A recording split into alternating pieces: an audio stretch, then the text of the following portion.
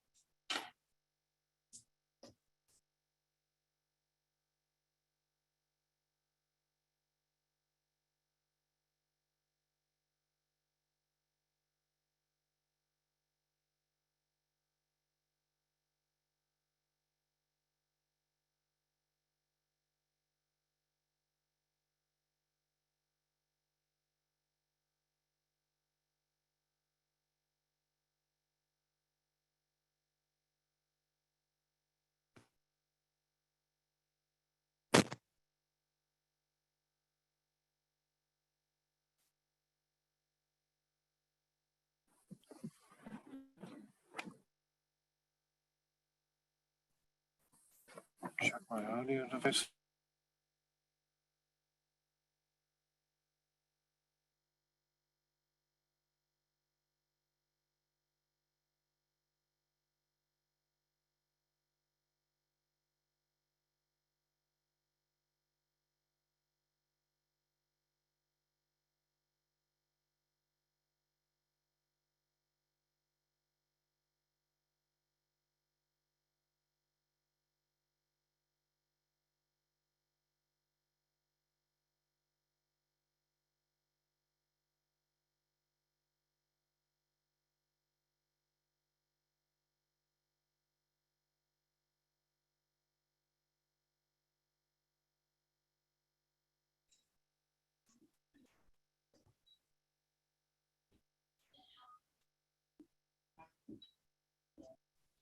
Now go back, share it again, Sarah. Go back and I.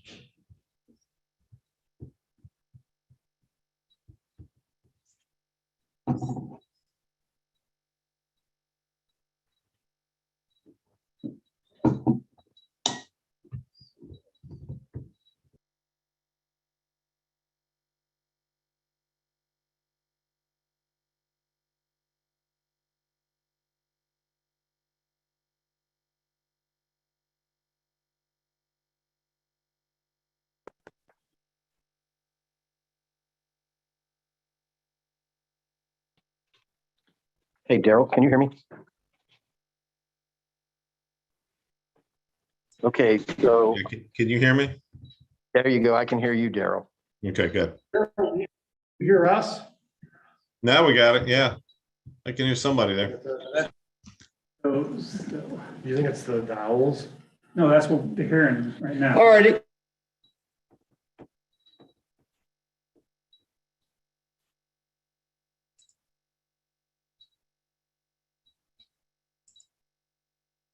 Feedback or whatever's going through there. Use those for tuning in. I don't know what Can I hit the volume on that? is now. We're using the owls now. All righty. Mr. Gibson, can you hear me now? I sure can. All right. We've been working our way through some technical difficulties here. Oh, If you definitely. would like, you can go ahead. Yes, sir. If you would go ahead with the chambers. I sure would love to. Well, my name is Daryl Gibson. I'm the president of Fluvanna Chamber of Commerce. And as you know, Rudy is now the treasurer for the chamber. And this is my first presentation to you all, so I appreciate you being patient with me. But I think what we'd like to do is start off by explaining kind of what we did last year and what that means toward going into the following year and increasing membership, et cetera. Last year was obviously a little different as it was for everyone. What we did is basically spent the time looking for toward the future and what we can do. We didn't have the time to really have or the ability to have in-person meetings and our normal networking events. So what we did is we looked at how we can impact current memberships with the situation we were given. So one thing that the board did is put into place a pandemic membership that was temporary, went through June of 21, where we charge $50 for a business's membership, so they can kind of get to know what the chamber does and what it can do for them, and the impact it can have on the community. So with that in mind, we did increase membership by about 42 new members last year, bringing us up to 205. And I know that 200 mark was definitely our goal. The way we're looking at it is the more memberships and the more members we have within the chamber, the stronger we can be. And we feel that the stronger the business community is, the stronger Fluvanna County is. And we hope that it's only beneficial for not only the businesses involved, but also the citizens of Fluvanna County. So in looking at trying to grow us into the future and to what our next level is as a chamber, we have aligned, good word, because it's aligned marketing. We have teamed up with Michael Lovedale of Aligned Marketing to help us market ourselves better. Michael has a great passion for Fluvanna County and the businesses within it. He has worked with us to only get paid as memberships grow and a percentage of those memberships based on a 3-year tier, as renewals and so on are very important for us.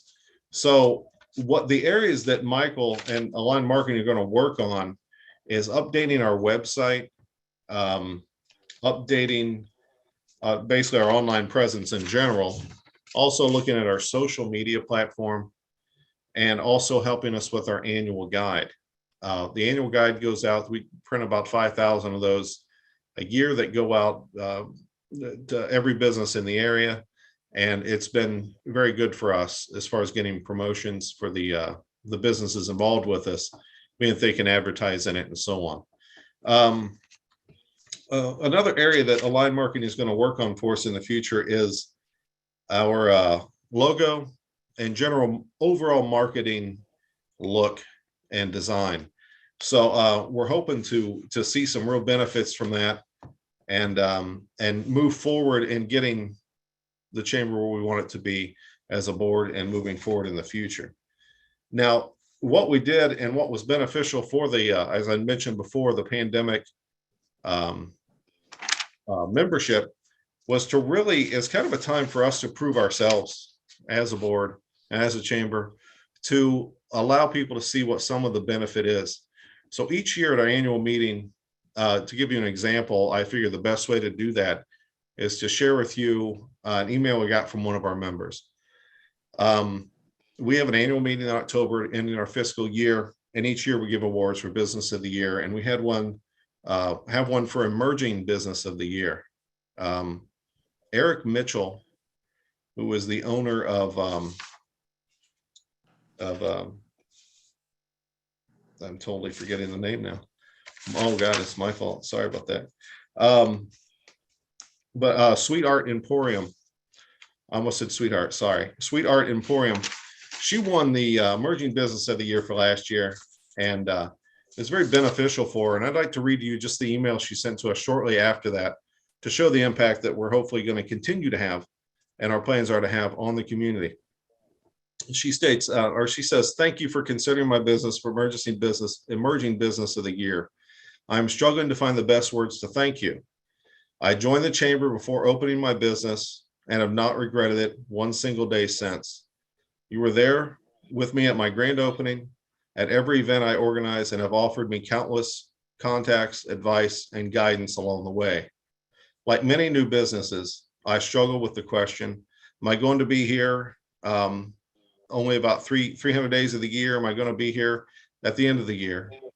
And of the chamber events, networking, and individual members just checking in on me have kept me going.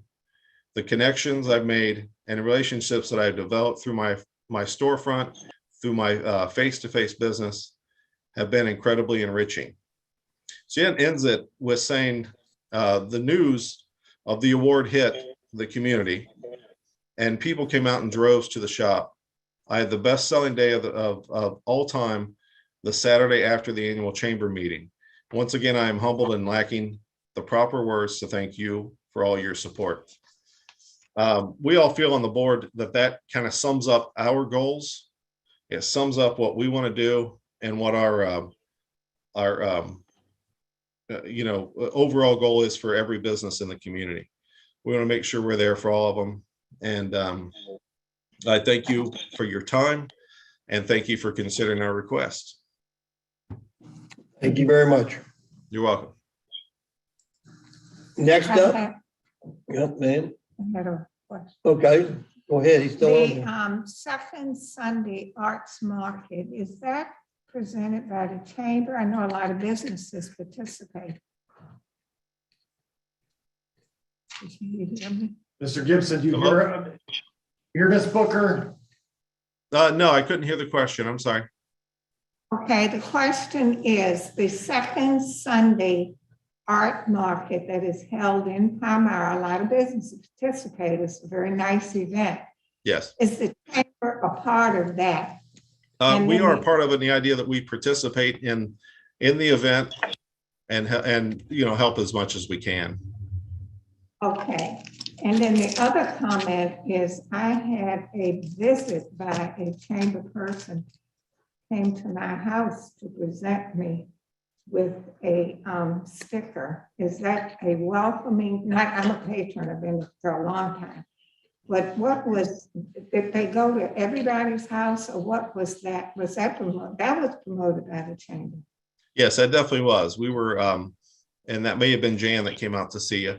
But yeah, we were just trying to do some face-to-face as much as we could and handing out the stickers to help promote the chamber and come up with just ways to get our name out is what we were doing. So we went to every member, patron or business member, and tried to hand those out, or at least have a place where they could come pick those up. That was very effective. That was good thank to you. have personal contact. Appreciate it. And supervisor, just one thing too, in front of you, I gave you kind of all the nonprofit requests. So instead of me going back and forth, you can see what was funded previously and what the request is this year as well. So just to kind of make things a little easier along the way, hopefully. And you can pull it up on your, I bought my iPad, so I can There you read go. what the people said in the budget, so, for the budget. Anyone else? Thank you again. All right, We'll thank now you. move forward. Welcome. We'll now move forward to Fluvanna County Arts Council. Hi, my name is Sharon Harris, and I'm the president of the Fluvanna County Arts Council. I just want to thank you for the opportunity to speak with you and for your support of our work. As you'll see in the next slide, about our history a little bit, the Arts Council was formed in 1992 by dedicated community members who really believed in the power of the arts and had a vision for how an old, unused school auditorium could be renovated into a community performing arts center for the benefit of the county. In November of this year, we will celebrate our 30th year serving Fluvanna. For those of you who may be unaware of who we are, what we do, I ask that you look around the space. While we might not be seeing a musical performance tonight, unless of course some of you have other plans or hidden talents, the space is ready for performances with the lights and the tech and the curtains and the stage and the seats that are all here as a result of the work of our founding members. Since the dedication of the building in 1997 and until this past fall, we've provided programming for the community at Carysbrook. We hope you've attended one or more of our shows. We're not a performance group. Rather, we plan and provide entertainment for the community. And on the next slide, you'll see a bit about what we do. We handle all the aspects of planning and providing concerts and arts programming. We find performers, we plan and market shows, we raise funds, secure grants, manage the box office, provide technical direction, the lights and sound for shows and concerts. We promote the work of local artists, musicians, and arts businesses. We promote the arts and cultural enrichment for the community. To do so, we work with other area nonprofits. We work with the Fluvanna Art Association to support the work of visual artists. We partner with Empower Players, an area nonprofit that provides free year-round drama and arts classes, summer camps, and mentoring for area youth. And the next slide shows some show posters from the past 2 seasons. Even during the pandemic, we found ways to provide entertainment. Last year, we were able to live stream shows and concerts from Carysbrook. And we also showcased the works of our young performers virtually, and we produced and presented a film on local history. And the next slide, you'll see pictures of how the arts really bring people together. And then the slide after that, we know the value and the many benefits the arts bring to local communities. The arts benefit communities by bringing us joy, building bridges between people of different ages, races, and backgrounds. The arts reflect and preserve the history and identity of a community. The arts improve academic achievement. The arts enhance individual health and well-being, and the arts support local economies. So in the next slide, there's some data that will back up these findings. In 2017, 54% of Americans attended a live arts event, and another 54% of Americans reported creating or performing their own art. Attendees at these arts events spend an additional $31 per person per event beyond the cost of the tickets. And this money is spent in local communities on items like food and gas. We know that businesses that support the arts see expanding markets. Again, we know that the arts bring people together. Our performances, the art shows and the youth programs that we have draw audiences of all ages and backgrounds. And we draw audiences from Fluvanna, but also from nearby communities. We reach over 1,200 people with our newsletters, and our online programs have seen over 3,000 engagements. The arts cultivate young imaginations. They promote critical thinking and reduce achievement gaps. Young people who participate in Empower Players report greater connection to their peers, more confidence, and academic successes. Participating in the arts as creators or as audience members promotes physical, mental, and emotional health. Our volunteers and our supporters report feeling more connected to the community. And the next slide, as we look to the future, we hope to continue our program at Carysbrook by offering monthly performances. We hope to expand our partnership with the Fluvanna Art Association to offer art shows and art exhibits in the space. We hope to continue our partnership with Empower Players to continue providing free after-school and summer programs and performances for area students. We hope to expand our offerings with additional film programming, and we received a grant and plan to use the grant funds to purchase film equipment to be able to provide film screenings in the space. And as we've heard before, we hope to expand our programs to include offering community concerts at Pleasant Grove. With your support and matched contribution, we hope to be able to continue promoting the arts and cultural enrichment for the community. Members of our board, our arts partners, and our supporters know the power of the arts to bring people together, to support economic development, and to enhance the quality of life for those of us who live in Fluvanna. I thank you for your time, and on the next slide, you'll have some contact information. Please feel free to reach out if you have any questions. And if you do have a talent that you'd like to share, let us know as we plan for our upcoming season. Thank you so much. All righty, any comments or questions?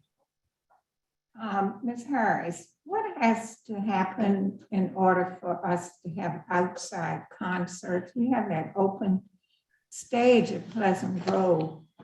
Is there anything in the future that hopefully we can have some plays or music or what have you? Which Miss Harris? You. Okay. Oh, Okay. Well, the other Miss Harris and I have actually been talking about that, and Mr. Dahl as well. The Arts Council is really excited about the idea and potential for being able to provide outdoor concerts.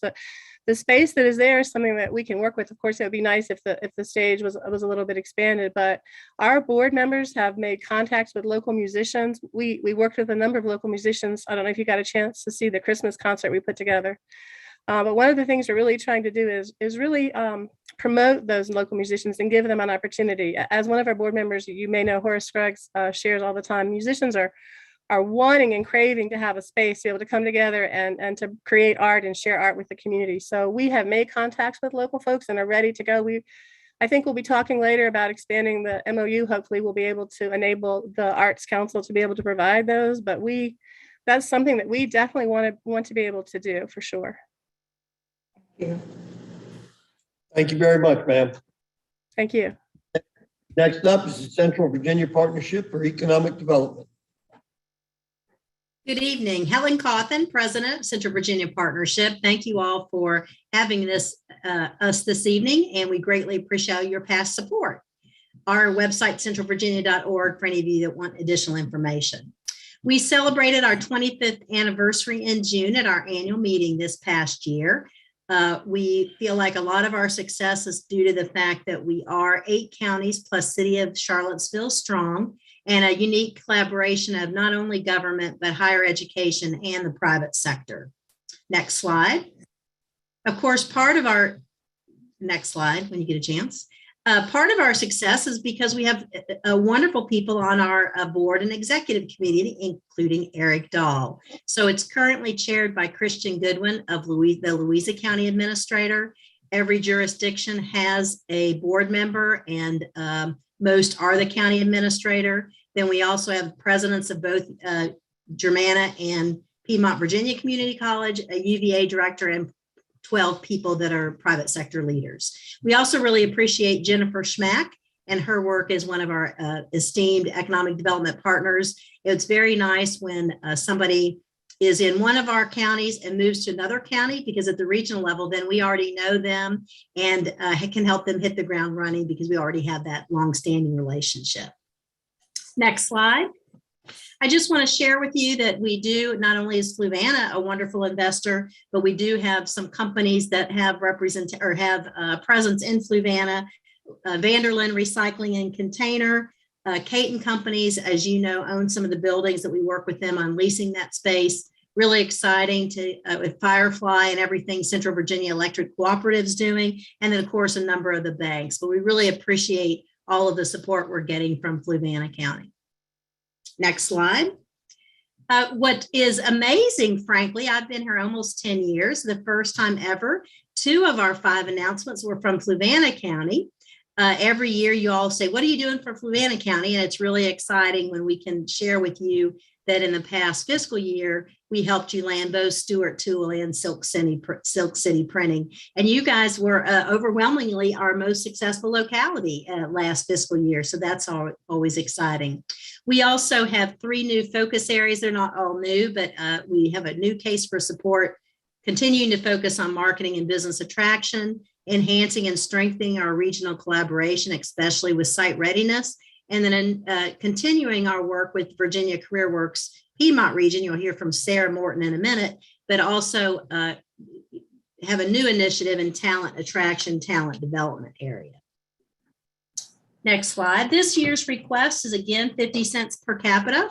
It goes up a little bit this year from last year based on your population, which we use the Weldon Cooper Center numbers. They were published January 29th of last year and go back to July 2020, but your population number we're using is 20,202 residents in your community. And that we ask every county for that. The minimum's 10,000, but otherwise it's a standard formula that we use.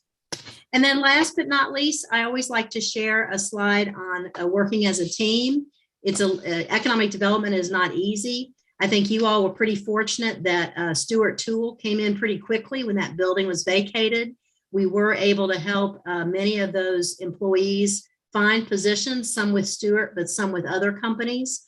And even though it was COVID, it was kind of amazing that we did have some good successes in the past couple of years. But we really appreciate you being part of our team to help not only Fluvanna County, but our region prosper. And I'm, of course, glad to answer any questions. Any questions? On the, on the a couple slides back where you showed the two companies that we got in Fluvanna and the under the heading new capital investment, can you define investment? In other words, new capital investment, that we're seeing that revenue how, or not to the county, but Right. So basically, that's the amount of money that Stuart Toole, for example, is investing in the building and in machinery and equipment. And I apologize, I don't have those numbers with me tonight. But basically, if they qualified for a Virginia Jobs Investment Grant, which I believe they did, Candace Mintz worked that project rather than me. She's my director, so I don't remember specifically. They would have done an analysis on what the revenue impact would be for Fluvanna and for the state or Commonwealth of Virginia. So the basically bottom line is not only you get 22 new jobs where people are then potentially able to have better purchasing power, but you also from that new capital investment, Fluvanna should also benefit from that. But you don't benefit to the tune of $9.1 million. so do you know that the new capital investment over what period that is, or It's typically 3 years, but I apologize. I'm at home and I don't have that information at my fingertips tonight. That's okay, thank you. I apologize. I can get that for you. The other thing we can always do is we do have a program where we can plug in numbers and estimate the impact. So the economic impact to the county or to the Commonwealth of Virginia and that kind of thing. And we'd be glad to do that. If you'd like that, just let Jennifer Schmack or Eric know. We'll be happy. Candace can run those numbers for you.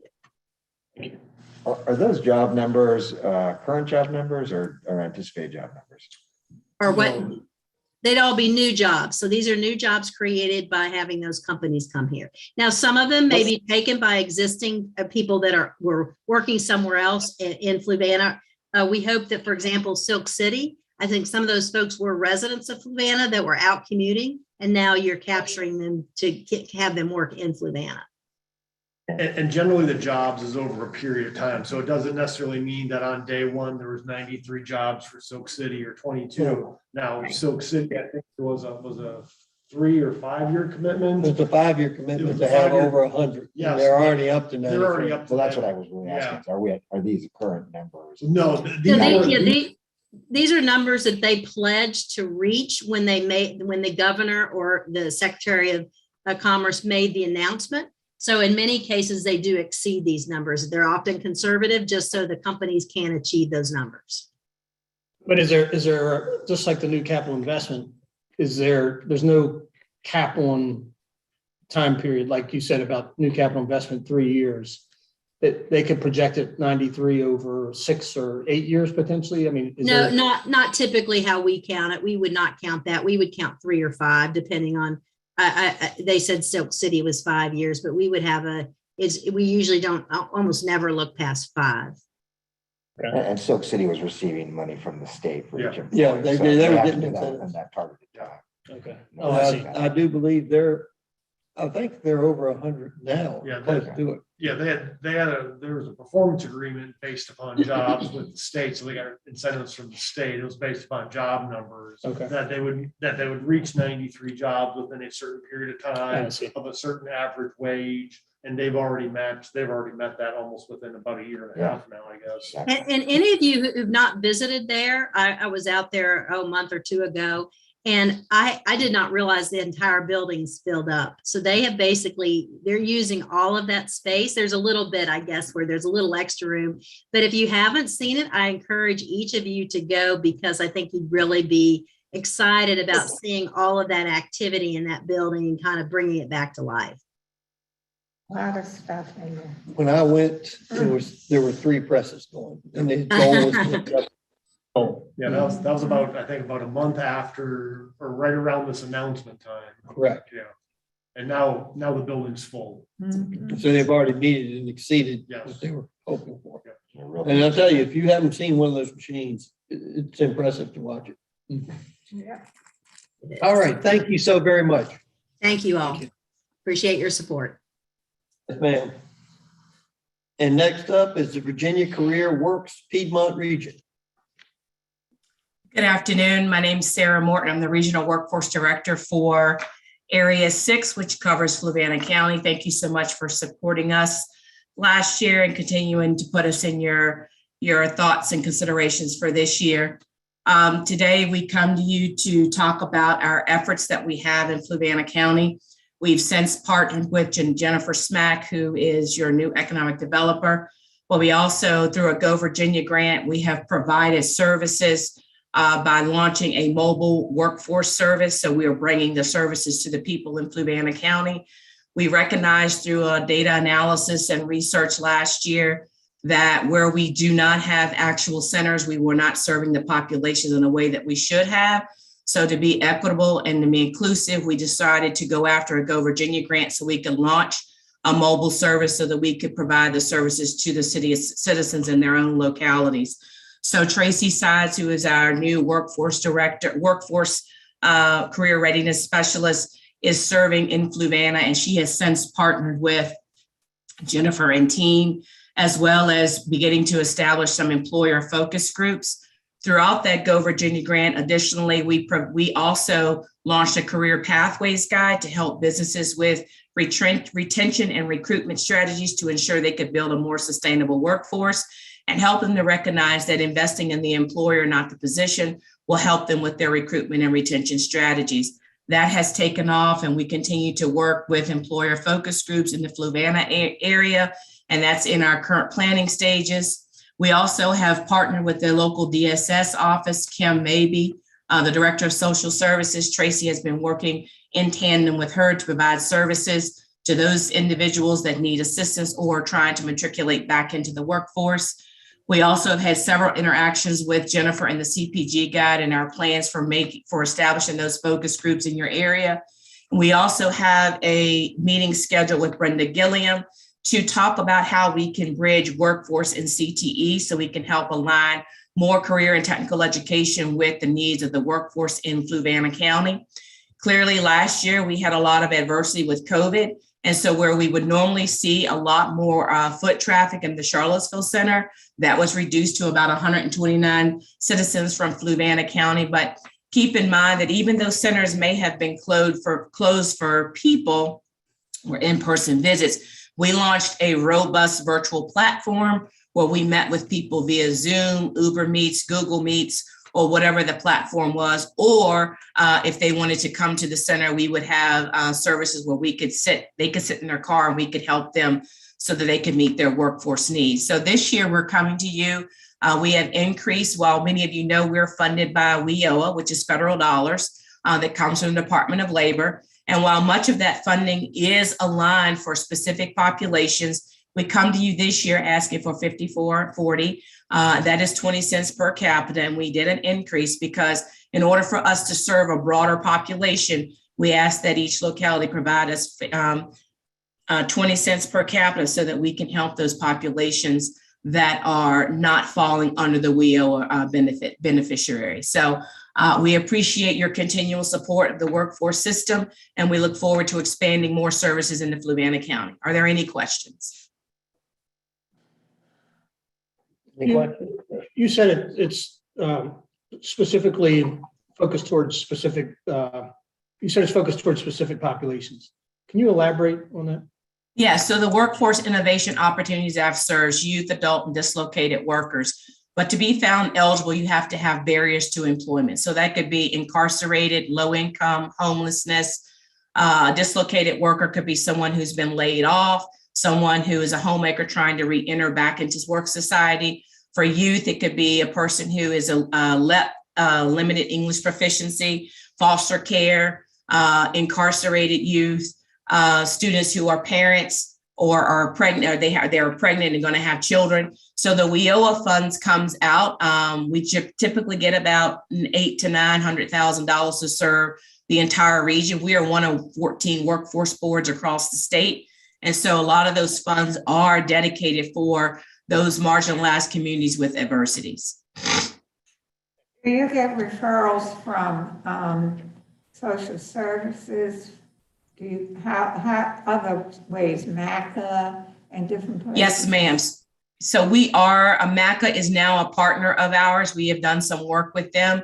We also partner with the local DSS office to help with their TANF and SNAP programs, as many of those individuals already embedded in workforce, but we're trying to help provide services that will mobilize them and become more self-sufficient so that they can work themselves off of SNAP and into more of a sustainable and viable working situation where they're earning above poverty range for building their economic wealth and economic prosperity.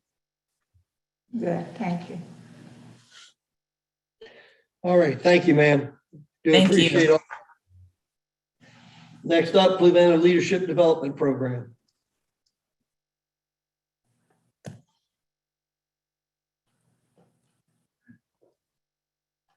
Supervisors, Rudy Garcia, Fort Union District, one of the co-chairs for the leadership program. And I'd like to introduce you to our newest co-chair, Charlie White. He's been with the steering committee for the last 5 or 6 years. And he stepped up this year and he's going to do the presentation. I'm just going to be here to give moral support. Well, I know you know Rudy. It's good to be here, and we appreciate the opportunity again for the 19th time to speak to you about FLDP. I am filling the role that Mike Fiesel, that most of you know, I think, served for 10 years. I'm glad to be here. We move on to the next slide, I think. FLDP, as you know, is for a wide variety of people. Some folks just want to know how the county works. Some are anxious to serve. We're here to address both interests. We educate about the operation, the issues, the challenges, and I'd add the history and some of the culture of the county. We encourage people to serve. They don't always follow through, but quite a few do, and we'll show you some numbers in a minute to indicate that. It doesn't support just the government. We strengthen support for volunteer organizations as well. We think it's pretty effective. Next slide. I said 19 years. This is class 19. We're sponsored and supported by you folks. The Virginia Cooperative Extension Service provides background checks for all of our steering committee members and other services as needed. And we have a lot of support from business leaders and volunteer organizations throughout the county.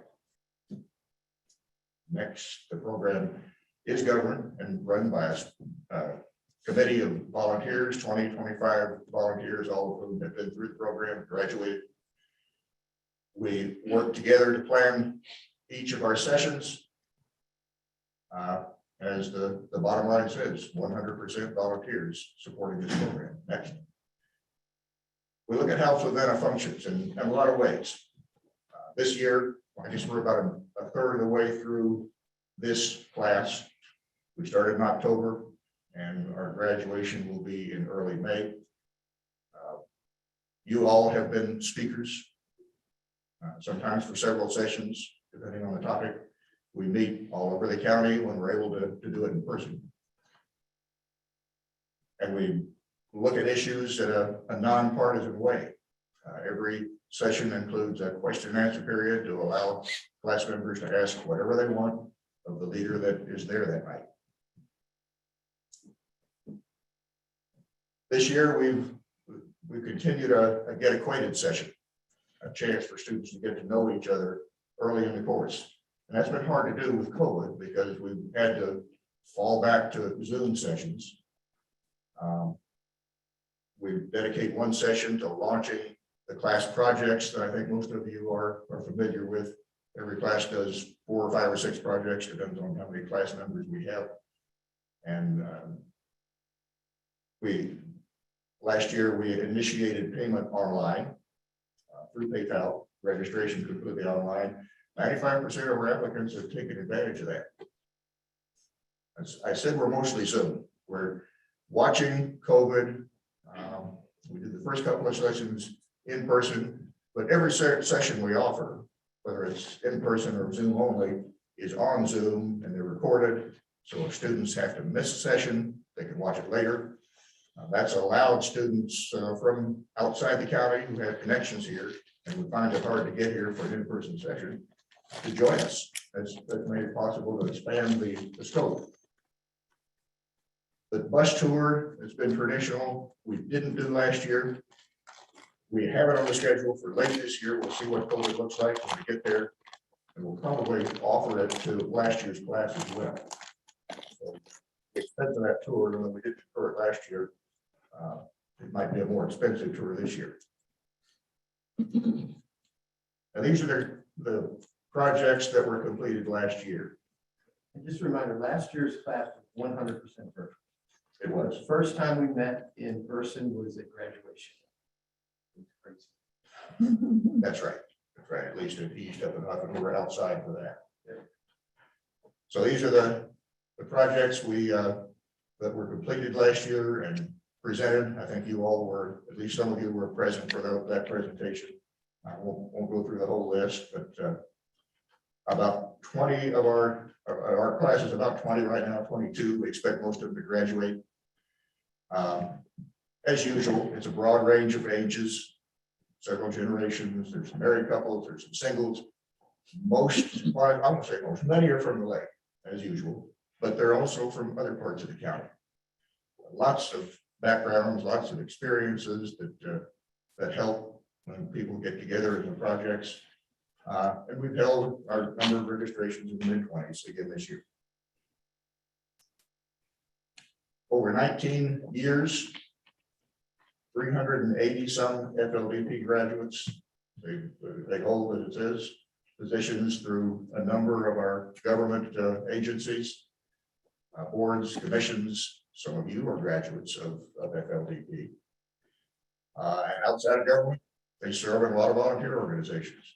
There are the statistics that I mentioned a minute ago, the number of folks who are graduates serving on these boards, these commissions. 2 of our 5 constitutional officers are graduates as well.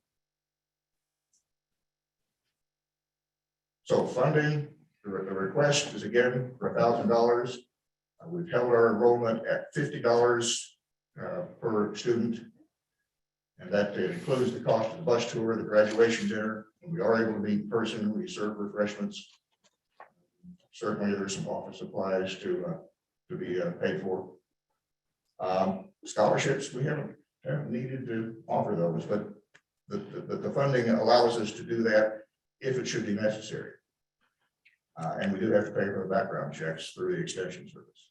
So that's where the money goes. One thing we didn't capture here that we incurred as a cost by moving to virtual is the cost of the Zoom membership, and also we had to set up an online storage for all the files so that the students could access those files. Well, before we had printed them out or had people bring them, now we had to have a mechanism to have the students access them online.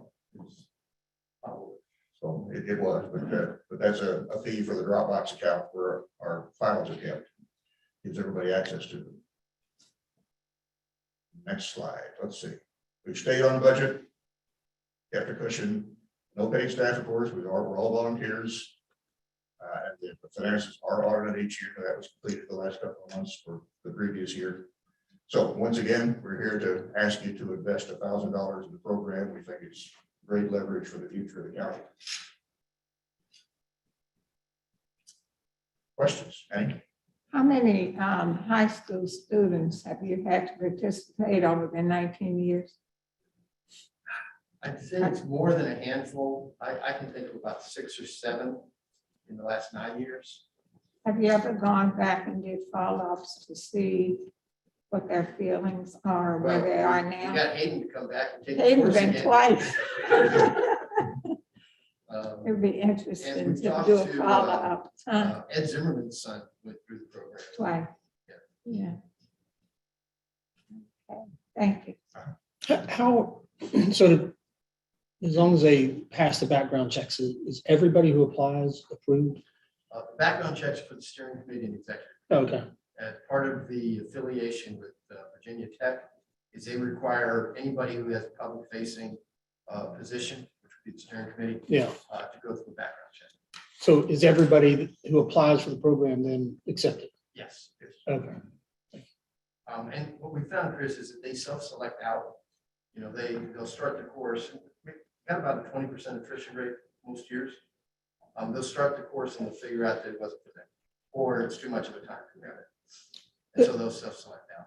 thank you. And I'm sorry, go ahead. No, the only people we don't accept are when we hit the ceiling. We usually pick a maximum number of students for the year. If we hit that ceiling, we put the others on waiting list. I see. So your board would review and kind of whittle down who makes Kind it. of first come, first served. Oh, I see. Okay. And we try to limit it when we're in person to 35. For Zoom, we found that 25 is probably max. So we cut it back a little bit the last 2 years. And even though we say we have a limit, it's not a hard limit. You know, if somebody comes in and we're at 26, we're at 8. Yeah. But some other question, if understanding that people who get involved in community service are often political. So how to understand, I'm sure you don't ask them upon applying whether Republican, Democrat, or independent. We make a very concerted effort to talk about issues and not parties. Gotcha. One way to control numbers is they put them on a bus with about 75 degrees to 85 degrees and hand over to the microphone. That do it to me. That limits your numbers right there. Yeah. That reads it right now. Yeah. Right. Any other questions? Thanks for your support. Thank y'all. Next up, Fluvanna Louisiana Housing Foundation. That's right. I'm a graduate of the Fluvanna Leadership. Yes. Okay, take this off of first. Yes, ma'am. Hey. Kim Highland, I'm actually in the Cunningham district, but I'm here to represent the Fluvanna Louisiana Housing Foundation, of course. And it's great to see everybody. I'm really going to give you guys not just sort of where we've been the past year, but also a little bit of rundown on our programs, because you guys as supervisors, it's so important that you each understand when people call you what we can and what we can't cover for people, so you can send us people who have needs in the community and you know what we're doing for them. So we are a really small organization. There's 4 of us, actually there's 3 right now. So we have an opening for someone to help us manage our repair program and our rental properties, and I'm going to require that they live either in Fluvanna or Louisa County. I think that's really important that they're local and that they understand the needs of our county. Most of our previous directors before me have been in Charlottesville, and I think that's impeded it a little bit. It's really nice to have somebody who's local here, particularly for Fluvanna, because I think we've got a little bit of a red-headed stepchild in the Housing Foundation. But you'll find through what I'm going to show you tonight that we have made enormous strides in that area in the past couple of years. If you want to hit the next slide for me. We didn't close down at all during the pandemic, of course. We have been really busy trying to recharge our organization. We have a new logo. I hope you guys like that with a little heart in it. We have new brochures, new handouts. We actually have a new office next to the Louisa County Resource Council where they have the food bank, if anybody's familiar with that. We sort of revamped all of our policies and procedures to streamline things, make it more efficient, make it more clear who qualifies for our programs. We have a new website under development. We're updating our accounting system, which we needed updating. We have really increased our capacity. We've increased the community involvement, the funding of the programs that we do offer, the application for grants. I'm going to go through a whole bunch of these things as quickly as I can for you guys. So we went from a really shrinking, declining organization to we're growing. So it's really phenomenal. We've been around since the 80s, so it's really amazing to see the growth and the financial growth that we've had this past year. Go ahead to the next one. Our 5 programs are the Housing Choice Voucher Program, the handicap access ramps, affordable rental homes, home ownership, and the essential home repair. The first four, I'm gonna go through in like one slide. The essential home repair, I'm gonna take a few because that's really critical for everybody to understand what we offer those. Go ahead with the next one. For the housing choice voucher program, unfortunately, that's been closed since 2014. We're getting ready to reopen it very soon. So we're gonna be working with the Department of Social Services. It will be everywhere when it comes to open again. We only have 125 vouchers right now. We're hoping to expand that again. It's a terribly flawed system. Virginia Housing is working on it. We're doing the best we can with what they give us. But they're trying to create some new programs and revamp it so that it's better. But we do have people who've been on there for 10, 15, 20 years. We run it really efficiently, and sometimes the government doesn't want to run it as efficiently as we do, and they kick things back, but we really try to toe the line and make people accountable when they are on this program, because it's important that they follow the rules of the program. So we are going paperless. It's all being upgraded. We'll go to the next one. Really important for people to understand. You guys have probably seen these ramps all over the county. It's really three programs. We have the aluminum ramps that we move around from place to place. People don't understand how expensive they are. They're about $3,500 per location. And we have to wait for somebody to be done with them to put them in the next location. They keep them for a really long time. So we're always looking for funding solutions so that we can provide more of these ramps. The nice thing is the aluminum ramps can be moved around, but the bad thing is they're expensive. And we need people to help put them up. You guys might know Tom Payne's very involved with that. We also help with constructing wood ramps with local volunteer groups. Any of the local churches, you guys call us. We'll help supply materials. If the local organization will help supply the volunteers. The third program, which people aren't as familiar with, is we can provide anybody a ramp here with our discount. Doesn't make them cheap, but we do have a 40% discount that we will provide anybody in the county. We can actually have them shipped other places as well. But you have an ailing parent, you have anybody in your family, you need a temporary ramp that you want to buy. You purchase that. If when you're done with it, you want to donate it back to the foundation, it is a 501c3. We give you guys a letter and you get the write-off the next year on your taxes. And we have a ramp we can use for another person in the community. So it's a really great program with a lot of flexibility in it. Next one, please. We have a bunch of rental properties. We have about 28 right now.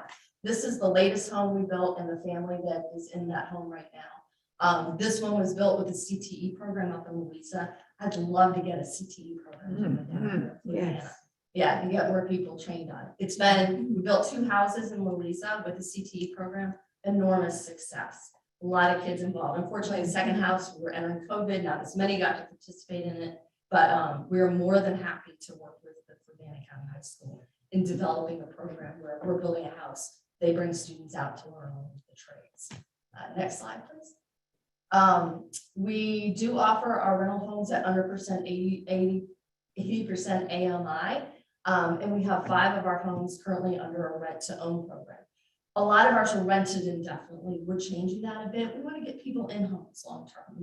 There's been no more ideal time to do this than now. So we have sold 3 homes this year. Kind of a nice thing with my background was I was a real estate agent one time, so I could sell a house and get people set up to do it. So we work with Piedmont Housing Alliance very effectively to get people qualified. We get Virginia Spark funds. We get them signed up for whatever type of programs they can benefit from to get their money put down on a house, help them with closing costs. VITA program was one where if people saved $500, we give them, VITA would give them 8 times that amount for closing costs. So then they have $4,500 for closing costs. So that's helped us out with how much we can help them in other areas if they can actually contribute to the closing costs. A very limited availability and low turnover, but we are looking to build more units in the future. Next, please. Again, working with individual houses and actually just building houses that are going to be for sale. We built 4 in the Fluvanna Habitat community. We've built a number throughout the county. And we have 2 that will be sold in the next 6 to 8 months in Fluvanna, maybe 3. So we are constantly trying to move people forward in home ownership. Unfortunately, we've only been, onesie twosie, just like Habitat, and building houses, but we are looking at some larger scale programs this year. Next one, please. This one I'm going to go through a little more depth. Please feel free to stop me and ask for information. This is really a huge, unique program. I actually taught Fluvanna Habitat, Louisa Habitat, Nelson County Community Fund, Charlottesville Habitat, how to run this program, because they're like, how are you doing all of these? So we actually went through and I explained how we run this. It's phenomenal. We have it right here in our county. Keeps our residents warm, safe, and dry. That's our motto. Generally, it's for people who are under 50% AMI. There are some repair programs for people kind of 50 to 80% gamut. Often are older residents. And as I'm starting to track more of people's dates of birth, huge percentage of who we service are older Fluvanna residents. And we provide affordable repair options to our lower income residents. Next one, please. This just kind of gives you a nice little graphic on where we were the year before and where we are this year. We really had a dramatic increase. I think it was 40% increase in what we were able to do this past year. So during the pandemic, this really shows that our programs are succeeding. And Excuse me. Whoever that is, if you'll step outside. Well, until you figure it out, would you mind stepping outside, please? Rudy's our local troublemaker. I know he is. We'll forgive him. We'll forgive him. We did service 106 families this past year, about $2,800 average per household. So we're really working on expanding this. We've got a lot of volunteers. There's a lot of client coordination going on with this. So the demands on time for us are really extreme, walking people through the process. Go ahead with the next one, please. This is specifically for Fluvanna, and I'll explain it so it makes more sense. On the left are grants. We had about $21,000 in grants the previous year. I got a $75,000 this year. So it's about 3.5 times. We're really making some serious inroads in Fluvanna. The year before was about $44,000 in repairs for this particular program under the Housing Foundation. We tripled that. So if you want to go to the next one, please. Okay, that's not what I was saying, but we were getting about 25% of the repair program in Fluvanna County. Now it's much more evenly distributed. So we really needed it down here. I think there just wasn't the people, somebody running out of Charlottesville just doesn't understand the demographics of our area as well, and where the sections of poverty are and where the help is needed. So it's kind of been a great thing to have somebody local here. This gives you guys an idea of what types of repairs we do. Obviously, roofs, far and away, we are slapping on roofs as fast as we can. We see all these beautiful little modest homes all over the county, and people are struggling to stay in them just a few more years and to age in place. I think we would have a much worse housing crisis if we didn't have this program in place. We'd have a lot of people who would be in extremely substandard housing. Most of the people that we put a new roof on their house, they're already having active leaks. We all know if you have an active leak, you're going to have further problems inside the house. You're going to have foundation issues. This has limited us in our ability to take care of flooring, because often we have a roof problem, it's created flooring problems, and you have the whole support system of foundations in jeopardy often. That's when we really struggle with in finding grants that will cover that and how we can help in that area. But for people who call you, this is sort of our bread and butter. These are the really important areas where we can help. So you've got HVAC, wells, plumbing. Those are the really big ones that follow roofing. But we'll also help with septic. There's a lot of volunteer projects. We do hot water heaters. We did do one foundation in Fluvanna County this year. That's not a typical thing, but we did do that. The little graphic on the right shows HPG funding usage over the past 6 years. So that's home preservation grant. That is specific to rural counties. And it's divided in the Thomas Jefferson Planning District. And we work with closely on the HPG project. This past year, can't really see the graphic as well from here. We use $64,000 worth of that HPG money. It is intended for rural communities like us. There's only about $120,000 a year of that. So we've done well in that this past year. And we continue to use that very heavily. So you can see how much we've really taken advantage of that. And that's been screening more of our residents. And so many of our residents qualify for it. So we're working very hard to make sure they're all screened properly. And we're trying to reach out through every avenue possible, including you guys, to let people know that these programs exist. And we'll work on, you send them to us, we'll work on getting them qualified and see if they qualify for this program. Next one, please. This is specific to Fluvanna County, so you guys know exactly what we're doing here. So we did 10 roofs, we did eight wells, 5 HVACs, and plumbing septic in other projects. Grants that we got total for the Housing Foundation last year were 80,000. This year we got almost 140,000. I want you guys to know 75,000 of that came to Fluvanna County. So more than half of it did come to our county. Next one, please. So just to let you guys know, the total for the Housing Foundation repairs was about 42% of our total repairs, which is actually exactly demonstrative of the population. So I didn't plan that out. I just think we're saying yes to everybody who we can, who calls us, and trying to help them. But we did get slightly more grants for Fluvanna County, 5% of it.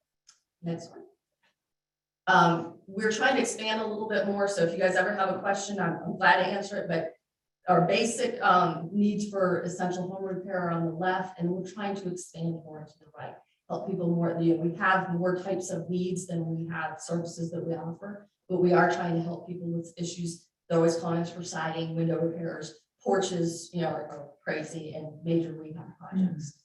Next one. And how do we fund all of these? So HPG is a big one. We have home funds that we can utilize. We're trying to work out some new ones with USDA. It's not going swimmingly. USDA 504 program can get us up to $10,000 for people who are 62 and older. Work with. So, and it's excruciating application process. Roselle knows, because we're trying to get funds for people. So we're trying to facilitate that. I'm working with upper management of USDA so that they are aware now of the problems.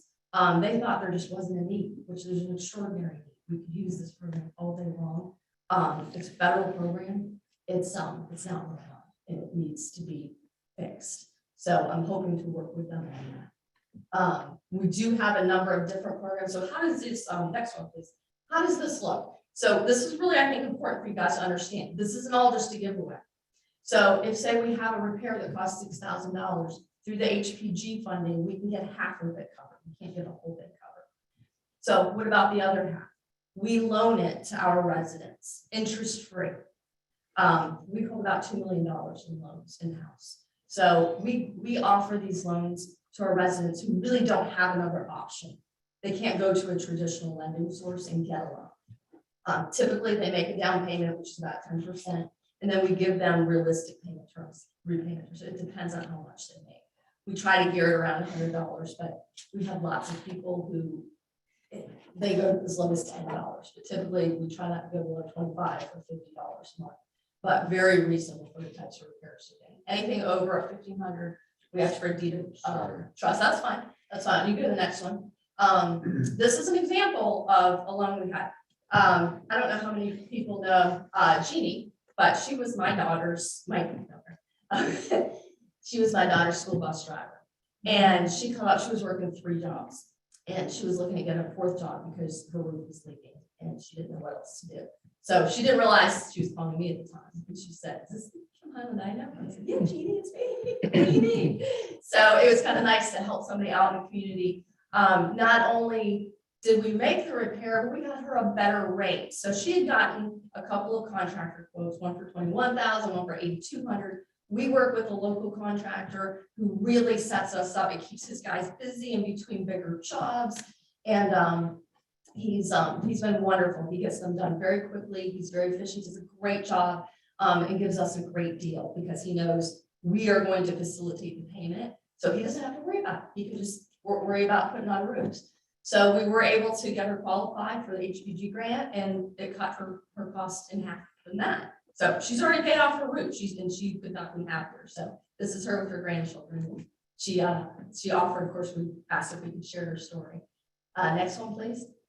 And here's another example of a lady over in Fork Union. And we use a couple of different types of funding in order to get her roof replaced. So you've seen, we have these houses all over. They're beautiful homes that people could stay in. Her house or her roof did not look so good before.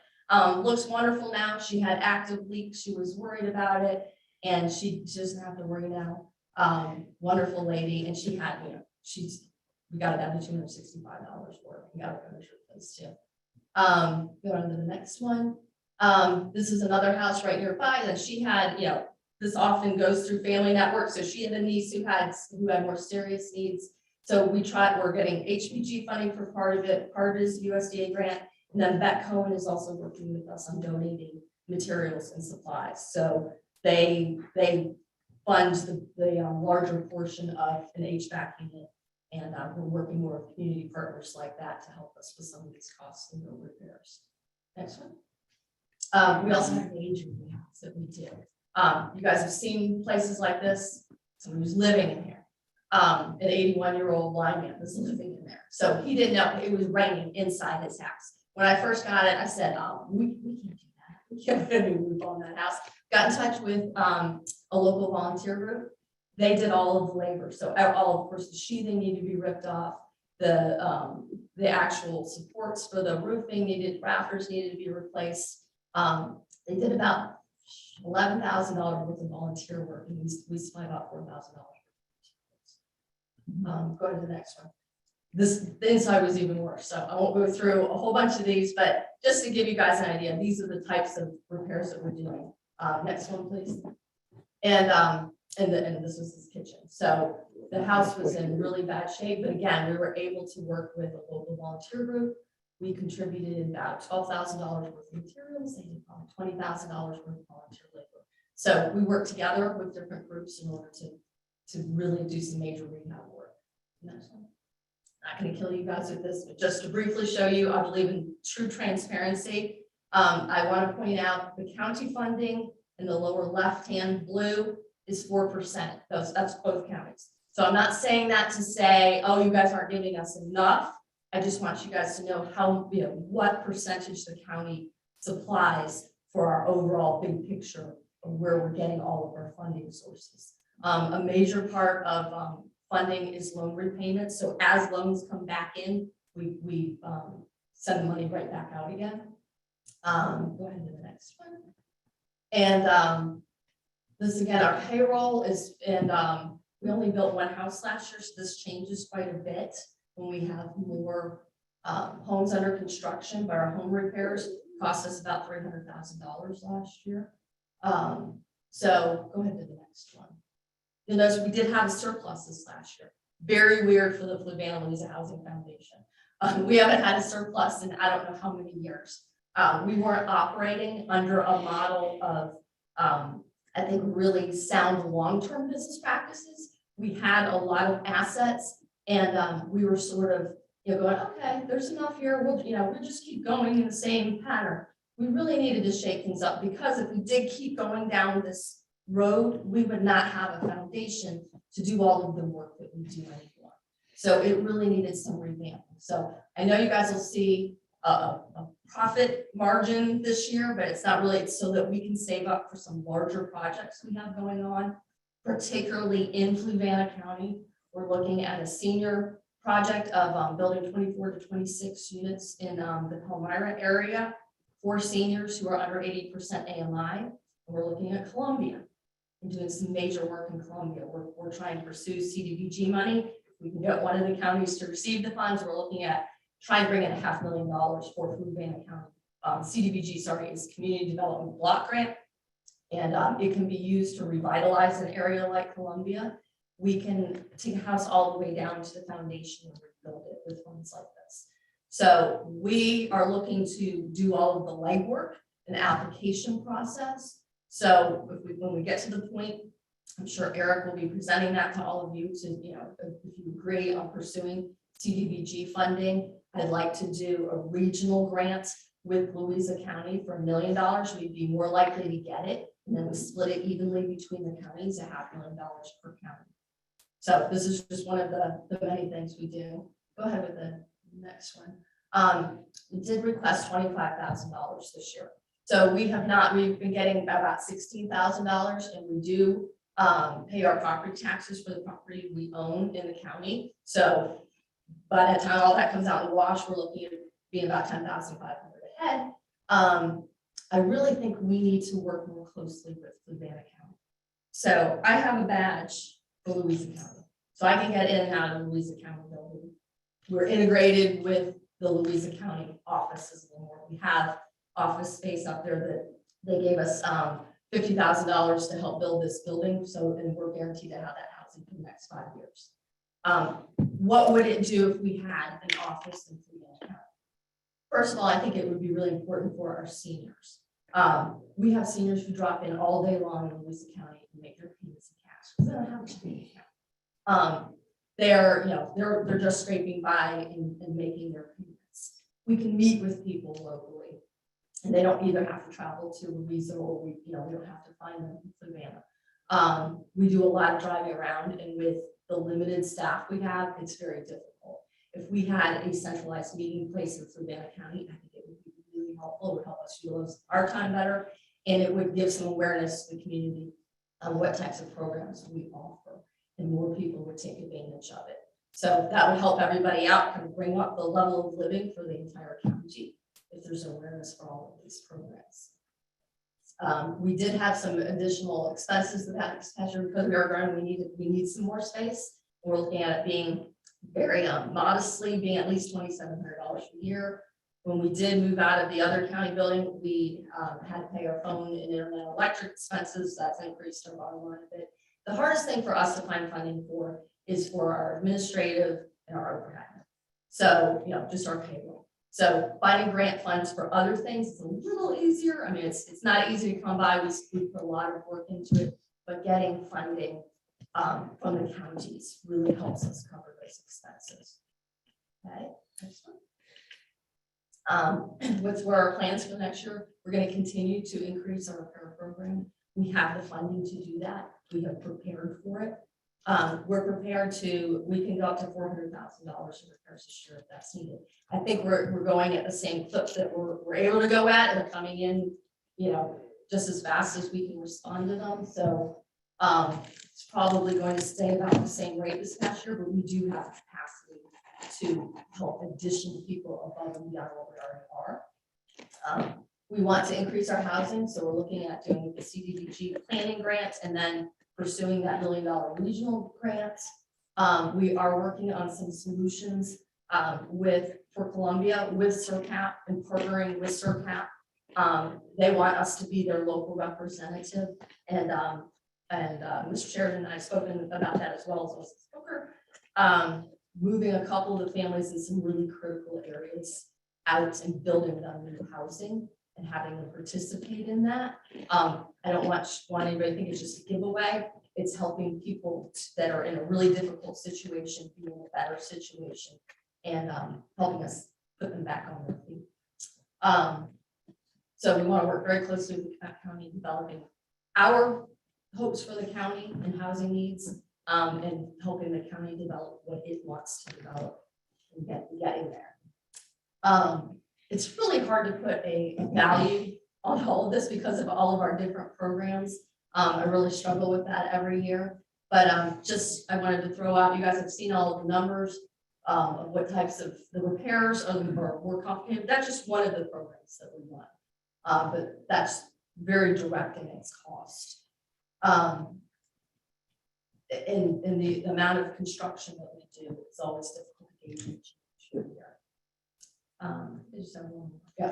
All I wanted to explain to you guys is I really believe in transparency and integrity and accountability for nonprofit.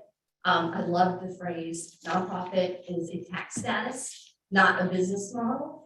So I think previously nonprofits have sometimes been run thinking that you don't need to make a profit margin. You need to be sustainable. You need to be fiscally responsible, or you cannot continue your work. So that's been our real motto this year in trying to broaden our reach in the county, particularly in Fluvanna. I think we've been really successful this year. Yeah. So I'm happy to answer any questions. I just want to give somewhat of a testimonial for you. I had heard of it, but didn't really even, if somebody asked me, I really wasn't sure what you all did. And earlier this year, I feel like we had some big wind event.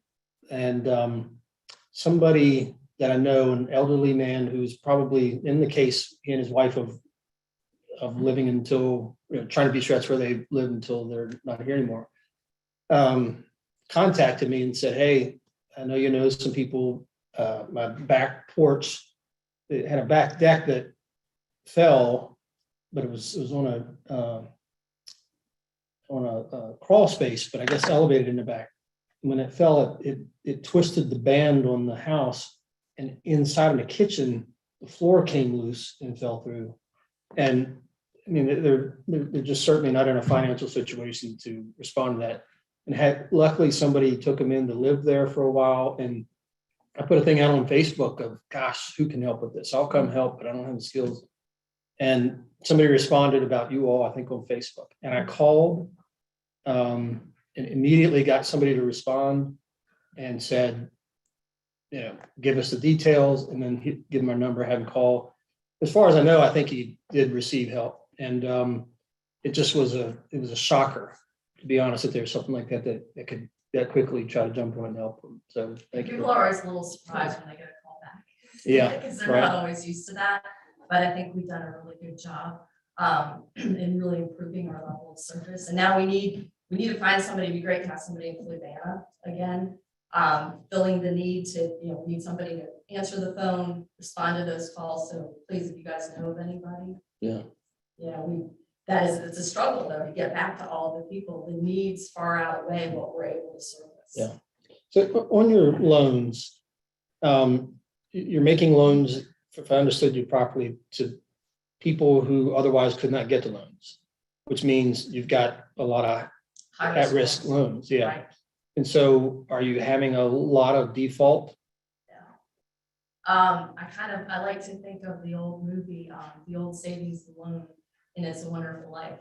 And it's very much, we help Mr. Fairchild with his house, and then he pays us back, and we're able to help the seeker with her house. So it's very much, people understand, and we explain it to them that, if these funds weren't here because other people had not paid it back, we wouldn't have the funds to pay you and help you with your home repair. It's very community. You'd think we would have a terrible return rate, right? Yeah.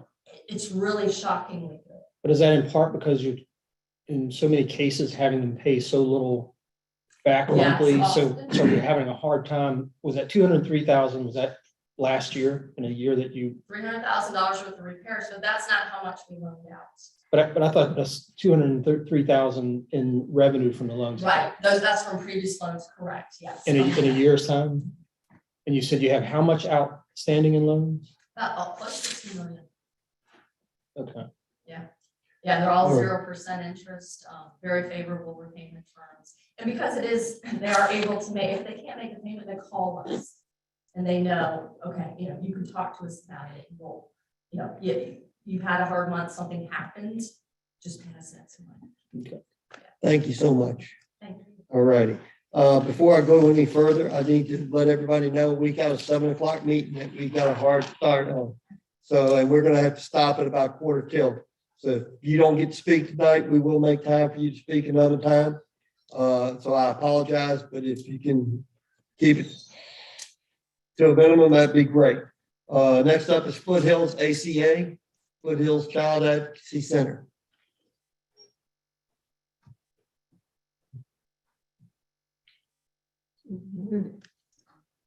Oh, there you go. I wasn't sure I was unmuted. Good evening. My name is Jane Terrell, and I am the Administrative Coordinator of Foothills Child Advocacy Center, where I've worked for over 15 years. Foothills was founded in 2006 to help abused children and their caregivers. We are fully accredited by the National Children's Alliance and operate as a private, independent, nonprofit 501c3. Next slide. Thank you so much for your current funding, and thank you for considering funding for fiscal year 23. Are you missing our slides? Yes, we apparently are. We sent them in last week.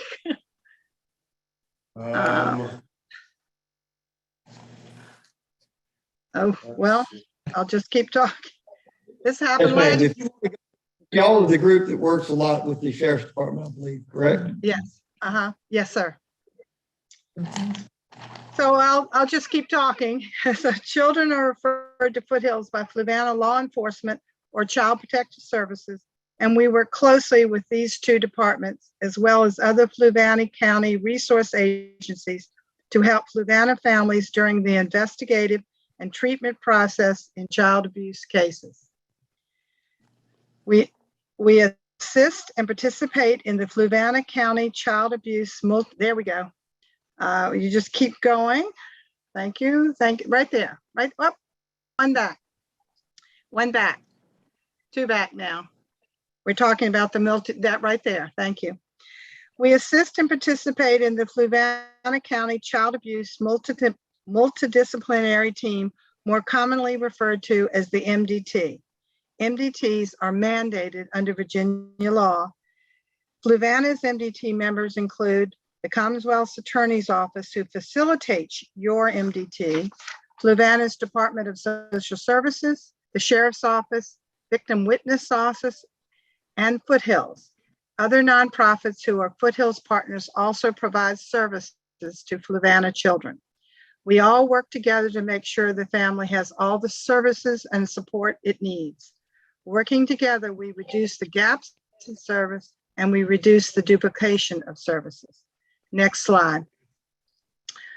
Under Virginia law, an abused or neglected child is any of the child under the age of 18 whose parent or any other person responsible for the care of the child causes or threatens to cause physical or mental injury, fails to provide adequate food, clothing, shelter, medical care, or caring support, abandons the child, fails to provide the kind of supervision necessary for a child's age or level of development, commits or allows to be committed any illegal sexual act involving the child, including incest, rape, fondling, indecent exposure, or prostitution, or allows the child to be used in any sexually explicit visual material, exposes the child to drugs, exposes the child to the domestic violence.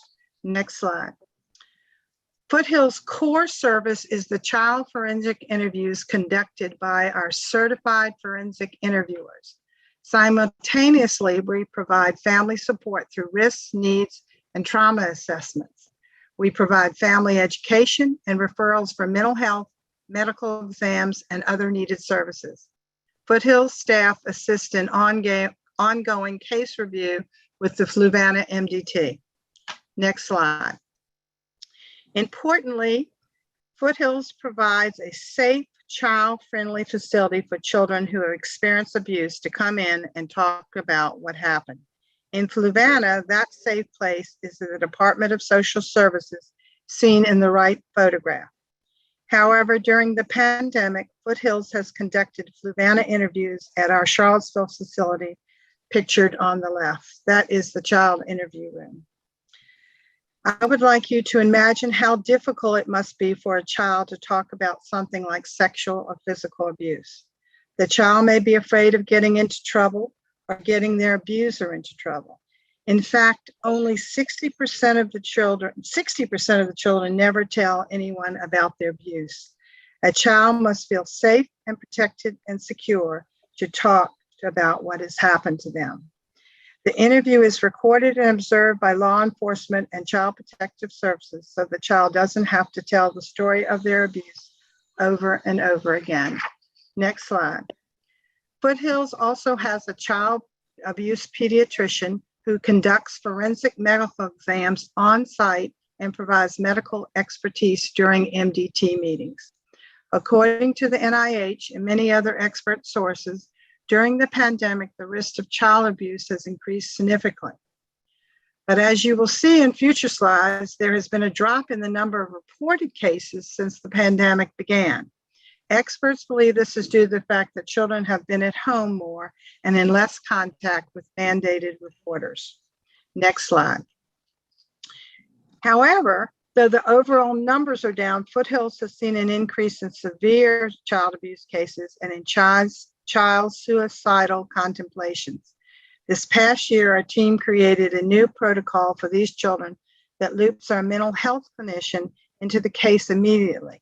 Foothills is also planning to grow our mental health program in the coming year to meet the needs of traumatized children and their families and to reduce wait times for mental health services. Next slide.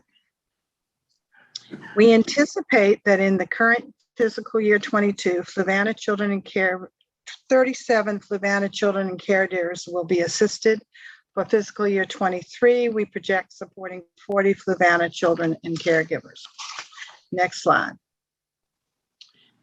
Using the actual beneficiaries' revenues and expenses of the Fluvanna program for fiscal year 21, Foothills respectfully requests $12,000 for fiscal year 23. Next slide. We are grateful for your past support and for your consideration today to continue helping the children of Fluvanna through Foothills. Thank you, and I'll be glad to answer any questions. Thank you, ma'am. All right, next up is the Hospice of the Piedmont.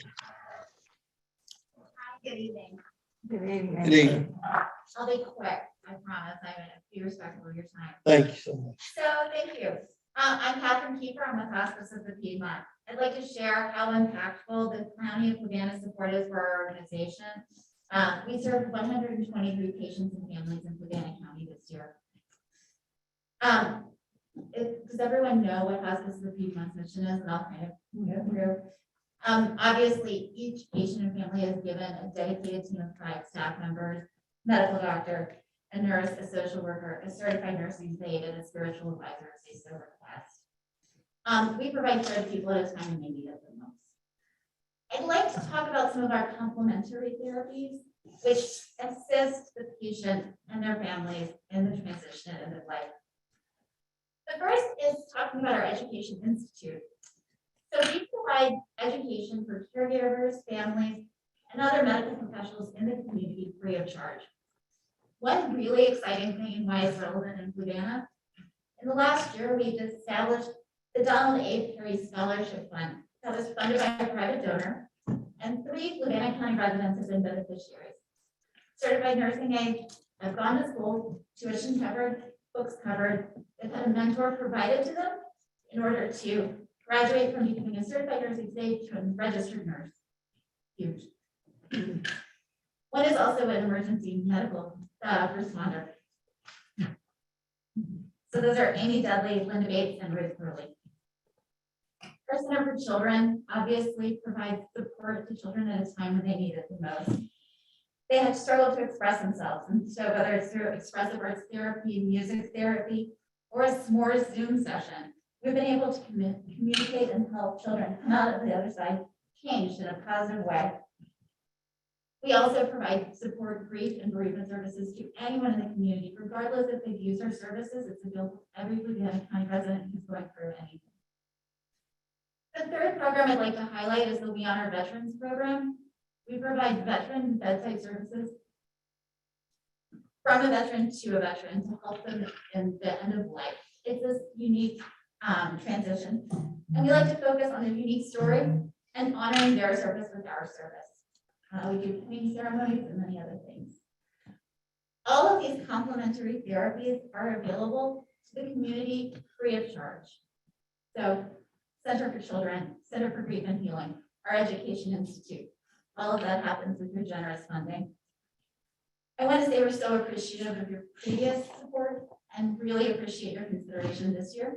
And we look forward to providing more services in years to come. And we value all you provide and your commitment. So thank you so much.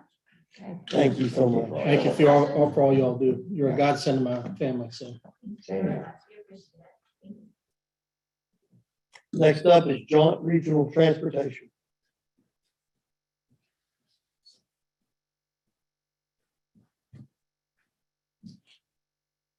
Well, my name is Ted Reed. I'm the CEO of John.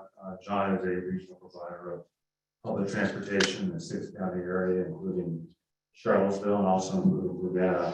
I want to real quickly recognize that Hal Morgan, a resident of Fluvanna County, is on our board. He's actually vice president of the board, and I appreciate him being here tonight. I want to really quickly introduce Cindy and Jerry Brown, who live on Dogleg Road here in Fluvanna. Cindy's a full-time caregiver of Jerry, who has late Alzheimer's disease. He has various symptoms, including something called sundowning, which means in the evening he becomes much more agitated during the day. As a sole caregiver, you can see it's quite a strain on Cindy to be able to take care of him during the day as well as the evening, becoming sleep deprived during that period. Recently, or a few months ago, Cindy heard about John from a neighbor and was able to use John to get Jerry to a adult daycare center provided by Java. This enabled Cindy not only get a break from her routine, but get a job. Because of generosity of the county and our ability to provide these services, she's been able to have a more normal life and to live a life of dignity and independence that otherwise may not have been available to her. So in short, what John does is provide independence, opportunity, and empowerment to people. We see ourselves as an investment in the community, not an expense. Most people would like to be able to take care of themselves, to age in place, to contribute to the society, to be taxpayers, to be members of the economy. And I think John does an excellent job of providing that. And with your assistance, we're able to provide those services. I believe John is a good return on investment for the county. For every dollar the county has spent on transportation services with John, you get $3 worth of services. This year, we're asking approximately $72,000 contribution, which is actually lower than what we asked for last year. This resulted in about almost $218,000 for the service. We provide services within the county, between the county and other counties in the region, getting people to work and shopping and medical assistance. Our ridership trend has taken a little bit of a blow because of the COVID situation. However, this year to date is kind of holding its own versus last year at this time. And we hope that as the virus never sees the end, maybe at some point it will become less of an issue and we'll start seeing ridership kind of go back up. That's pretty much my presentation. I know you're short on time. At some point in the future, I'd like to invite all of you to take a chance to ride on Jaunt, see firsthand what the services we provide and people that we serve. Many people will find that an eye-opening experience, and I think maybe you would as well. Thank you very much, sir. We do appreciate it. LAJC, Legal Aid Justice Center.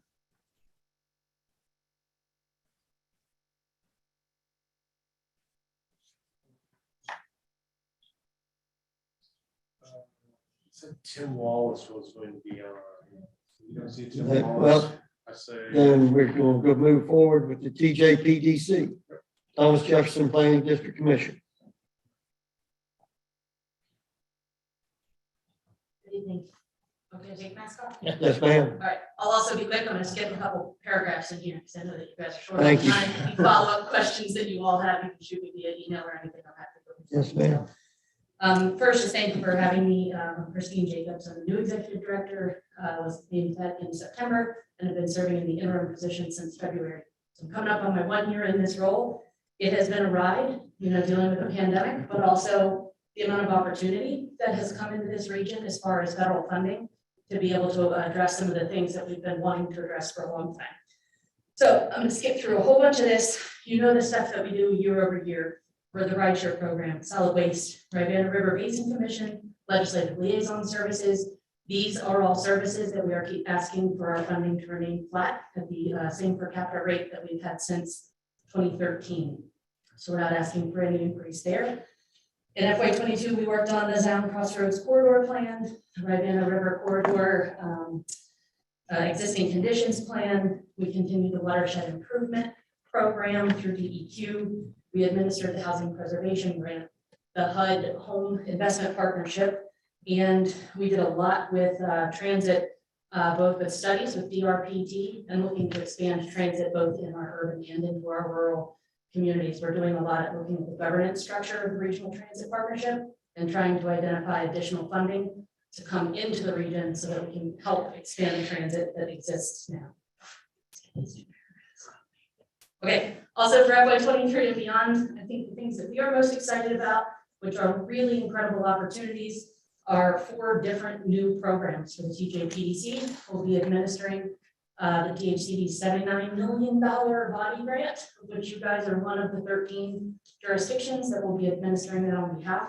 We're really excited for that.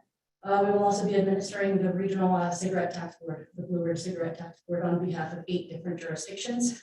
We also will be administering a new $2 million Virginia Housing Development Grant to be able to develop units. We're in the process now of reviewing applications. Our goal and our hope is that we can put units in all 6 jurisdictions. So I want to make sure you guys know that one of our commitments is to focus on both our urban and our rural communities. Sorry, I'm trying to go really fast. I guess we'll be done. And then a $2.4 million grant from HUD, the home ARPA funding. We'll be administering that just like we do our annual home ARPA funds. So for FY '23, at the time that I prepared the budget, we were looking at a $3.6 million balanced budget. That will obviously change significantly with the Avati award and the grants that I just told you about. For our request to you all, we're asking for $40,262, and that makes up about 9.5% of our local requests. Our local funding is just 4.3% of our budget. So we leverage a significant amount in state and federal funding into the region.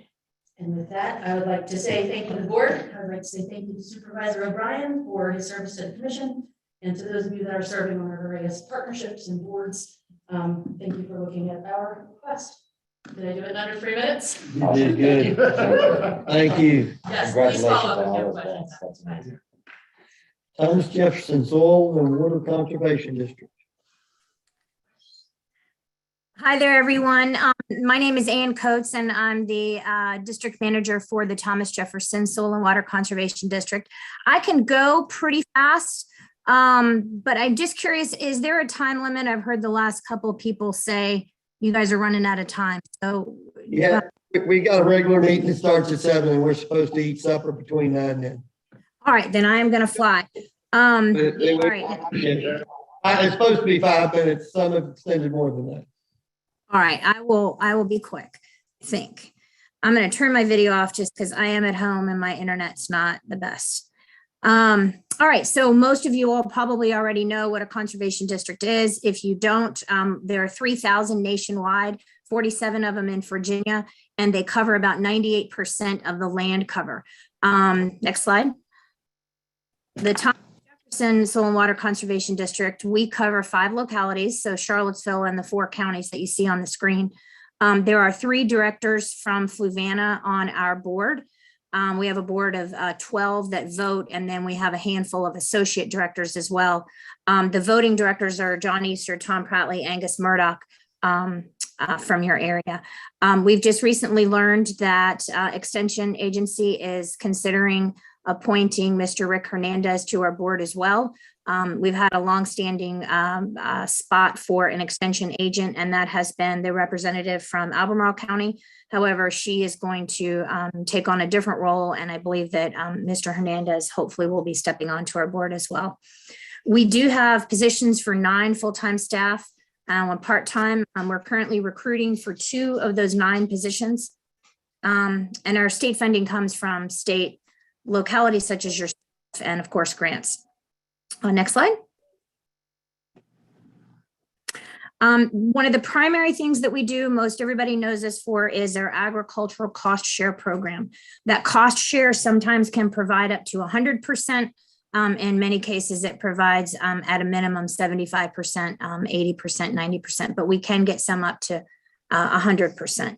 Our goal is to protect, of course, water quality. So assisting landowners with installation of watering systems for their cattle operations, for fences, so that cows do not have access to streams on a year-round basis. And as you can imagine, the water quality benefits from that. In Fluvanna County, it's close to about 30 miles of streams that have been protected since 1998 with the fencing systems. And we've provided over $2.6 million in direct cost share payments to the landowners with an additional $78,000 in tax credits. Next slide. We try to update this every year so that you all can sort of see the geographic areas that we have done a lot of our work in. The black dots, I believe, are the septic projects. There's a slide coming up on septic here in a second. But you can see that a lot of the septic has been clustered down in the hardware watershed area. We did apply for an additional $75,000 for septic funding from the Department of Environmental Quality, and that will be for the hardware area. The other dots on the maps are our agricultural programs that, you know, typically they will tie in geographically with the land use. So you might see an area that doesn't have any dots, but that's most likely because it's not an area for agricultural use. Did anybody have any questions, or you want me to keep going? This is just sort of a trend I like to show, because these programs started off in their infancy back in the 1998. But as you can see, it was really around 2011-12 where the state started to put the funding into these programs to protect the Chesapeake Bay.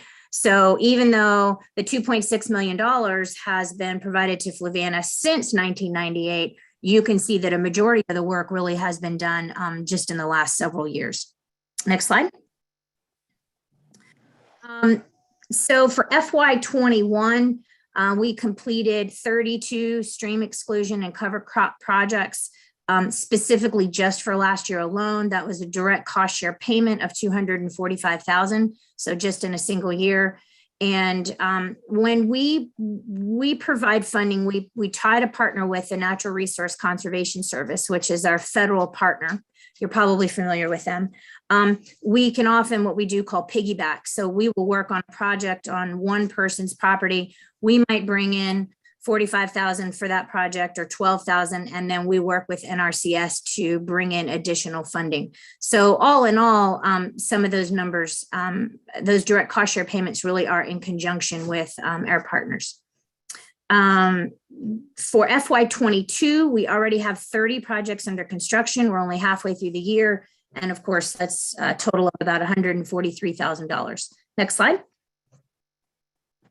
The septic cost share program, as I mentioned earlier, that started in around 2017, and it covers everything from pump outs, repairs, and system replacements. So we have completed 31 in the last 4 years. That actually should be 2021 on that slide, but the total was $57,000 in payments that we made directly to landowners to improve their septic systems. And I think sometimes it's important we acknowledge the landowners' contributions. So while we're not paying 100% of it, landowners contributed $37,000 of their own funding to upgrade their septic. Next slide. A large program that we had that was privately funded, primarily privately funded over the last couple of years, was focused on equine operations. Many of the state cost share dollars are not really geared towards equine operations. Projects are ranked for success of getting approved. Usually the cattle operations, because they have a higher nutrient loading, will get a higher score because there's a bigger bang for your buck with state dollars. So the state wants, of course, to pay for projects that are going to have the highest water quality benefit. Typically, the cattle operations are going to rank higher. However, there have been a number of landowners, especially throughout our entire district, who've contacted us on a pretty regular basis requesting assistance for equine operations. So we applied for a private fund. I think it was around $300,000, and that was district-wide over a couple of years.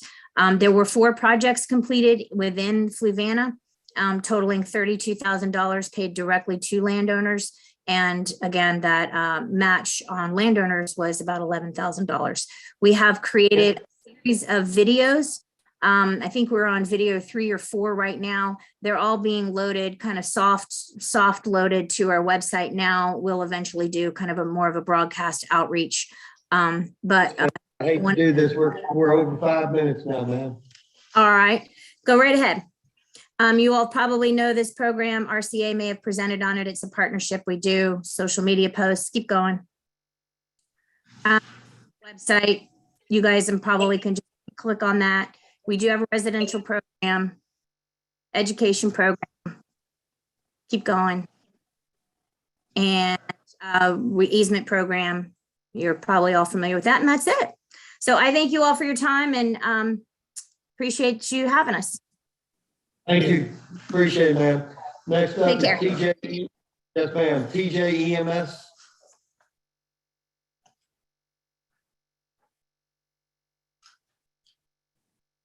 Good evening. I promise you that it's going to take me longer to get to the podium than just ready to speak. Amen. My name is Pepe Winchell. I'm the new executive director for Common Jefferson EMS Council.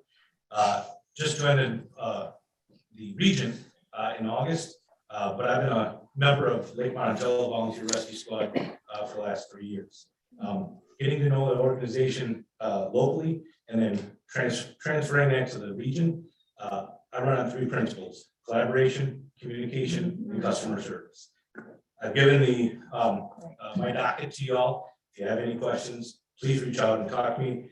If you have any questions about me, just ask one of the EMS agencies or Fluvanna CTE program, because I'm working with all of them and I hope to have as good things to say about me as I do about them. I appreciate it. Thank you so very much. Now, I do know that we have had 2 of them show up that were not here last week. So, Mr. Dahl, Around the screen, shelter for help and emergency. Shelter for Help and Emergency. I really don't want to take you up in the time, so I'm going to run through 1 minute. I'll send you numbers so that you have that, so I won't take up the time with that. Thank you. Shelter Help and Emergency, so Alice, we provide services to victims of domestic violence. You have been a great supporter to us over the years, and we appreciate that and hope that we can have your ongoing support. We offer a shelter, 24-hour residential services for those escaping violence in the home, and we offer that throughout the Thomas Jefferson area. We also offer services to people who don't need the residential, but who do need help moving on in their lives. So we're all on residential services. I'd love to be able to talk about all of those, but I won't take up your time. We are present here in the court building. We work well with the Commonwealth Attorney. We have a very strong program with local law enforcement. And our prevention specialist is working in the schools when she's allowed through the doors, which currently we're not able to do, but we'd like to reach out to our younger members of the community to help prevent this happening in the first place. We can provide you with a lot more information on that. We kept open through COVID, and thanks to money from the CARES Act, we were able to keep going during that period and continue to do so. So I thank you for letting me come and speak to you. And I'm sorry. Okay, thank you so much, ma'am. And next up is Sarah, Sexual Assault Resource Agency. Yeah, last but not least, and to not hold you be the one to hold up your dinner, I'll just say thanks so much for your previous support. I'm Bass Wolf, the Director of Outreach and Philanthropy at SARA, the Sexual Assault Resource Agency. And we respectfully ask that you continue your funding at $1,500 so that we can bolster our services that are free and confidential to residents of Fluvanna County. In fiscal year 21, we served 13 residents, including 3 children. We provided 175 hours of services that primarily focused on mental health support, including therapy and counseling sessions. We also offered, and we're at 12 community engagement events, which reached several hundred individuals in Fluvanna County. There's a caption from one of our clients who is a Fluvanna County resident. You can read on your own time. And I'll just say thanks again for your support. Thank you, sir. Appreciate it. All right. Now we finished with our nonprofits. Mr. O'Brien. Mr. Chair, I move the Fluvanna County Board of Supervisors 3711A8 of the Code of Virginia 1950 as amended for the purposes of discussing legal matters, construction of Zionist Crossroads water sewer system. Do I have a second? Second. Motion's made by Mr. O'Brien, second by Ms. Booker. All in favor, say aye. Aye. Opposed? Chair votes aye. We're now in closed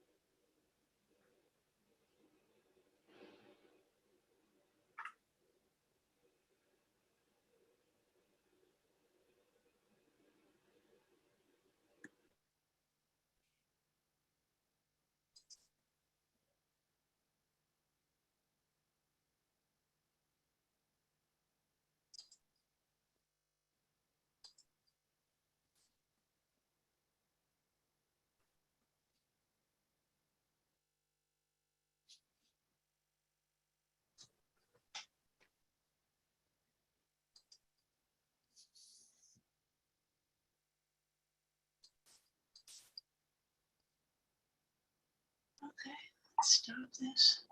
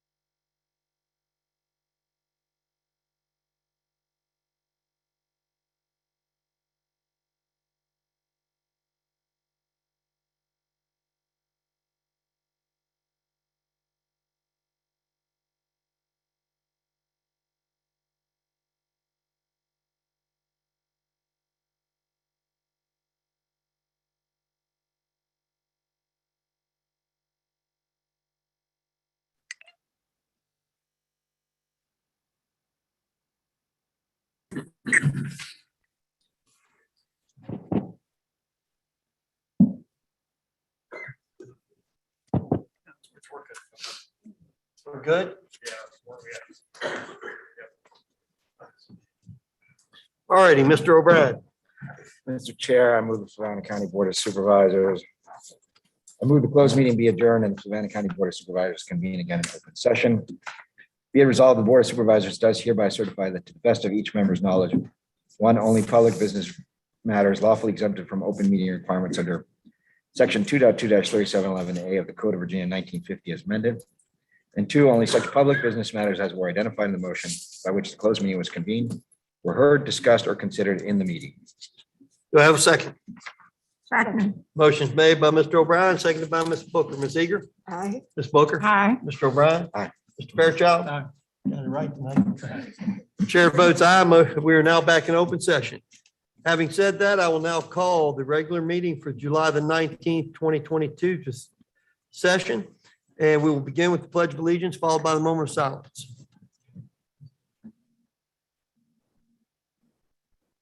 Pledge allegiance to the flag of the United States of America and to the republic for which it stands, one nation, under God, indivisible, with liberty and justice for all.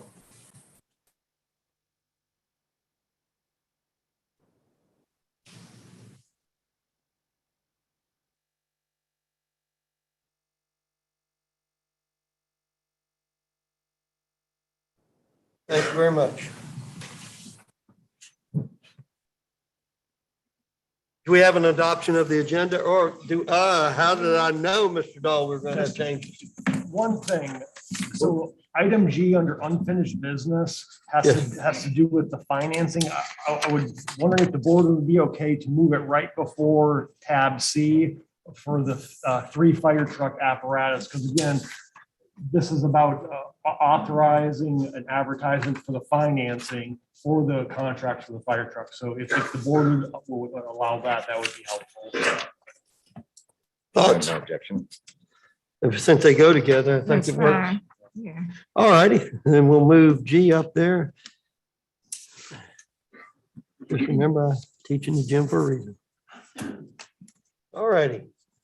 Do I have a motion to adopt the agenda with the changes made? So made. Do I have a second? Second. Motion's made by Ms. Booker and seconded by Mrs. Eager. All in favor, say aye. Aye. Opposed? Chair votes aye. Motion is adopted as presented. Okay, County Administrator's report, sir. Yep, Mr. Chairman, members of the board, I'll be really quick. We've got a new deputy starting, Mr. Alexander Williams, a new staff member started in the deputy sheriff in the sheriff's office. He started on January 18th. Right now, I'm sure everyone's heard, you can get free at-home COVID-19 tests. Every home in the US is eligible for 4 free at-home COVID tests. Orders usually ship in 7 to 12 days. There's a limit 4 per household. You can go to covidtest.gov to be able to order your test. And again, they'll get there 7 to 12 days. Just a little update. So the economic development strategic plan is underway right now. Again, the objective of that is for the economic development plan is to establish a unified vision and direction for the county that results in greater economic vitality and prosperity for its residents. Again, the firm Platinum PR, they've been helping economic development, tourism-based organizations, state, local governments since 2002. You know, kind of their main focus is to kind of tell the story of economic development and tourism and why the locality needs it, and just, again, kind of come up with a unified plan.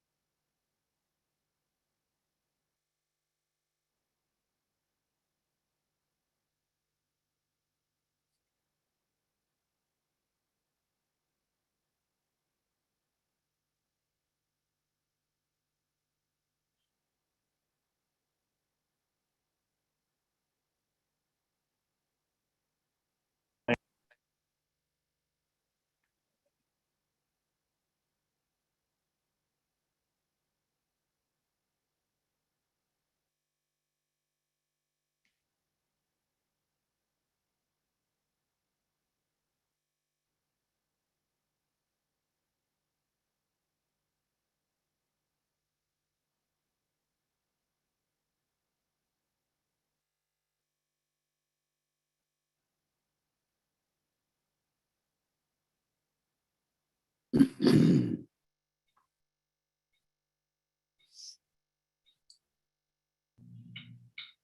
hello, hello.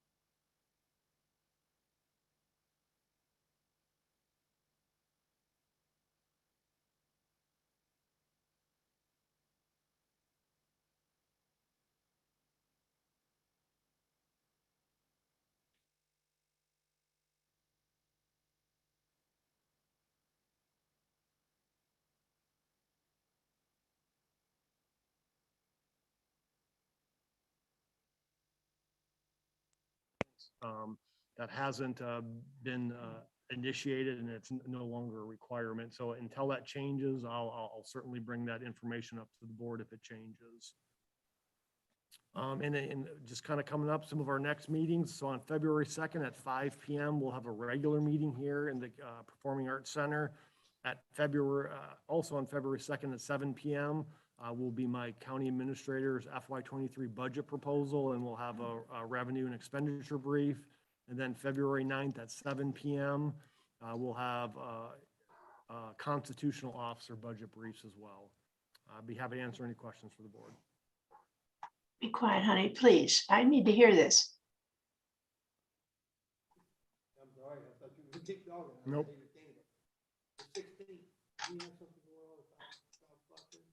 On the 16th, yeah, we should have Kelly, can you look at the calendar? We should have basically starting February, we've got meetings every week on Wednesdays. Yeah. Oh, by 5, you're asking. Yeah.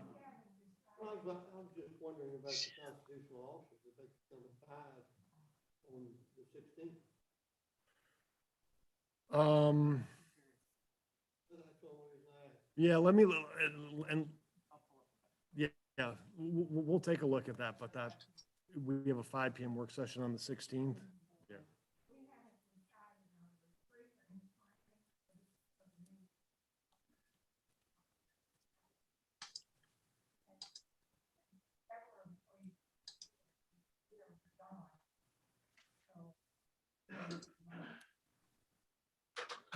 Well, yeah, we were talking about, schools come on the 16th to present their budget. Yes, Mr. Booker, we have been, me and Ms. Harris have been talking about the retreat and trying to get something planned here. I know the board said, potentially getting something lined up for February at some time. And honestly, I'm thinking at this point, it's probably going to be later in February before we can get that set up. But, we need to look at, normally what we've done a one-day retreat on a Saturday. That's what's been done in the past, a one-day planning retreat. So unless the board wants to do something different than has been done in the past, like I said, certainly happy to hear any thoughts. But I mean, I think at minimum, we should at least do that with having, a new board member and kind of a new board overall. I think it's important that we do that.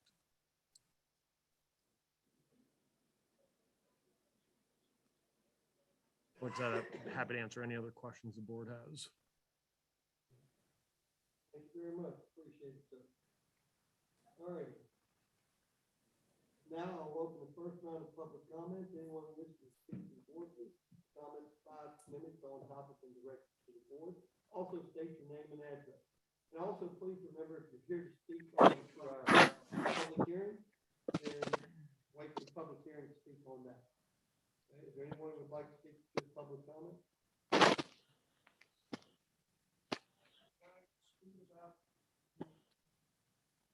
The zoning, that would be in the public hearing, sir.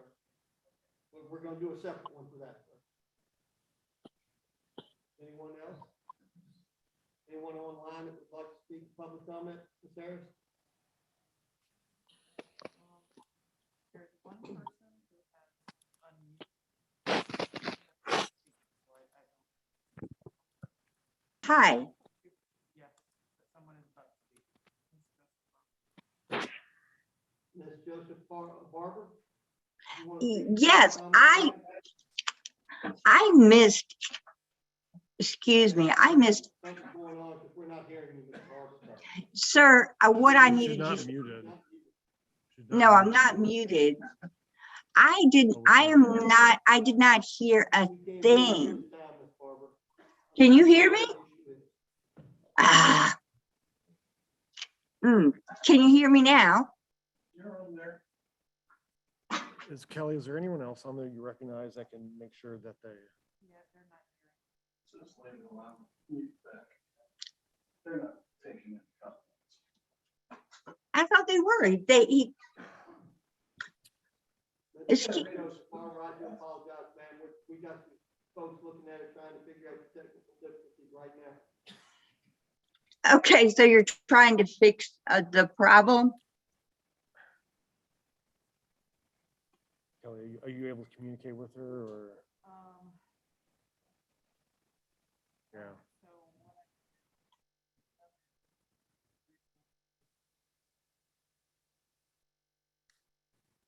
I don't know what's happening.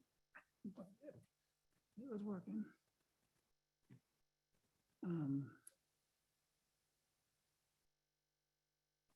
Oh.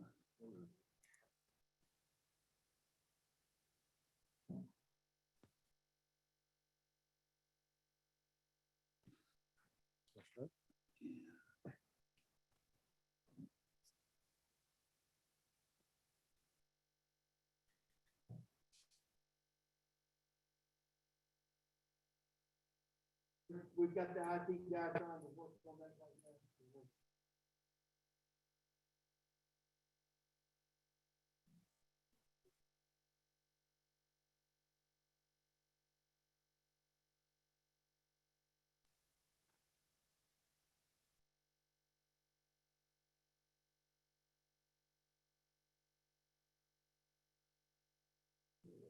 It was working before we left.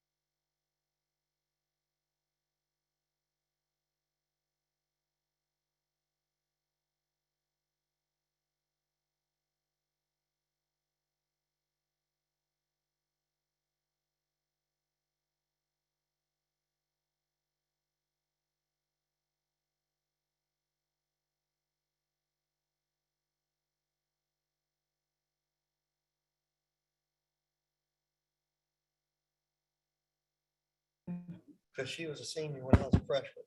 So she had no idea who I was. Yeah. And Chris's sister was a year behind me. 2. She was, they graduated when I was You graduated when? 83. Oh, she was. That's right. Yeah, she and Missy was close. Yeah. It's real nice to know that I could be all of y'all's mother. Huh? Maybe, You know, that was one of the things that really got me a few years ago yeah. when I had a family walk in. And the little kid comes running up to me, and goes, "Hey, Coach Sherry, I'm a fifth grader. I'm in your class." Mom walks up, says, "I was in your class." Dad That's walks up right. and goes, "I was in your class too, and so was my Yes. daddy." That makes it nice. I sit on boards with my students. Well, And I mean, and you do too. you talk about Roger. And I love that. I mean, there's nobody I love more than Roger Shell. Sleepy. His first day in class, his dad and I were in school together. First day in class. Who's his dad? Roger. Smith. And Roger's dad is Roger Smith, but he's a senior with me, so he's 4 years ahead, or 3 years ahead of me. Anyway, Okay, so, Sleepy looks up at me when I walk in there with them big eyes. He goes, "You're a squirrel." Mr. Chair, I think we're, All right, we're gonna try. All right, this TV over here is not working, but we can live with one TV. which one, that one? Yes, We'll get that. that's okay. We don't need that one. Don't mess it up. We will now return to the thing previously known as public comment. And ma'am, I do, she raised her eyebrows, so she must have heard me just now. But we don't hear her. I don't hear you. Ma'am, if you'd like to go ahead with your public comment. Okay, I see you talking, but I don't hear you. Oh, there it is. There you go. I was saying that I heard nothing that Eric Dahl said, and I was asking if he could repeat it. Though if there is a problem with time, I can get Kelly to send it to me also. We can get Kelly to send that to you also, because I think we're gonna have about 20 to 25 folks to speak on our public hearing in public comment. Awesome. That's Yes, fine. ma'am. Thank you. Is that all? Is that all you had to say, ma'am? I didn't hear anything prior to that either. So I think that was Kelly just could me have sent talking. that to me also. She'll take care of you. Yes, ma'am. Thank you. Already done. She just said done. All right. Thank you. Is there anyone else wishing to speak in public comment? All right, seeing none, I will now close the first round of public comment. Next up is public hearing A, ZMP 2104 Southern Development. Mr. Miles. Yes, good evening, Chairman Sheridan, members of the board. As Eric's bringing up the PowerPoint slides, this is a request, ZMP 2104 Southern Development, a request to rezone from A1 Agricultural General to the R3 Residential Plan Community Zoning District of 122.6 acres. That's of tax maps 8, Section A, parcels 18A, 17A, parcel 10, which is the commercial parcel, and sections 17, tax map 17, sections 9, parcels 1 and 2. The subject properties are located along State Route 53 and along Garden Lane, which is State Route 636, and they are within the Fluvanna Community Planning Area and within the Cunningham Election District.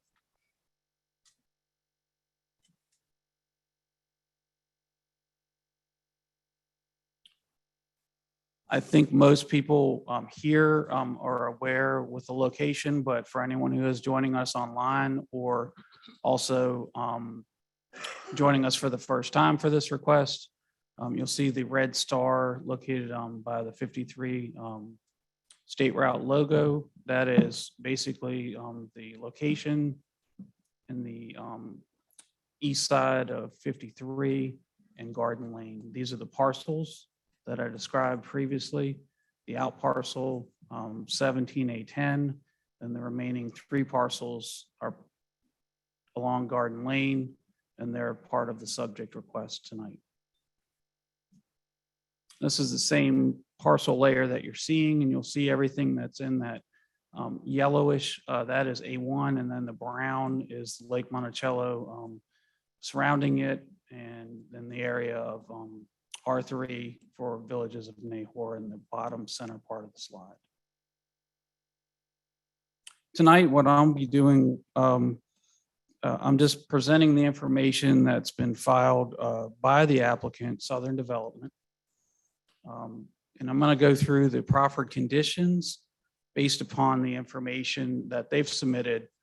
And then the applicant has additional information and additional graphics and slides that they will present to you all and to the public. So I'm going to be taking more of the proffered condition information that we'll go through, and then have other questions that you may have of county staff, myself, and others, and then the applicant, if Chairman Sheridan like to do that. So this is the latest preliminary master plan that's been filed here after Christmas, coming into the new year with the layout. The main changes are in the rear portion. In the end of Garden Lane is the 20-foot emergency access road that we've worked with the applicant and Lake Monticello Fire Chief for that area to be utilized for emergency access purposes. And that's, I'll get into a little bit more in the proffers at the end of the proffer presentation.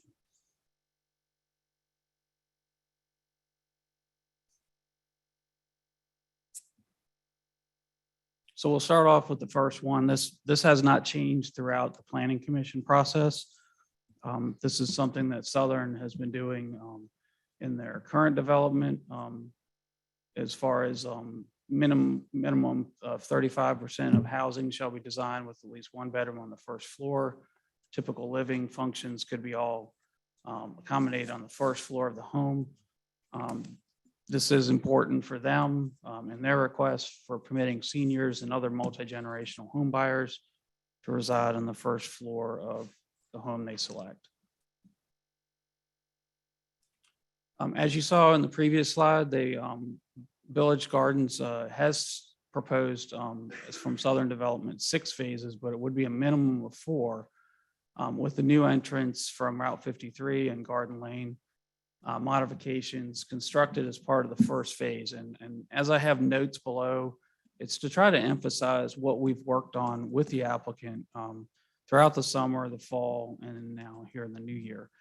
The key part about this proffered condition is it is an opportunity and an ability to construct the preferred T intersection onto Route 53 rather than using Garden Lane for site access and construction.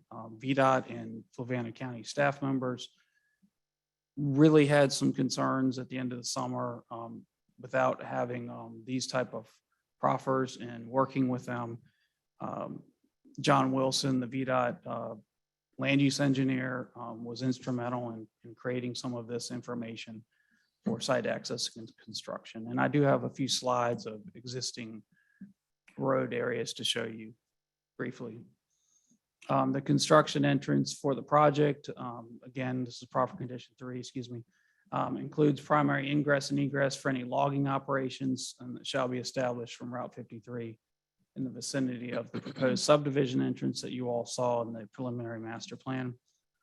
The developer shall notify VDOT and Fluvanna County prior to commencing any construction or logging activity. And this ensures a proper access onto 53. And I apologize, this is the one Mr. Wilson had some heavy influence on in this request. They're kind of similar. This is the intersection of Route 53 and Garden Lane or 636. You'll see the intersection of the stop sign. The area now in this slide is letting you know it is a posted 35-mile-an-hour speed limit. Most people are believing it's 25, but it is currently for 35. due to the access to commercial sites such as Aqua, Virginia, to get their equipment in and out, and other commercial businesses on this road. So we're kind of going down into some of the additional proffers.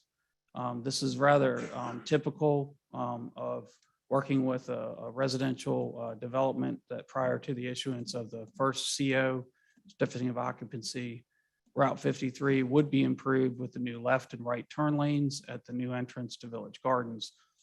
And as shown on, I have a slide after this on sheet 4 of the master plan. Southern Development would work with VDOT for the exact dimensions and specifications based upon VDOT regulations, and then any turn lane analysis and warrants during those road plan reviews that are done by VDOT and simultaneously with Fluvanna County.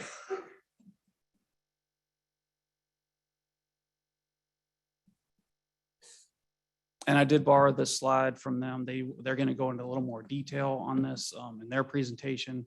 But basically, you'll see the right and left turn lanes, tapers, and then in the vicinity. Just to your left side of the slide is existing garden lanes intersection, the picture you saw earlier.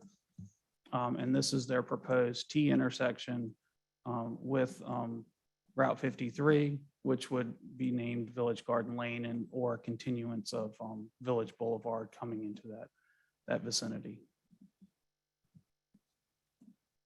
So that being said, condition 5, vehicles entering and exiting Village Gardens would be physically prohibited from using Village Boulevard as a means of ingress or egress by construction of an intersection design in general accord with what you just saw in that last slide, sheet 4 of the master plan. This intersection design would include mountable curbs to allow turning movements in emergency situations. And again, the applicant will have a little more extensive information for you all in their presentation. And this is the current existing garden lane is intersection, what we call the second entrance into Villages of Nahor at Village Boulevard. Then kind of going forward in the development or progression of Village Gardens and their request prior to the issuance of the 60th certificate of occupancy, developer would construct or cause to be constructed safety improvements at the Tufton Gate or Monash Drive, Monash Gate of Lake Monticello, including left turn, taper, and transition lanes on Thomas Jefferson Parkway. That's shown we'll have a slide on there, and there's also one in the lobby shown on sheet 5 of the master plan. The developer has indicated they would dedicate the right of way, and costs would be borne by the developer and not by Fluvanna County. Applicant has the graphic that I'm going to show here, and they will have additional information in their presentation. We think it's important to let you know this is something that we all talked about throughout the summer. And at one point, there was the discussion of the removal of the Monash Gate and having an opportunity to create another gate. The applicant saw it differently in wanting to get the right of way from the property to the south, or to the west of this property. And that's what you see now based upon Timmons Group's graphic illustration there, which the applicant will go into more detail. Now we're getting into a five-part process of their proffered condition 7, parts A and B. Adequate water and sewer would be provided prior to Fluvanna County approval of any final plat for each phase. This is pretty standard on operation of the VDOT, Virginia Department of Health's approval. Aqua's connection fees and developer to install on-site infrastructure through their development agreement. This work has already been done at the December 7th. Mr. John Albeck, the president of Aqua, did provide a letter, which we have in the next slide, on that for the developer's infrastructure contributions, and then working with them for the water and sewer. And that's again, part of the package, but we just want to use it kind of as a graphic. Before it was just a part of a contractual agreement, and now it's an actual written statement to you all as the board and to us here at the county staff, that that's what they intend to do, and that's what Southern Development has agreed to do. 7C, part of that proffer. This is strengthening the system, water line sizing and internal looping as necessary by the design engineer to provide water pressure and fire flow per the building code and fire code. So basically, Mr. Shiflett, the engineer at Timmons Group, would work with them as the applicant to do those type of water line sizing and internal looping and working with Aqua Virginia.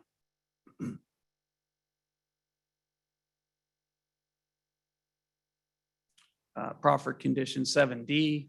This takes it above and beyond water line oversizing and or loop connections to adjoin the external water lines as mutually determined by the developer and Aqua, such that the addition to the water system would not negatively affect surrounding fire flows and or water pressures elsewhere throughout the Lake Monticello water system.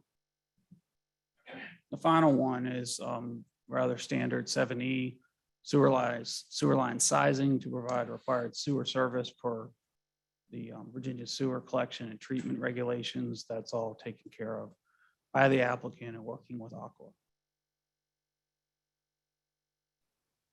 The developer has stated in their Crawford Condition 8 that they would go with advanced stormwater management techniques.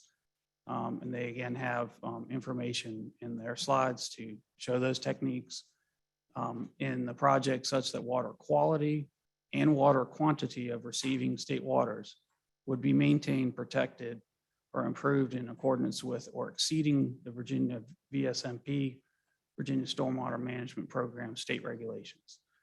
I will let you know that is a requirement of our ordinances and DEQ's requirements through the erosion and sediment control program that we administer here through Fluvanna County for on-site retention and downstream protection. And then there is that second water stormwater review that's simultaneous with our review. So it's a double protection system to look at on-site retention and downstream protection. The last one, this proffered condition was one that we worked out between December 7th and the Planning Commission's instrumental approach with the developer will construct a 20-foot paved emergency access road. As we showed earlier in the master plan, the existing gate with Lake Monticello located at the end of Garden Lane would be as per specifications required at site plan approval. We currently have Chief Constantino on our site plan review, technical review committee, and at times we also bring in Chief Tony Abbott. So we would look for those individuals. The applicant would be paying like the necessary gate approach paving, which is part of their 20-foot area. And then as determined by the lake folks, they would work with them on the actual gating. And Fluvanna County and VDOT would not participate in the gating process into the lake because that's private. But we would be able to assist with our fire individuals for partnering with Chief Constantino. Retired Chief Mike Brent has currently been doing that work. And this is just an illustration of the area of where Garden Lane, actually, this is a portion of the stubborn inside the lake. But the area that eventually would be connected to allow for the fire trucks. And actually in the recent storms, we've even found that Aqua, Dominion Energy, CVEC, and so forth would all like to utilize this facility to get construction and repair equipment through there at times of need of natural disasters. I'd like to kind of go through some of our recommendations and things that we've heard. We've heard throughout the public involvement process this summer. things that we've heard as county staff and planning commission, that the main concern from, I would say, the unspoken moral majority, whatever you would like to call it, of the people who are interested in this, is that the surrounding public would like to have additional retail, medical office, and village commercial uses to be zoned. And we understand for shopping and dining, but we understand to just be zoned. Relative to and when that market demands or requires that information, that's one thing that we would like to talk with you all at the board about.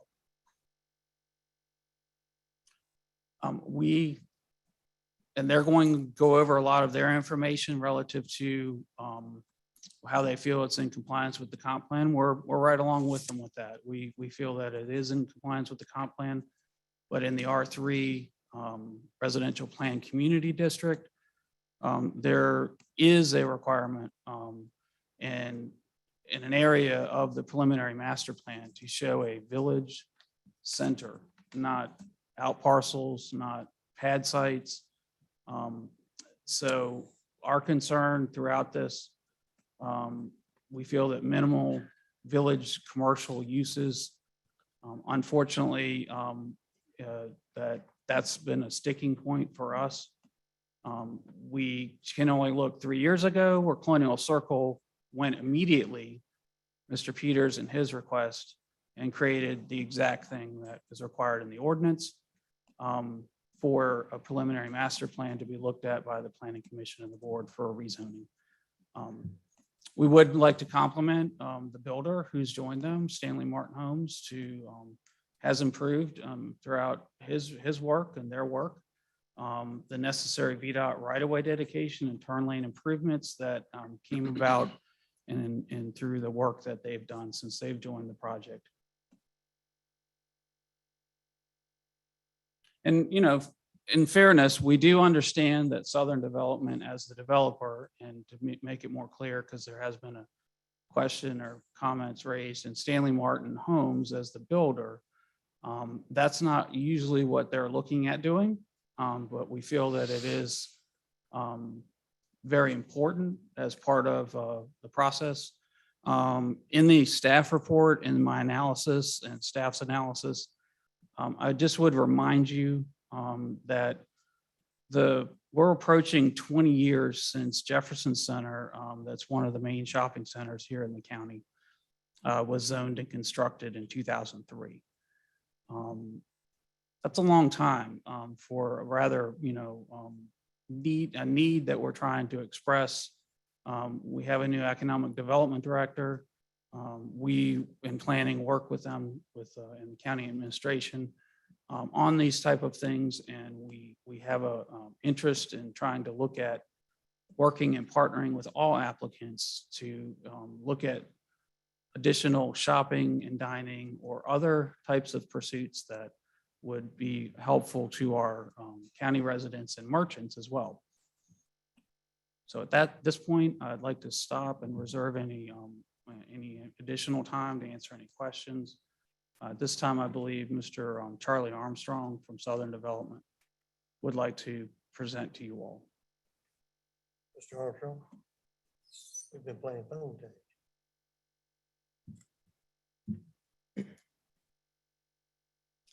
Thank you all. Mr. Chairman and members of the board, appreciate you hearing us this evening. And I'll try to go quick, but there is a lot of information I'd like to cover. So we have a presentation. Yeah, let me just, if you guys, I think with some of the traffic graphics in there, it's taking a little bit longer. Yeah, it's a little bit larger file. While we're doing that, I'm Charlie Armstrong with Southern Development. Also with me on our team are Keith Lancaster and Sharif Subra of Southern Development, and Jeremy Swink of Stanley Martin Homes, who's our builder partner in this project. Also on Zoom, I haven't seen his name there, but I expect that Mr. Bill Wench, the traffic engineer, is online, and I will bring him in when we're at the traffic part. So we can skip ahead when we get to it. The first slide coming up will be a little about Stanley Martin Homes. They're a regional builder, build high quality homes, and we will be partnering with them for some of the home construction here. They have a great reputation. They treat people well. And for that, they were awarded the 2021 Builder of the Year Award by Builder Magazine. If they can get going in Fluvanna County, they expect to build good product and stay here and do good work for a long time. I'll just roll on through and we'll get to the slides when we get to them. Tell you a little bit about our process. And one of the reasons you're hearing from a lot of people through this process is because we started early and we actively encourage people to meet with us. Along the way, we've had over 50 neighborhood conversations. Some of those have been one-on-ones and some of those have been in a room with 100 people. Presented our plans, heard a lot of feedback. And through that process, I think we've improved the project, and the neighbors nearby, even when they're opposed to the project, have helped us improve that project by giving us some of that feedback. So at any time there has been feedback that we can incorporate to improve things, we have. A lot of the remaining concern you'll hear, we're up on graphics now, is I think general concern about change. And I get that. Next slide, please. So here's the plan. It is clustered lots to provide at least 25% open space. As Mr. Miles said in his presentation, more than a third of the homes are required by our property to be one level living. We're looking to do multiple housing types, accessible to multiple income levels. And we're going to develop this in a minimum of 6 phases, not all at once. This isn't just all going to plunk down on the ground on day one. It'll take some time. Served by Aqua Virginia. Mr. Miles described their intent to serve letter, which is also in your packet. And there's also opportunity here to boost water pressure by Aqua Virginia's count to at least 72 nearby homes who are currently on a lower pressure water zone, and we could bring them onto a higher pressure zone by looping water lines. I won't get too technical on that, but that will improve the system for sure for them and generally overall for Aqua Virginia's system redundancy. And our plan preserves the wetlands and conserves the streams on site. It avoids those natural features. One thing to note is we have been finishing building homes in the villages at Nahor. That was not our development project, but after the recession, we have been buying lots from the bank that ended up owning it and have finished out that project. It's done now. It's also zoned R3, the same zoning that we're proposing here. Some of those residents, I'm sure you'll hear from them tonight because we've heard from them along the way, are opposed to this, even though this is the same density that villages at Nahor is zoned for.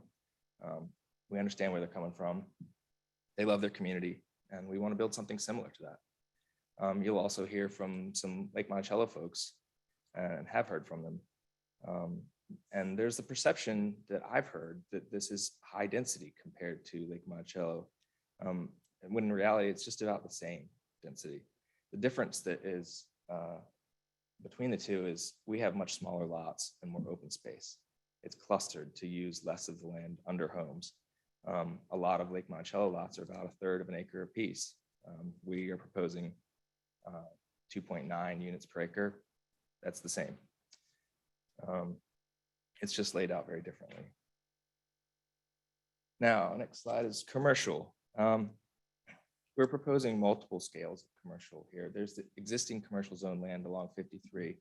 We intend to keep that and use this project to jumpstart it. It adjoins other existing commercial, the dentist, the mulch monkeys, and it's kind of created its own little center there that if it has more around it, could be a bigger commercial area. And then we have the neighborhood commercial that's more internal to the project. Anything other than commercial scale or neighborhood scale inside our project is not really commercially viable right now. Consider that on the county's economic development website right now, there are more than 450 existing currently zoned acres of commercial land in the county. These homes will help support that commercial, but we don't think it's viable to put more commercial off of a main road inside our project. We want to really develop the frontage of 53 into commercial, have a small neighborhood commercial center inside. And then these homes would support the places like Jefferson Center, Food Line, which is less than a half mile down the road from here. Also worth noting when we're talking about commercial is not counting the commercial real estate tax revenue and other tax revenues that come in. The residential real estate tax revenue from this would generate more than $1 million of new revenue to the county every year. And this is representing over $100 million of investment in the county by the developers and builders. More details of the plan. We do have institutional uses like an amenity center for the neighborhood, parks, recreation, and playground areas planned into the plan. Those are required in our zoning plan. Here are a few photograph examples of what we would intend to build something similar to. And the plan is a thoughtful design.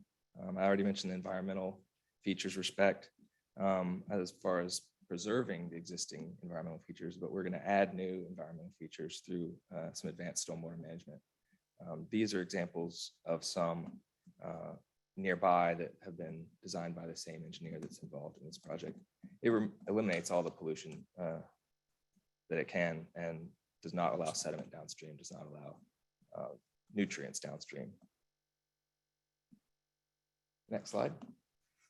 So this shows the new paved emergency access road that Mr. Miles mentioned.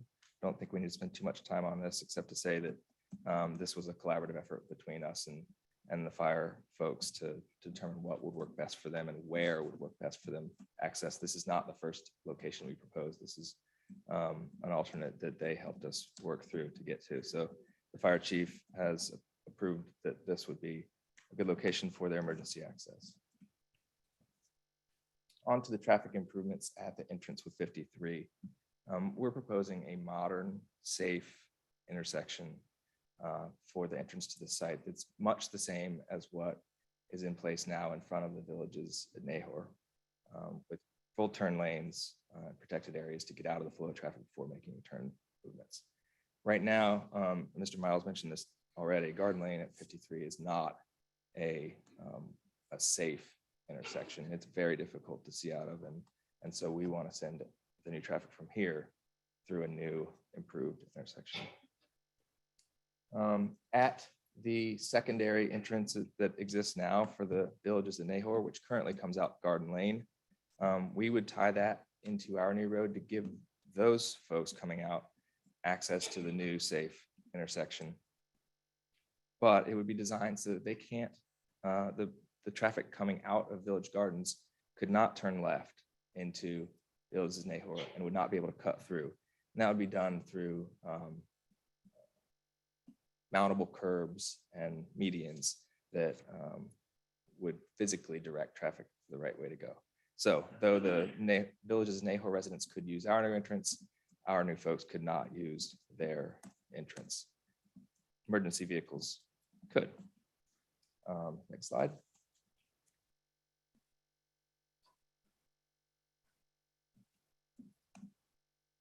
So here's some examples of those medians and mountable curbs that do direct passenger vehicle traffic, but are easy for emergency vehicles to go over when necessary.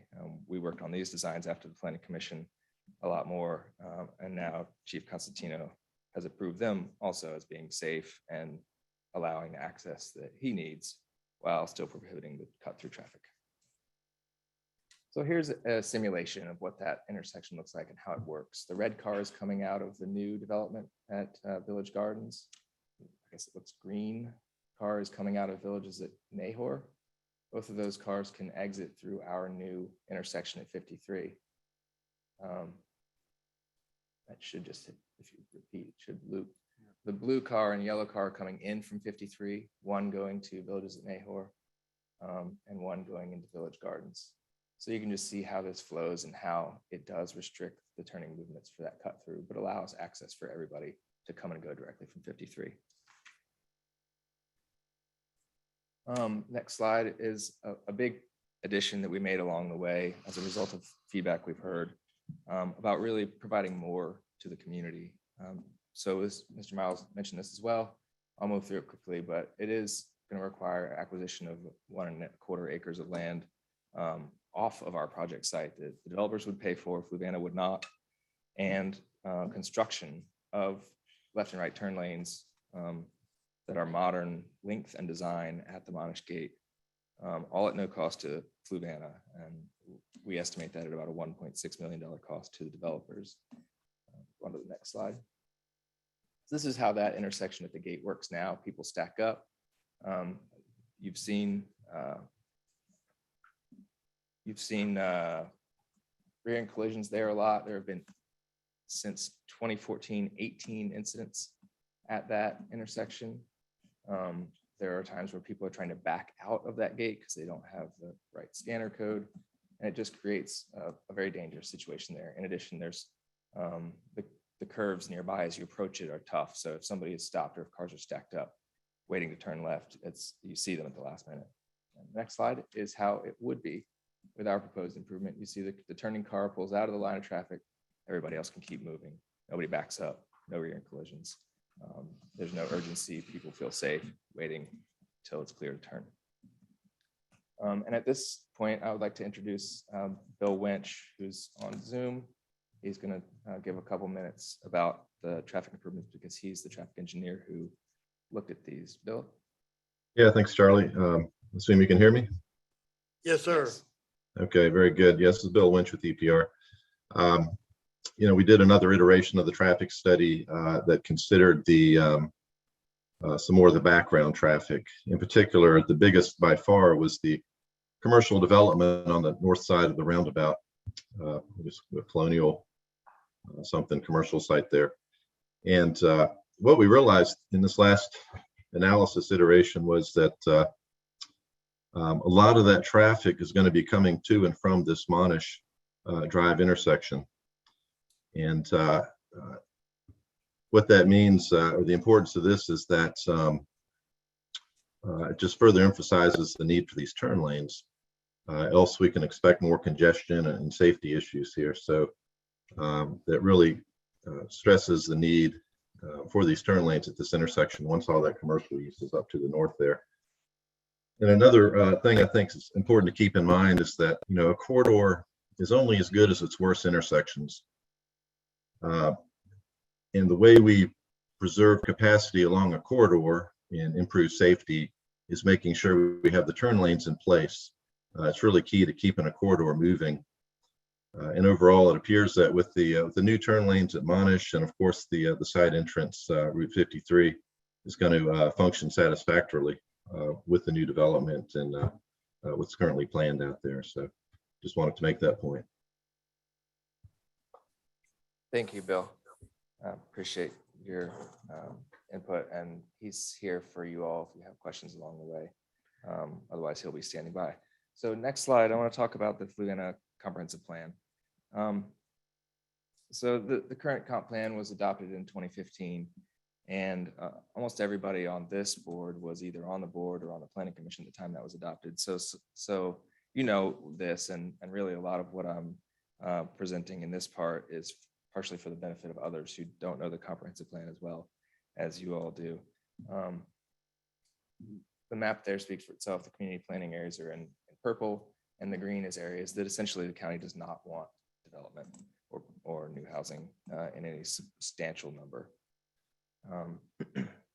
This site is in the Fluvanna community planning area, and the comp plan for this site in that area, which is circled there, calls for neighborhood residential.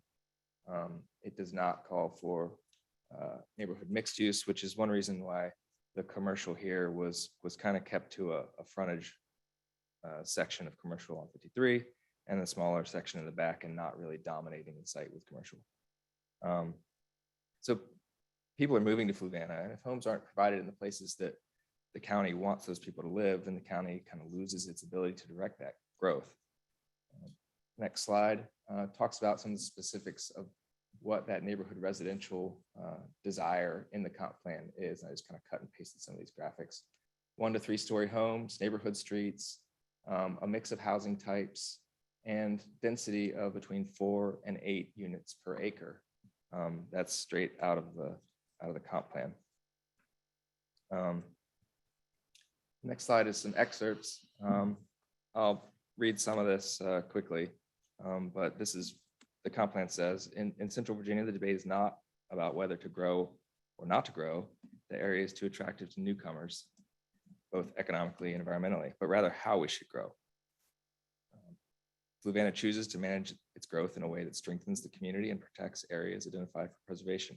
Change is inevitable, and how community changes depends on how closely it adheres to its vision, goals, and strategies for making the vision a reality. That's really where we got our basis for what we're proposing here from is these words. It wants 70% of the county's growth to be in the planning areas and the remaining 30% to be in the rural residential and rural preservation. What we're seeing in 2014 and again in the data when it was analyzed in 2019 by the county is that in 2014, only 38% of the permits were issued in the community planning areas. In 2019, only 37% of the new development was in the community planning areas. So what's happening is the reverse of what the plan desires. The reason is because there aren't sufficient lots in the community planning areas. It's easier, it's more straightforward, and it's so much faster and simpler to just build a house on an existing lot or do a small subdivision in the rural area or do a rural cluster subdivision in the rural area. That's why we're seeing the growth there and not in the planning areas. The goal of that 70% in the community planning areas only works if lots are approved in those areas. The next slide is some more excerpts from the plan. I won't read all these, but read it as you like. One thing it does say is do multiple housing types, and it says larger projects should be phased, which we're doing.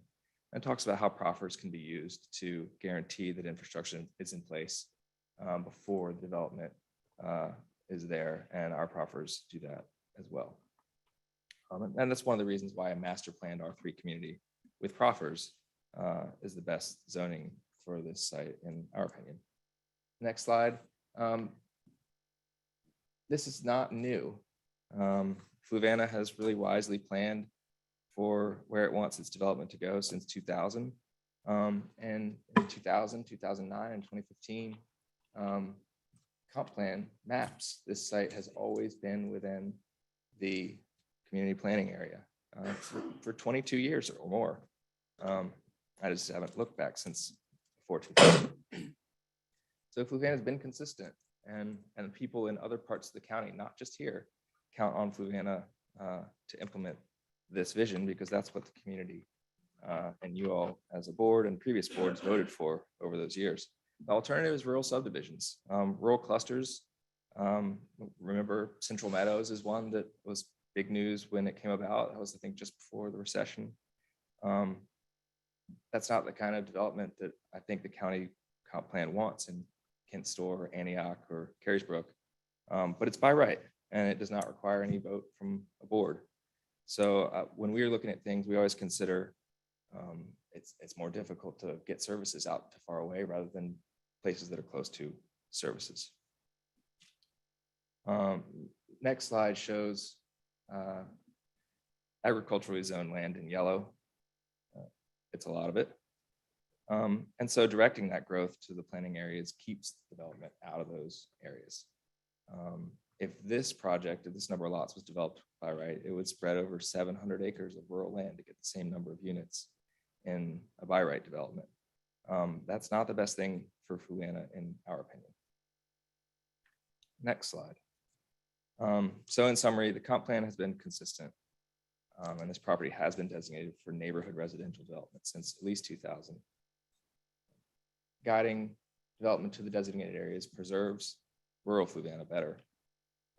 And there was extensive community input at each of these comp plans, all 4 of them. And after each one, this property was again designated for growth. And the comp plan actually calls for density up to 8 homes per acre here. We thought that was too much. And we recognized that neighbors thought that was too much. So proposing fewer than 3 is a compromise, acknowledging the wishes of some of those neighbors. And I know you're going to hear from people tonight who don't like this. And you're gonna hear from some that don't like us for proposing it. But we've worked in Fluvanna a long time. We brought a quality builder along with us here to work on this and feel it's a great team. And I understand why people are resistant to new homes near them. I get it. But in the long run, when we're looking at what's the best for the community, we feel like this is the right way to develop. And this is what the comp plan calls for. A little over a decade ago, for example, my company was looking at doing about 150 lots by right on 300 plus or minus acres on Community House Road. And we talked with some of the county's leaders at that time, and they unanimously said to us very clearly, you can do that. It's your right, but it isn't where the county wants new homes. They advised us to develop in the growth areas instead. We walked away from that land. And since then, we've focused on the development areas. And we remember that conversation. So this is the opportunity to direct that growth to the spot right next to Lake Monticello, rather than letting it scatter wherever the resistance is lower, where it can be built by right, and without this level of scrutiny, and without the contributions to the public good that can be made through a planned project like this. I appreciate your time tonight. Here's a kind of a summary of what we laid out and why we think, in summary, this is good for Fluvanna. It provides huge community benefit with the turn lanes at Monash, provides housing where infrastructure is, will invest over $100 million in Fluvanna County and bolster tax revenues by about $1 million. And when the county, more importantly than all of that, I think, is when the county was asked where growth should be over the past 20 years, this is where they said, we need housing in the county. It's hard to find. It's hard to find affordably. People are moving here. Flucos have kids who want to stay here. And this is the opportunity to direct that growth. Thank you again. I'm here for questions either now or later or anytime. Quick couple of questions for you. The 1.6 million, is that for both entrances or is that just for the entrance next to Monash? The 1.6 million is our estimate for just Monash. It does include the real estate acquisition cost and the actual construction cost, but we didn't give you a figure for our proposed entrance. That is separate. And while you would technically have to build the entrance that's proposed for the Village Gardens, the T intersection there, I think you said that you improved that plan. What was the differential in the cost of the improvement of that plan for that T intersection there? At the Village Gardens entrance? Yeah, the primary entrance. I don't know that I could put a number on it. I'm sorry. We lengthened turn lanes so that it would provide a lot of stacking room. It doesn't need any additional right of way beyond the boundaries of our property to do that, but it's just a little bit more pavement. But I don't have a number, a few $100,000 probably. Then I know you were working with Aqua Virginia in terms of trying to figure out the pressure systems and the flows and so on. And I believe you mentioned that there was about $3 million of improvements that Aqua Virginia could do due to connection fees. Is that correct? Is that an accurate assessment? Yeah, so the way Aqua Virginia's rate structure is set up is anytime somebody wants to make a new connection to their system, they charge them a one-time connection fee. That's totally separate from the water and sewer rates that everybody pays every month. That's just something the developer has to pay in order to connect to their system. And that is supposed to be used for capital improvements. It's about $9,500 a house. There is some up and down variation depending on the project, but so that adds up to about $3 million of capital that would go to Aqua Virginia that should be used for the Lake Monticello system to make any capital improvements that they need there. And then the square footage for the commercial area that is inside your area there, what is the total amount of that square footage there? If you know. Yes. So what we've designed there currently, and that one's the top one to see, is we show two typical 4,500 square foot buildings with with parking behind the units. The buildings would be pushed to the main road, and then 40 spaces to support that, the uses. More than likely, what we were looking at is possibly some type of medical office type uses. And then as far as the traffic study goes, I know there's been some comments in terms of the traffic study and its entirety, and I really appreciate the graphics and the design that you put in there. I think that's very helpful. But in terms of the anticipated additional commute time, what was that number? If I recall, it was maybe 8 seconds. Bill, are you still on the line? Bill is the best to answer that question. And I guess the question, you probably need a little more information of what you're looking for. Commute time for who? Somebody making a through movement from, say, Jefferson Center toward Charlottesville, or? Well, where are you I would asking say about? that most people coming from 53, I mean, you would certainly have people that commute to Richmond and towards Zions Crossroads, and certainly going in the other direction, commuting towards Charlottesville. I made that commute today, and I encountered delays right there where you're proposing into the entrance village of Nahor because there's not a turn in there. On the other hand, I was able to go very quickly through the previous intersection up by Effort Baptist Church because of the roundabout there, where previously I might have had to spend a fair amount of time waiting to turn in. And then, of course, you have, as you pointed out, the proposed delays that are typically right there in terms of the Monash Gate. So, in terms of flowing from Charlottesville to get down to here, the places where we didn't have those kinds of improvements are typically where the bottlenecks are. So that's why I'm asking, like, sometimes we think that additional vehicles result in higher commute times. But the reality is that the proffer that was made to put the roundabout and allow the roundabout in place actually saved most people commute times coming into the lake. So I just kind of wonder what that estimate is from that Right, area. that's true. And what Mr. Winch was saying earlier was at the Monash Gate, it would probably actually reduce commute times because the capacity of the corridor is really governed by the worst intersections along that corridor. So this would improve some of those worst intersections and remove some delay that currently happens. I don't think, or I don't know if there was any additional delay that would be caused by a new intersection, but Bill, I'm gonna turn it over to you because those are your numbers. Yeah, thanks. We didn't measure specifically that, but it's just what Charlie, kind of reiterated that I said. It's when we unlock these intersections by adding turn lanes, that's what saves us time. The roundabouts are always a great improvement, but in lieu of a roundabout, just having the turn lanes, so in the through lanes can keep rolling is key. Not only does it save time, but it also improves safety. But I don't have an estimate of numbers of seconds that would be saved by adding the turn lanes. But we can rest assured that definitely, certainly coming home from Charlottesville, if you're not stopped behind left turning vehicles at Monash, it's going to definitely save you some time. Last question. Do you know the number of fatalities right near the Monash Gate in the last 10 years? Bill, was that in the traffic data that you analyzed? I'm not sure. I know of at least one. Bear with me. File here. Summary. It has it broken out by type. There are 5 rear end and 13 angle collisions. On the data, Yeah. it doesn't have the number of fatalities, but you said you know of at least one. Right. I've heard about that one as well.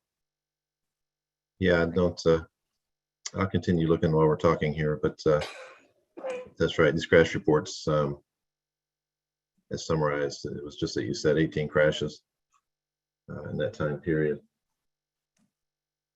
I'll dig a little deeper here. I'll go online and look at the VDOT data real quick while we're talking.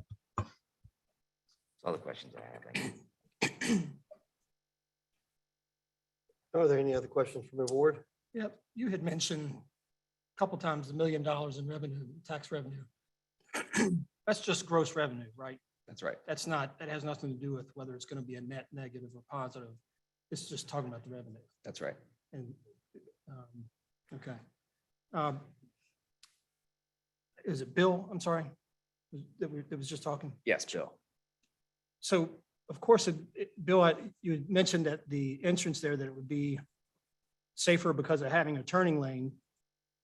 you're not necessarily saying that it'll be safer than the existing situation where there's no turn in that little valley at all, right? You're just saying it'll be safer having the turning lane than not? Is that what you're saying? Or are you Yeah. saying it's safer than it sits today? Yeah, these remarks are really focused on Monash, because what we realized in the supplemental study is a lot of that commercial traffic, it's being served from the residences around there. So what we expect to see is more traffic, more turning vehicles, and more activity at Monash, which again wasn't the original focus of the study, but it's just something we realized along the way. So you've got a lot of residents in there that's going to be going to the restaurants and stores or what have you, the various commercial uses. So there's going to be more activity there, which really emphasizes the need for these turn lanes. It's only going to get worse without them. Now, you're asking about the side entrance, and it's a new intersection with turn lanes. It should be, function as safely as one can build an intersection. Certainly taking pressure off of the existing garden lane up there. I was out there a few weeks ago and I saw some deep, dark skid marks approaching that intersection. So that's the kind of stuff you see when you don't have turn lanes. So whatever we can do to take pressure off of that intersection, and put the vehicles at a well-designed, modern intersection with shoulders and turn lanes is really key here to providing safe access. So does that say that you think the roughly 250 in the morning, roughly 250 in the evening vehicles that'll be coming in and out of Village Gardens will be safer than the current situation at Garden Lane, that you believe there's less chance for accident with the 250 than as Garden Lane sits today with the minimal traffic? I don't think I can say that a situation where you've added traffic in an intersection is safer than no intersection. I think that's what you're asking me, right? Right. Yeah, I mean, I don't think anybody can say that, right? Okay, you compared the two entrances, so to the current Garden Lane and the entrance to the subdivision. So I was just trying to figure out that comparison. I'm just kind of focused on Monash with all the crash history there. That's a good point. Thank you.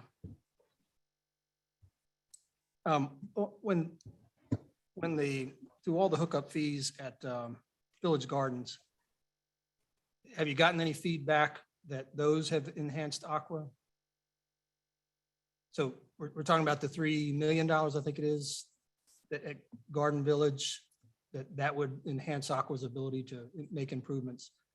At Village Oaks, has that been the case there? Do you know? Or any proof of that, or? I haven't asked them what they've spent that on. The only thing that I've heard them say recently, because I haven't asked that question, I don't know. But I do know that they've been dedicating a lot of capital into resolving their infiltration and inflow problems that they've had historically. And this goes back years and years, because just old sewer lines let stormwater in. In the past, that stormwater coming into their system is what has caused problems down at the plant. It's caused them to exceed their flows on an occasional day. So they've sunk, I think they told me $400,000 a year for I'm not sure how many years, and they intend to continue that program for the foreseeable future to reduce those inflows so that they're only treating the water they need to treat. But I don't know that I can directly correlate those. So how could we directly correlate these attachments? Well, we'd have to ask Aqua Virginia. You said it, I'm just asking. Yeah, it's for capital improvements. That's what they go for, but I couldn't tell you what improvements. I got you. Okay. And then you mentioned you compared this entrance to Village Gardens. Do you believe that this entrance is equally as safe as Village Gardens, that there are no dynamics of this entrance that propose concerns that are not at Village Gardens? That may be better to Village defer to Bill as well. Sorry. Are you talking about Village Oaks? Village Oaks. No, that's a very different situation. Village Oaks has a four-way intersection at both of those entrances, because there's an entrance to the main gate of Lake Monticello on the opposite side of one of those, and on the opposite side of the other one is Crofton. So those are dynamically different Okay. I wouldn't say they're the same. This is going to be a T. So the turning movements in and off of 53, people only have one thing to consider instead of the cross traffic to consider. But didn't you compare those two entrances? No, I said this is very similar to the Villages at Nahor Oh, Villages at Nahor, sorry. entrance, which is also a T and will be very similar, if not exactly the same turn lane lengths. And as you drive through there, it's a very simple process to. So at Villages at Nahor, you think they're comparable in their safety issues or not? They're very comparable, if not identical designs. So they should be, but I'm not the traffic engineer and I don't know if anybody's looked at that specifically. Okay. About what makes one safer or not safer. But that is the ones you were comparing the Villages at Nahor entrance and Village Gardens. Comparing the designs, yes. That they're a T.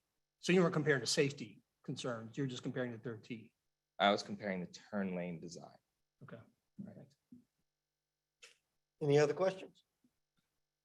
Thank you very much. Thank you. Okay. Seeing no other further questions from the board, we will now open the public hearing. Please please state your name and address when you step to the podium. Keep your comments to 5 minutes on topic and direct it to the board. I'm going to go down my list here to begin with, and then we will add on to the end of that. I'm going to start with list 1 because it says it's sheet 1. Now, the first one on here is Charlie White, who was the FLDP speaker. I think he might have just put his name on here. Mr. White, are you in here? I don't think so. Okay. So now, next one, well, I know this gentleman's name, Mr. Gene Hyde.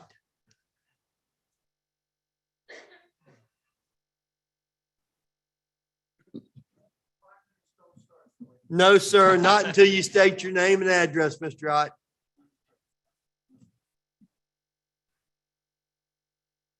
I really don't want to be here, but anyhow, Genot, 212 Village Avenue. I just moved there from Fox Hollow.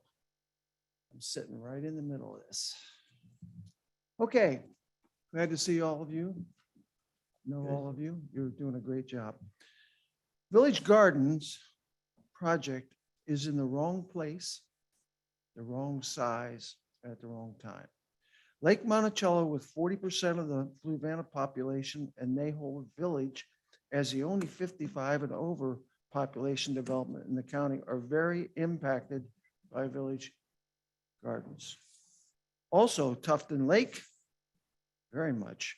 Many lake residents and other major problems with water and sewer will hurt the lake. Additional car travel through Nahor will devastate its 55 and older population. Our people walk on the roads. They come out, 2 or 3 or 4 or 5 of them, they walk on the roads and they're old. I'm old. I tell my wife I'm OLD. She says, what is it? I said, old. And that's where we're at. The Lake Monticello, let me talk to you about some facts. Lake Monticello Board and the Planning Commission unanimously voted against the proposal, unanimously. There's no good exit on 53. They're talking 100, 200 cars. They're going to have 330 families, and they may have 600 cars in there. They may have kids, and they may have 700 or 800 cars. Once the pandemic's done, there's going to be a lot more traffic. It's not only cars, school buses. There'll be 7 or 8 school buses going back in there, loading up kids.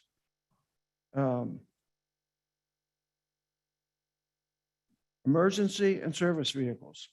Route 53 is nearly at capacity, and a lot of times, and is the center of the county for shopping and travel. Has anybody been to Food Lion lately? It's full over there. It's at capacity right now. We can't take another 600 cars. We can't take another 600 or 300 families. Just can't do it. It can't handle it. Sorry, I didn't mean to get excited. I get PTSD sometimes. I'm calming down. No worry. Southern Development rarely keeps their promises. I'm sorry, guys. I was on the board for 7 years. I know Southern Development really well. see Village Oaks and Sycamore Square. By the way, Village Oaks is about 136 houses. Sycamore, 157. Those are the two biggest things that have happened here. This project is the biggest thing that's happened since we built the high school. The biggest thing that you have to vote on, no doubt about it. It's 2 to 3 times bigger. Planned retail space becomes townhomes. Planned retail space becomes townhouses. That was in Sycamore Square, and complete changes with no 55 and older in Village Oaks. Totally different than what they came up and said they were going to do. Nahor has 71 homes and they are 40 feet from the road. We're 40 feet from the road. We're not back there somewhere. We're 40 feet from the road, and that's the best walking path. Okay, I was going to talk about the fact that you guys have got to honor the vote. I was going to say this to you. You have raised your right hand and sworn to support the voters of Fluvanna. You did that when you got on this board. You raised your hand and says, we will support the voters of Fluvanna, our people, not the outsiders that come and make money and leave. Now, I'd just like to say a couple of things about Monish Gate. I talked to one of the top guys in VDOT. He tells me, he laughed when he said these guys were going to do something at Monish Gate. He says, the guy that owns that land over there owned it up around where the new roundabout is. They wouldn't sell him anything. He says, you can't get anything from them. So I would not honor that for a second until he's got a deal with them. Goodbye. Thank you, sir. Have a nice day. Yes, sir. You guys are Oh, great. God, I about knocked over the thing after we It's finally all got good, it working. All right. Oh, and I will tell you this much. I was texting a little bit while you were speaking, Mr. Armstrong, and I was not ignoring you. But I reached out to the fire department, some of the guys I know over at Lake Monticello, and they could remember one for sure, possibly 2 in the last 10 years. Now, that's just off the cuff. Wayne, forgive me, Nio? Nye. Okay, it's E. So this is the gentleman below you wrote through yours, and I was trying to figure it out. No, sir, no, it's a combination. You got some, I'm gonna butcher his name next. Thank you all for having me and listening to us tonight. Name and address, please. I'm at 176 Village Boulevard, just down the road from Gene. I have comments tonight that address the finalized designs for the proposed Village Gardens development and its main entrance on Route 53 and the safety impact that this entrance will cause for traffic on Route 53. This entrance will sit at the bottom, the very bottom, 2 hills. When traveling eastbound on 53 from Charlottesville, a blind curve keeps you from even seeing this entrance until the last few seconds of travel. On August the 10th, I appeared before the planning commissioners to raise concerns about the safety of this proposed entrance. On September the 14th, I appeared again before the planning commissioners to provide additional information to them about the safety of this entrance. I presented diagrams, satellite map views, and line of sight estimates for this entrance that supported my safety concerns.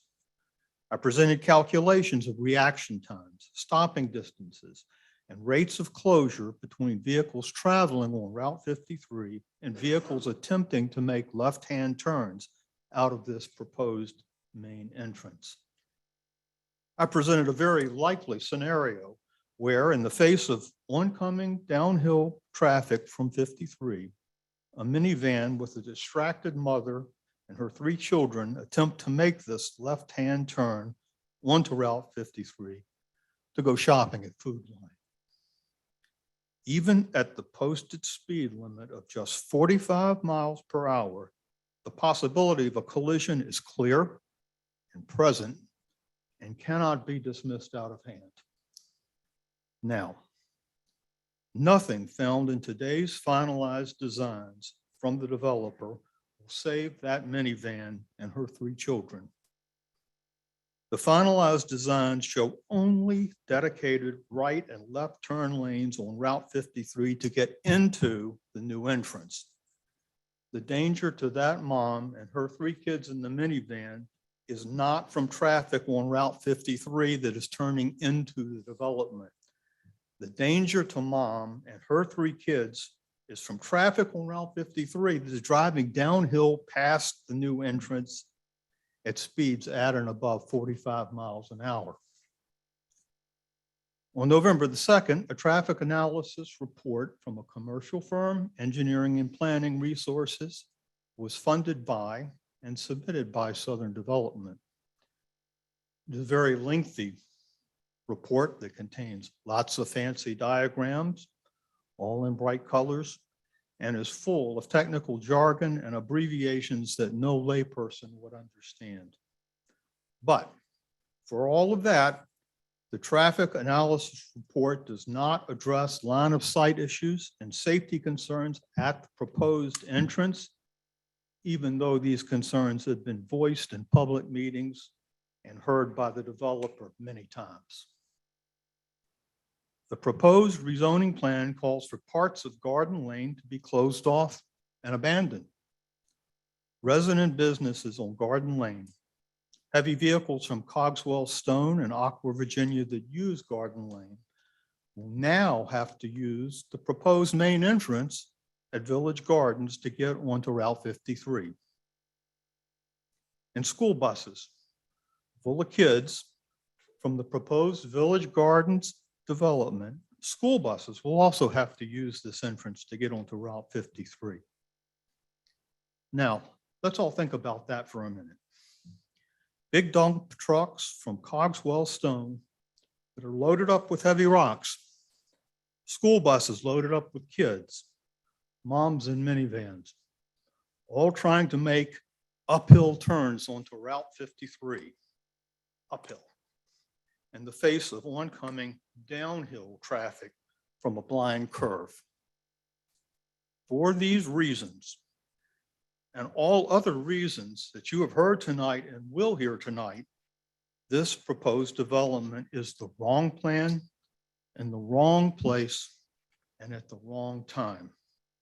Please respect the unanimous recommendation from the planning commissioners and vote to deny the rezoning request for Village Gardens. Thank you. Well, that's good timing. He did. Next up, Gary, I believe it's Gary Hannafin.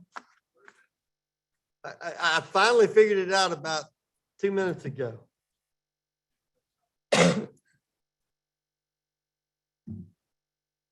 Yes, my name is Gary Hannafin. I live at 953 Jefferson Drive East.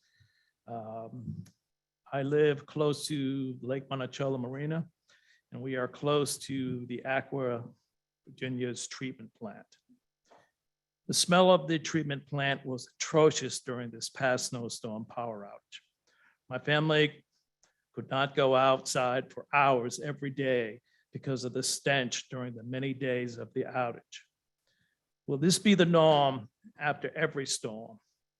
With this high-density building about to happen, where will the sewage pumping stations be located to pump the wastewater to the Fluvanna treatment plant? We all know that these stations stink. They can't control them. Unfortunately, they've tried many times, but it just does not work. The smell can get to be outrageous. That's just the smell problems. Another problem I see is the water situation. It could be a big problem if AquaSource is still reliant on only one source of water, the Fluvanna River.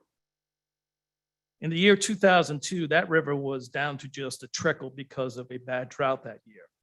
Aqua had to notify its customers that if the drought conditions continued, water rationing would have to go into effect. Those conditions continued for most of that summer. I believe until Tony O'Brien's water pipeline from James River is completed and the trunk line pipe running to the Lake Monticello area is completed, giving Aquasource 2 sources of water, all high-density construction should be halted. Thank you. Thank you, sir. Next up is Cliff Fox.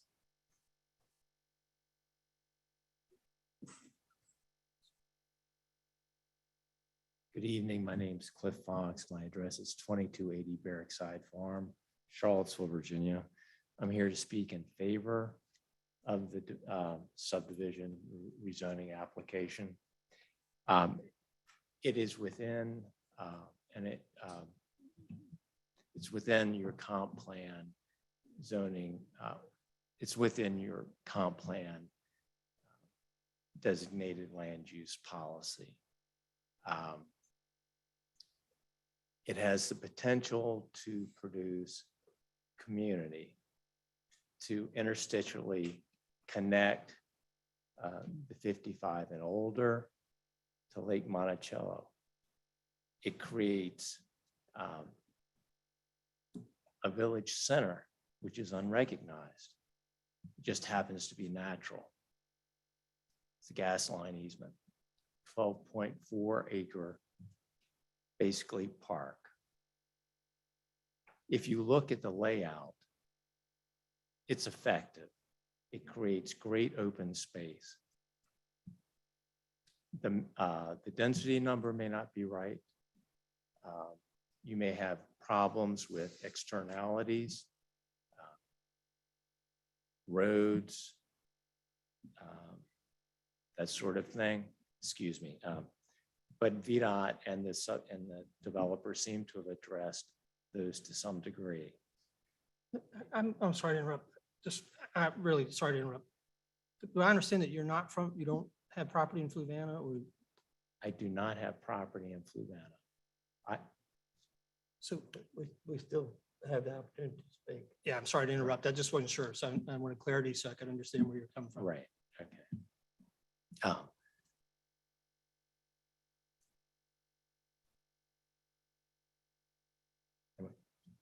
From a land planning point of view, if all of this development were happening outside the growth area, you would have extensive forest fragmentation. You'd have the same road impacts. They'd just be more dispersed. So there are you have school impacts, which I don't have any information on. But it seems like the county's planning to grow effectively anyway. Retail, that sort of thing, you just don't have the rooftops. If you look at other markets in this area, Charlottesville, whatever, there's contraction in retail. People don't need that much retail.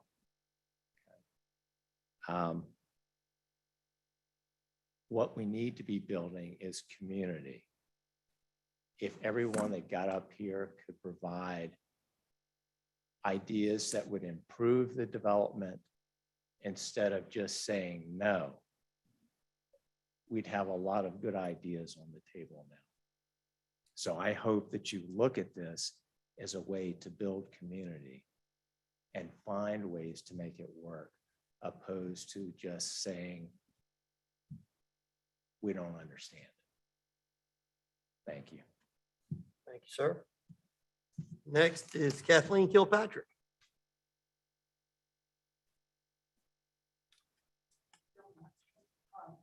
No, ma'am, we're not.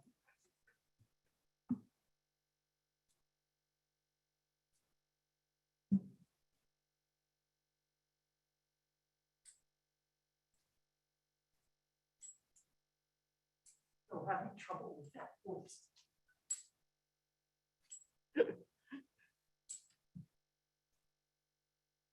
Thank you, Mr. Chairman, members of the board. I'm going to come at this from a couple of different ways. Name and address, please. Oh, I'm sorry. It's Kathleen Kilpatrick. I'm at 1034 Red Bank Lane in Fork Union. Excuse me for that. As I said, I want to come at this for a couple of different ways. First is to talk very specifically about Route 53. And I want to say there, I agree with the speakers who said this is the wrong place. You know, we heard Eric talk about tourism promotion and economic opportunity, and that's really important. And I'm glad to hear it, and we'll look forward to working with our new economic development director, particularly in terms of promoting tourism. 53 is a huge asset in that regard. It is our primary scenic entrance corridor. And any data about tourism will tell you that tourists want to come to areas that are attractive, that have cohesion and a character. They don't want to drive through subdivisions that you could see in any place up and down the Northeast. You know, as far as I'm concerned, and I've worked a lot in heritage tourism, to utilize 53 incrementally, and I can only assume it will be incrementally down the road for this kind of purpose is eating our seed corn. It really is. It's economically unsustainable and certainly will not support tourism goals, as people want to come into the county and utilize our recreational resources. So we ought to be very careful about 53. I also have to say, I love the word community, but I have a lot broader view of what community means. Let's be honest, these are subdivisions, and I'm not opposed to subdivisions or development or economic opportunity. I happen to feel that or believe very strongly that you can serve community in a much more holistic way than we're thinking about here. This is very, even if all that is said in this great report is true, this is not about community. And your job as boards is to look at the community as a whole, as a board, community as a whole, and that means the county. Now, had I been here 20 years ago, I would have argued against this being a development area. What I see as a negative consequence is that we are eating up our seed corn, our rural lands forever, while we are pretty much abandoning the established real villages that we have, including Fort Union and Columbia and Palmyra and a number of other places, and talking about community and community spirit in a subdivision that could be in New Jersey. I mean, give me a break. I, like Charlie, forgive me for saying so, know the planning documents. I happen to be a person who believes that words have meaning. And when you talk about preserving rural character, not every piece of land, but rural character, you need to do a better job. You really do. You need to be thinking holistically about what you're approving, connecting the dots, because this is incremental sprawl, plain and simple. Thank you very much. Thank you, ma'am. Next up is Becky Persico.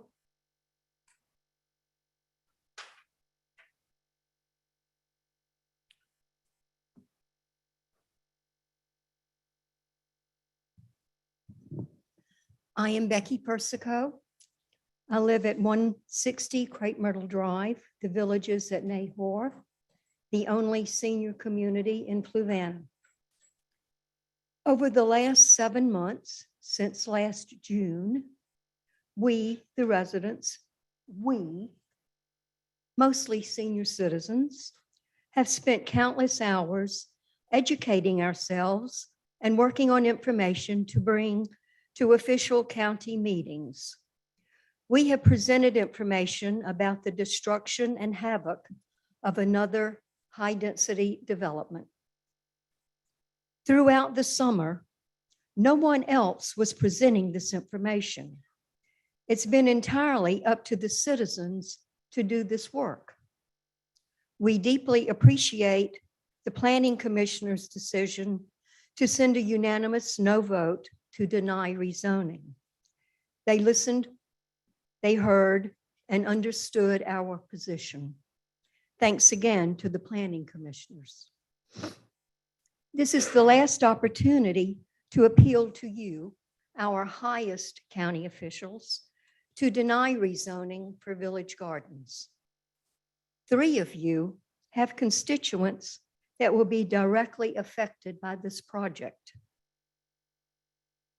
Those of us who live in these 3 districts would like to maintain our rural characteristics, the same as enjoyed by the other 2 districts. All constituents in Fluvanna will pay a price. You've been made aware of the multiple issues. We elected you to protect us, to speak for us, and to vote against dangerous proposals that impact our daily lives. Some of you have walked the property. You've seen with your own eyes and understand the negative impact this will create. Most especially the creation of another dangerous entrance onto Route 53. After many, many years, the dangers at Monish Gate have never been resolved. Does Fluvanna have 1.6 million to correct the problem ourselves? Evening commuters, my daughter among them, already have backup sometimes way beyond the new circle at Effort Baptist. Common sense exposes the fact that another high-density development will exacerbate commuter problems along this particular corridor. No matter which district you represent, supervisors, please preserve our way of life and deny rezoning for Village Gardens. Thank you all. Thank you, ma'am. Next is Amy Hasher Hall.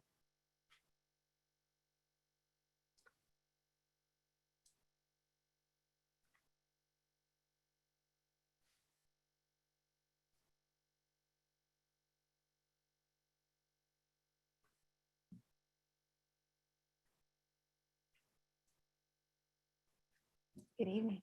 Good evening. Most of you members have a letter from me. Just reiterate that. My name is Amy Hasher Hall. I live at 322 Blue Ridge View Lane, Palmyra. I'm in the Columbia District. Mr. Chairman, Vice Chair, members of the board, county staff, let me take a moment to thank you for your service to Fluvanna County and to its citizens. I've lived in Fluvanna my entire life. I'm not going to tell you how long that is because girls got to keep a little mystery. I'm a proud graduate of Fluvanna County High School. Never thought of living anywhere else. Fluvanna's my home. It's my history. It's my family's history. And my family is deeply rooted in Fluvanna. Tracing that ancestry to the 1750s. And I'm a product a generation of farmers, carpenters, those who chose to stay close to family. 4th generation to live on a family farm, my father's family farm. And I'm currently pursuing the century status for that farm, which will be one of 14 in this county if it's approved.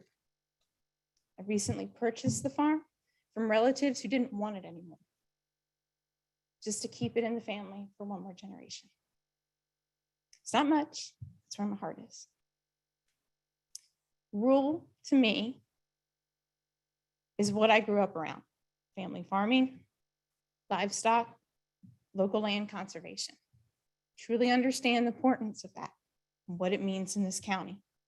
It's why I'm a committed 4-H volunteer. I assist with agricultural and conservation education to our local youth.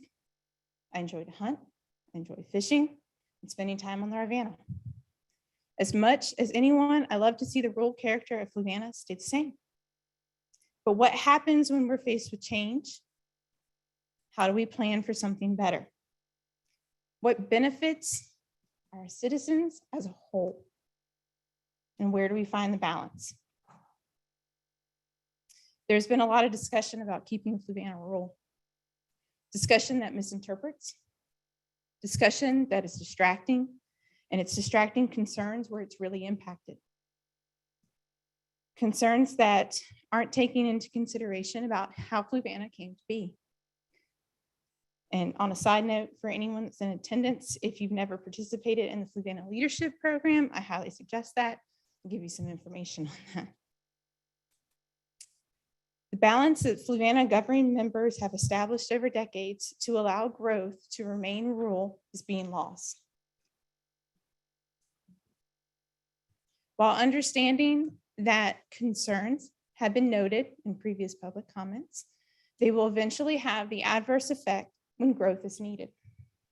The question becomes, if we don't allow communities to be built in designated growth areas, will development be pushed in further out and where more rural spaces are, where cluster developments are allowed by right? Developers will take the path of least resistance, and larger parcels of land that will be sacrificed to accommodate developments. Whereas rezoning allows for the same number of houses to be placed on smaller tracts of land. Communities that require private wells, drain fields, public water and sewer. Hold that thought. Communities that require private wells, drain fields, or community wells and central septic systems, as opposed to tying into and improving public water and sewer. Higher commuter traffics on secondary roads are much more dangerous than adding traffic to Thomas Jefferson Parkway or Richmond Road. And we all know that accidents can happen anywhere.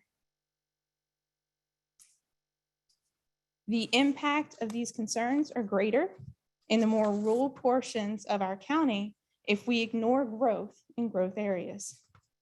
The county has seen this results with many by right cluster divisions that have popped up in your districts.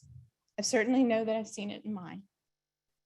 This is where the real strain of the county resources occur. Areas designated for community planning areas were done with the intent to utilize centralized county resources. Just the other week, the county opened a warming station during the countywide power outage, but many were unable to utilize due to access. They were just too far away. Emergency service response times will extend when second due companies are called for assistance to their first due. I've been an auxiliary fire member for 20 years. I can say from that perspective that the county volunteers that are already stretched way too thin.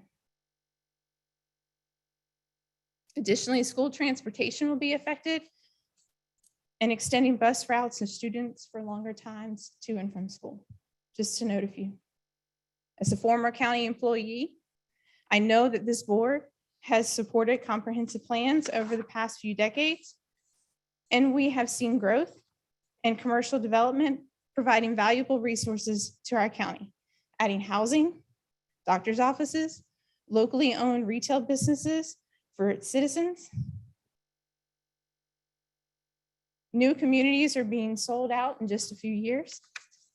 These needs will continue to grow, and former Flucos will return home to start their families and their professional careers.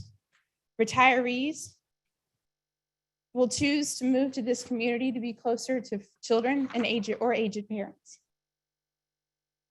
More and more people will continue to call Fluvanna home. It's not a bad thing. Over the years, I've seen many changes. I know all of you have as well. Timber companies dissolve land acquisitions. Family farms are only safe one generation at a time. The task this board has is knowing that when that happens, how do we do our best not to create hardship for landowners? How do we maintain the aspects of our county that we love and allow necessary changes? In closing, I know that there's a lot of opposition and emotions to this agenda item, and I certainly empathize with those concerns. I ask the board to consider the effects of discouraging development advised by our comprehensive plans and consider the approval of the rezoning of the property within the community growth planning areas.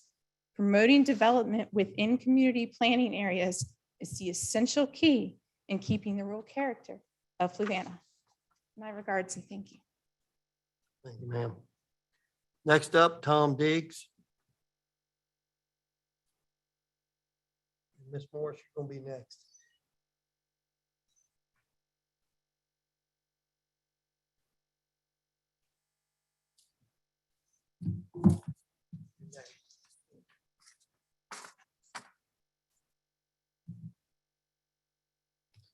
Thank you. I'm Tom Diggs. I live at 947 Jefferson Drive. I'm concerned about Aqua Virginia's offer to provide sewerage to Village Gardens. Although Aqua appears to withdraw water at a rate below its permitted limit, its sewage discharge is already above some of its permitted limits.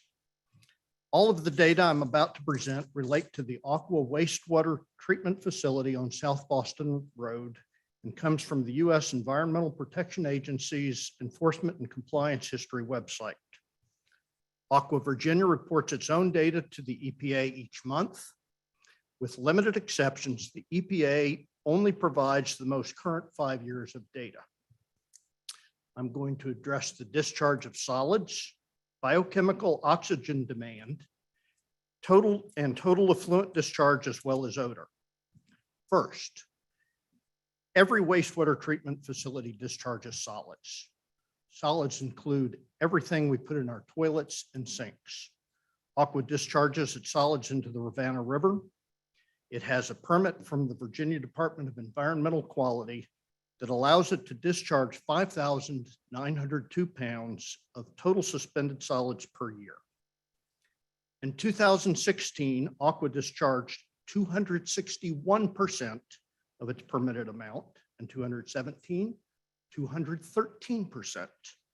In 2018, 232%. In 2019, 309%. In 2020, 162%. And in 2021, without all data, it's up to 248% already. Second, every wastewater treatment facility discharges biochemical oxygen demand, or BOD, which is listed as a conventional pollutant under the U.S. Clean Water. Aqua has 3,517 pounds of BOD per year. In 2016, Aqua discharged 118% of its permitted amount. In 2017, 112%. In 2018, 216%. In 2019, 248%. In 2020, 120%. And without all data for 2021, we're at 189%. Third, every wastewater treatment facility reports the total amount of its effluent discharge. Aqua has a permit from the Virginia DEQ that allows it to discharge 775,000 gallons of effluent per day. The EPA provides a monthly average as well as the highest volume for any day in that month. 2017 is the only year with data where Aqua did not have any month, not day, but month, that exceeded its monthly average of 775,000 gallons per day. In 2018, it exceeded its monthly average 2 times. In 2019, 1 time. In 2020, 3 times. And in 2021, without data for December, 2 times. Fourth, each of the items above factor into the horrible odor coming from Aqua's sewage treatment facility. The stench can be so severe that residents in LMOA's Riverside section, as well as those around the eastern end of Lake Monticello itself, have to close windows and avoid outside activities. Longtime residents have told me the odor has been a problem for as long as they have lived at Lake Monticello. I have been affected by it for the 5 years I've lived here. According to an EPA fact sheet, quote, nuisance odors are a common occurrence at wastewater treatment plants where proper management and control are not implemented, close quote. The data I have presented do not include volumes of solids, BOD, or total effluent discharge from new connections already approved for Island Hill, Colonial Circle, or the build out at Village Oaks, or how much additional odor will result from those added volumes. Aqua needs to demonstrate how it will eliminate the odor of its sewage processing and how it will come into and stay within compliance with all of its permitted discharge limits before it adds any new volumes of solids, BOD, or total effluent discharge. For these reasons, I request that you deny the rezoning. Thank you. Thank you, sir. Ms. Morris?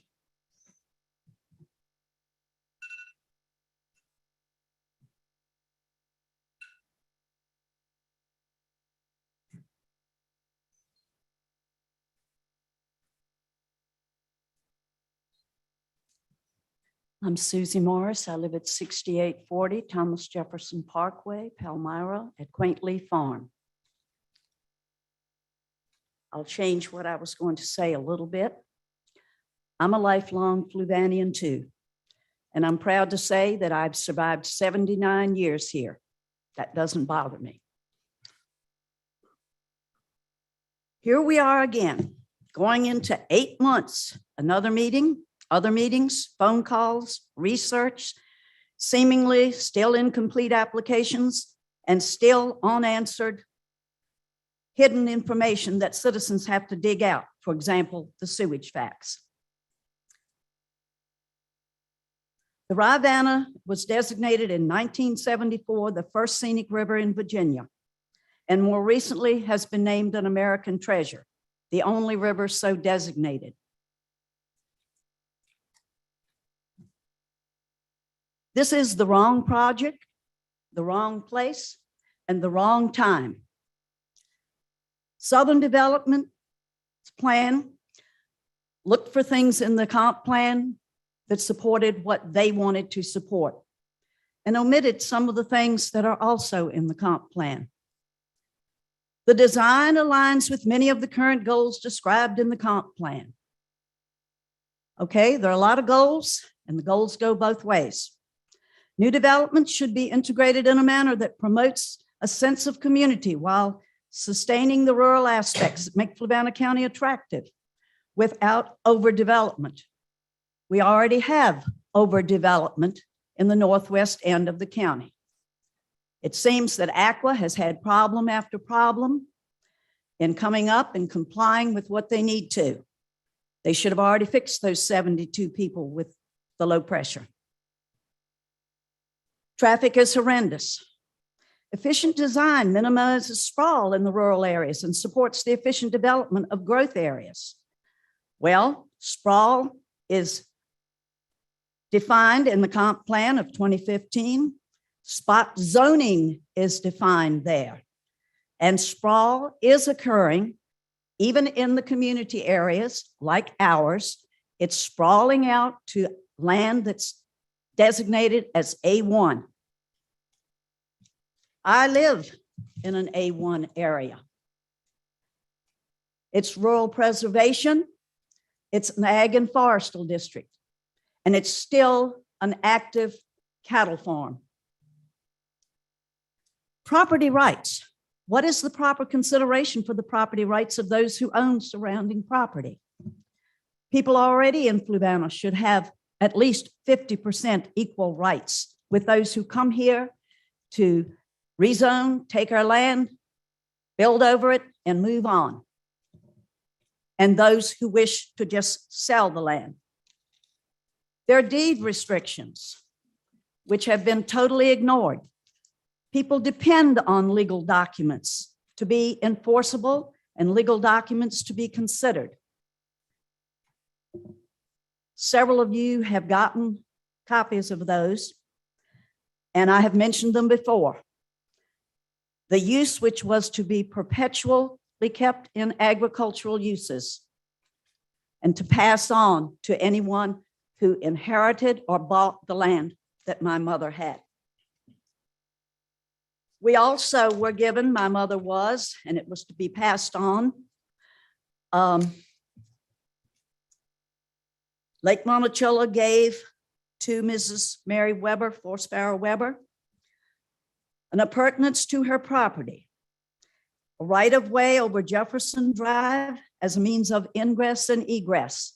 And this was to go to successors of her entitled, whether they were given land or they bought it.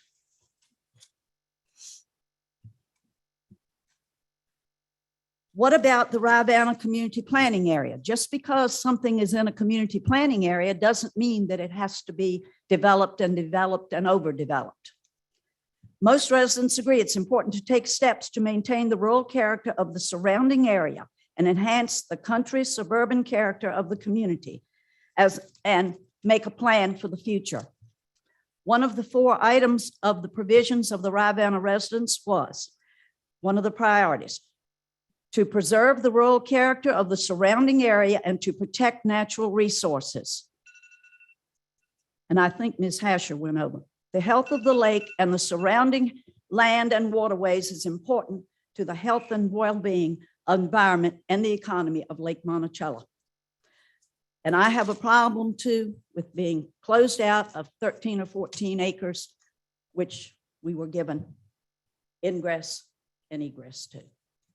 Thank you. Thank you, ma'am. Next up, last one I have written down is Larry Henson.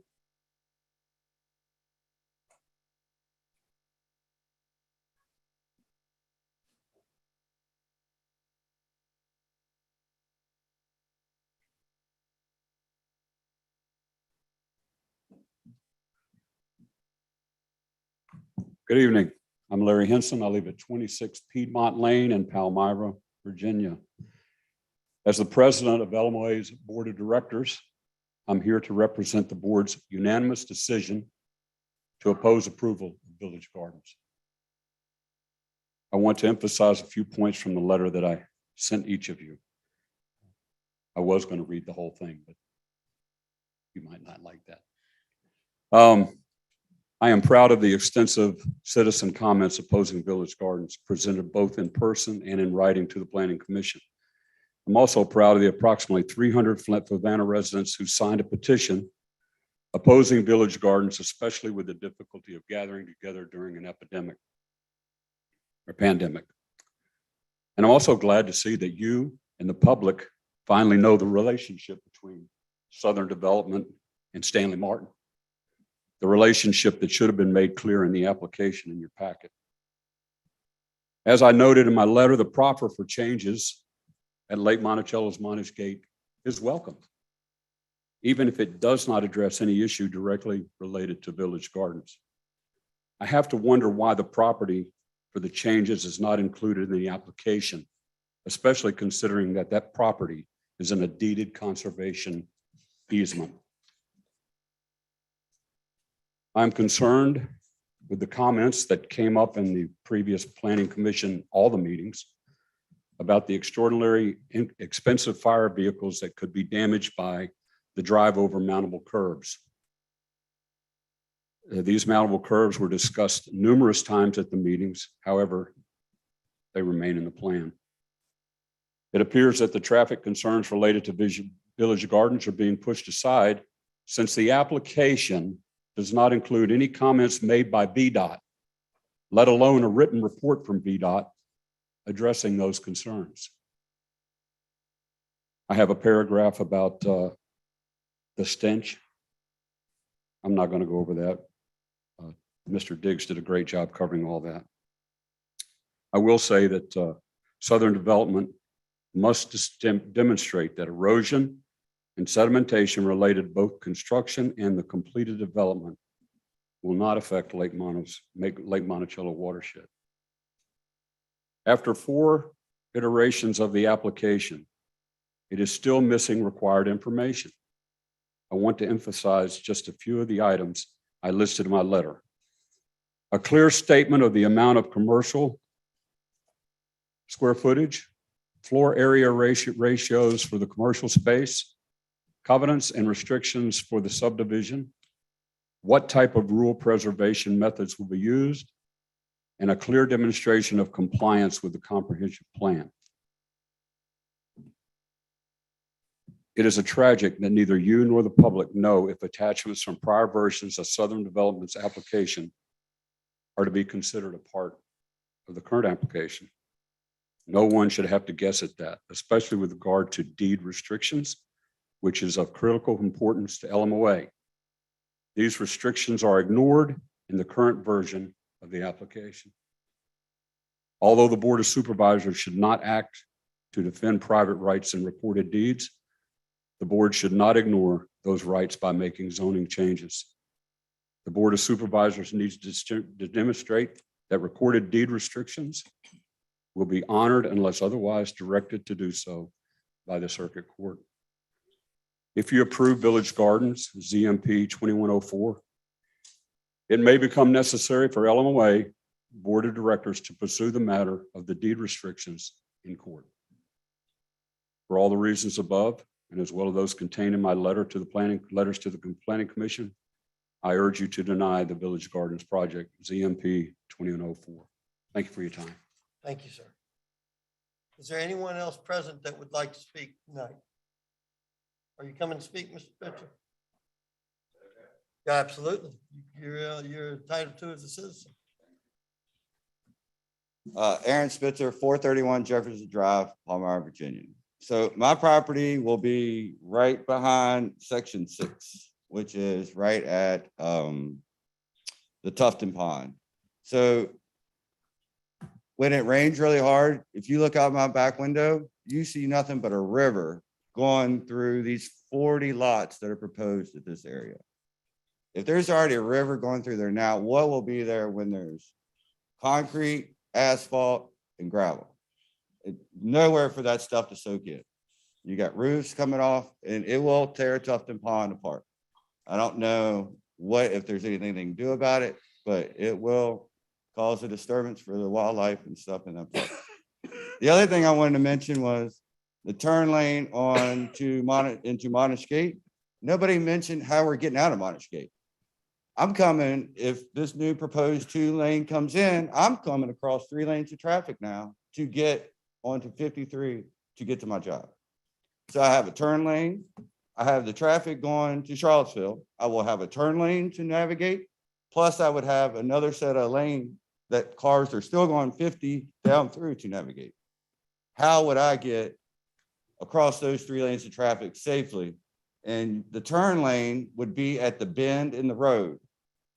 So there's no way you would be able to see around the turn lane to see if a car is coming to get out to go and get on 53 to go towards 15. Those are my big concerns because I travel that every day and I'm not trying to die coming out of Monash Gate. So thank you for your time. Thank you, sir. Is there anyone else present that would like to speak?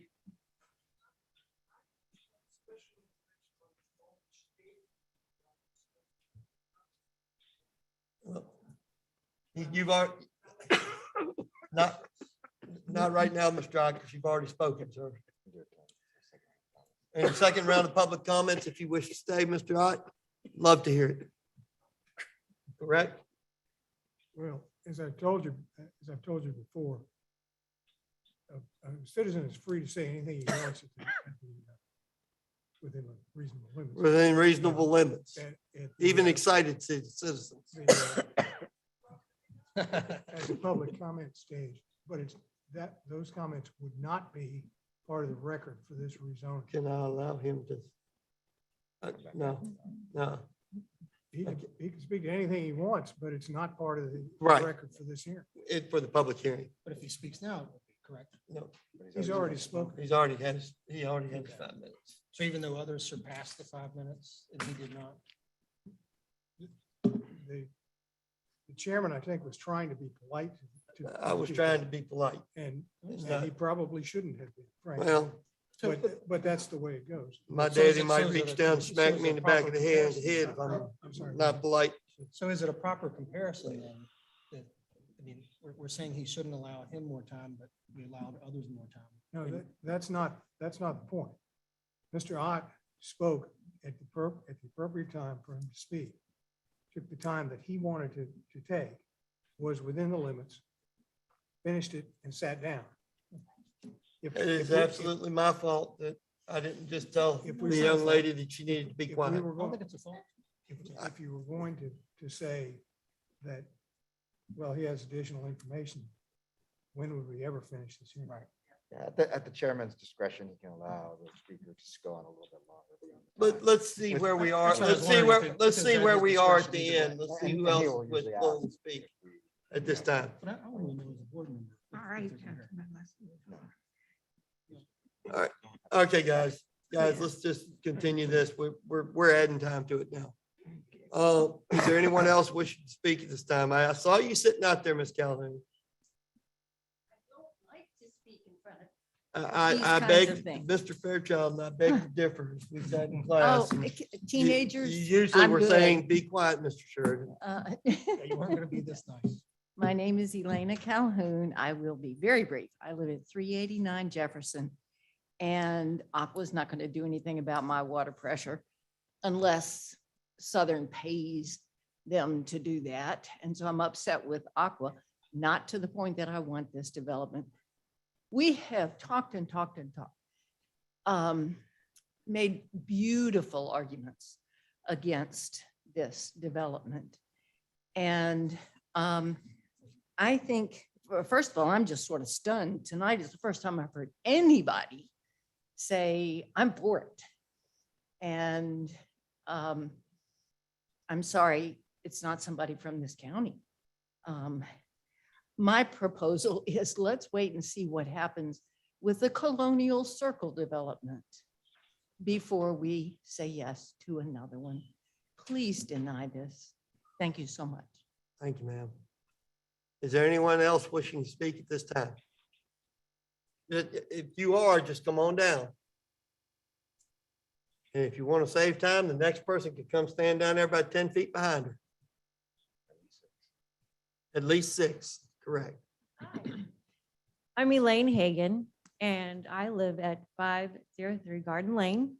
So I'm that nice little piece of property right in the middle of this development.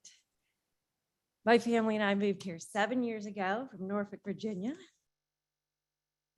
looking for this lovely rural setting to raise our family. So here we are, and now we have someone who wants to build right around us. In fact, looks like there'd be a swimming pool in my backyard. Not what we were looking for, and we're hoping this gets denied. Thank you. Thank you, ma'am. Anyone else? Ma'am? Yep, I see you making your way down here.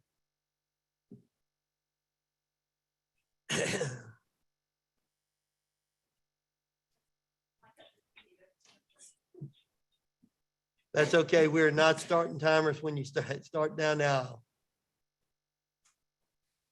I didn't come to speak tonight. I'm Connie Fairchild. I happen to know someone on your board. I've lived in the county since 1980. I've been a realtor for 35 years. I've sold Southern Development homes. So I'm not here to say one way or the other my feeling on the houses, but I will say one thing on Garden Lane. There's a third business back there. It's Blue Ridge Irrigation. They have large pickup trucks, diesel trucks. They use all of the large piping on the top that they carry. They use trailers behind them with air compressors and pieces of equipment that are coming in and out of Garden Lane. And when they pull out, they're a lot longer than a normal piece of transportation. And they do have supply trucks that come in and out all the time. They're working 6 days a week, sometimes 7 days a week, and it can go anywhere from 10 to 12 to 14, sometimes 16 hours a day. So that is one piece of traffic that goes in and out of Garden Lane that wasn't mentioned. Thank you. Thank you, Ms. Fairchild.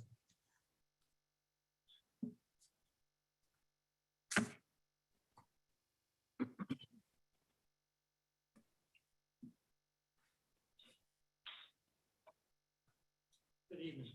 Thanks for your time. George Maycomber. I'm at 31 Mulberry Drive in Villages of Nahor. I'll be very, very brief. The citizens of Fluvanna County that you represent overwhelmingly have said not no, but hell no. And I hope you honor those wishes. Thank you. We need Bob here for that one. I'm referring to Mr. Olenbrook. He'd have had something very probably joined right in. Anyone else?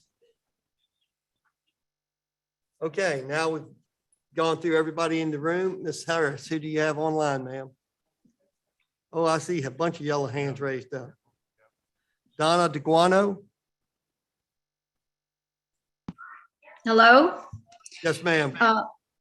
my name is Donna DeGuano. I live at 148 Crepe Myrtle Drive in the Villages of Nahor. One thing I wanted to have recognized is that the people from Southern Development really do not have respect for the people in Fluvanna County. And there's one very big way that they're showing that. They are encroaching on a deeded property, putting houses willfully on land that is in a deed. And that's an equivalent of a smash and grab. And it would be very, very sad to see the Board of Supervisors not uphold and recognize a longstanding deed that should be gone to the courts to settle, that would immediately jeopardize 3 pieces of property: the Morris family, all of the people at Lake Monticello, and the Fox property would immediately be put into a lawsuit. All for Southern Development, who is willfully putting homes on a deeded property. That does not show good character. It does not show respect for the people in Fluvanna County. They have broken a lot of rules, plus did not file their application properly. And many people were, citizens actually were the ones that pointed that out to our planning people, which is very sad. The other thing is that we, as Southern Development, keep saying that people are resistant to new homes and developments. That's not true. All we've asked for is responsible growth, reasonable growth. And that is something that it should be looked at in this county. I think that's part of the charm. When I moved here, I didn't even know there were housing developments across from me. Mary Oaks and Fox Hollow, you don't even know they're there. And that's a beautiful compliment to a very well-planned county. High density housing is not a good look. It's not a good path. Village Oaks is a perfect example of how poorly Southern Development did for our county. The children don't have any green space. They play in the street. In the summer, I walked through the streets doing the petitions for this. They were playing soccer in the streets because the drop off in their backyards is so large, they can't do it back there. There isn't any green space. That was a developer's development. They maximized, broke rules to get all the houses they needed. The streets aren't even the right size. So why are we going to entrust Southern Development with more in our county? They're walking away with way more than they're giving our county. They have not brought in economic development, what they said they would do. The Village of Nahor, I've said before, they brought in a dentist, which was a friend of Frank's, and they also helped build the building for the dentist. They brought in a dollar store, which is considered very low-hanging fruit in the world of commercial development, and a cabinetry place that they get all their cabinets from. So I don't know what they're bringing other than homes. that are going to be, it's a high density, plus they're clear cutting everything, which mean all the animals get shoved somewhere or nowhere. I guess we don't care about animals as much as we hear about greening the planet and all this problems with the greening situation. I guess we don't care about that. So we're going to cut down all those trees, displace for 300 homes in a very bad place. I mean, that is a very dangerous, as many people spent a lot of time on timing studies on that entrance. VDOT didn't even do as much as they did. The traffic, the infrastructure, it's not there. Plus our taxes are going to go up. People are on fixed incomes. Also, when your taxes, property taxes go up, guess what? Rents go up. So you're going to start putting pressure on people that are renting. So this is not a project that should be brought into the county. It's way too many homes, and the high density housing needs to be shut down immediately in this county.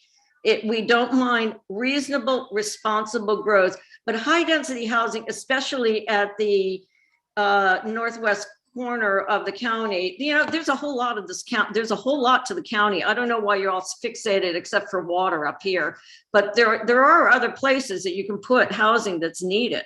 But this is way too much for this area, right to going into 53. It's very dangerous. And I think you're just overloading at this point, and you're overloading the citizens. And I hope that you have enough respect for the citizens that are already here not to do this to them. We are already here, and we would appreciate that you look at the fact that we're all standing in solidarity to this housing development, which is too aggressive for this area. Thank you very much. Appreciate your time. Thank you, ma'am. Yep. Next up is Sandra Radford, I think. Sandra, if you could unmute yourself. Okay, I'm here. Thank you. Yes, ma'am. Let me try to get myself in here. Okay. Good evening. I'm Sandra Radford at 121 Mulberry Drive in Palmyra. This is my fourth visit to this chamber to speak in opposition of ZMP 2104, rezoning application by Southern Development to allow the building of a high-density housing development on rural land. On September 14th, I addressed the Planning Commission concerning this application. I was one among 20+ residents who spoke about the lack of completeness and accuracy of the application, such as missing pages in a letter, no mention of deed restrictions and a covenant against one of the properties, no traffic impact analysis study on Route 53 corridor, to name a few. In our opinion, if properties and concepts were included as select parts of such items, it must be deemed important that they must express the full contents of the documents. After all, planning, public hearing comments, and PC member questions were asked, the chair called for a vote. Under Robert's Rules of Order, whether the vote had been stated or not, discussion was closed and no further discussion could be had. Even the county attorney told the chair that his options were to vote to recommend to the Board of Supervisors action to approve, deny, or defer the application. Then the chair allowed the developer to reopen the discussion, resulting in a 60-day deferral to prepare a, quote, rebuttal to the opposition comments. During those 60 days, the county requested the developer to obtain a detailed traffic impact analysis. Southern Development contracted engineering and planning resources to perform the study.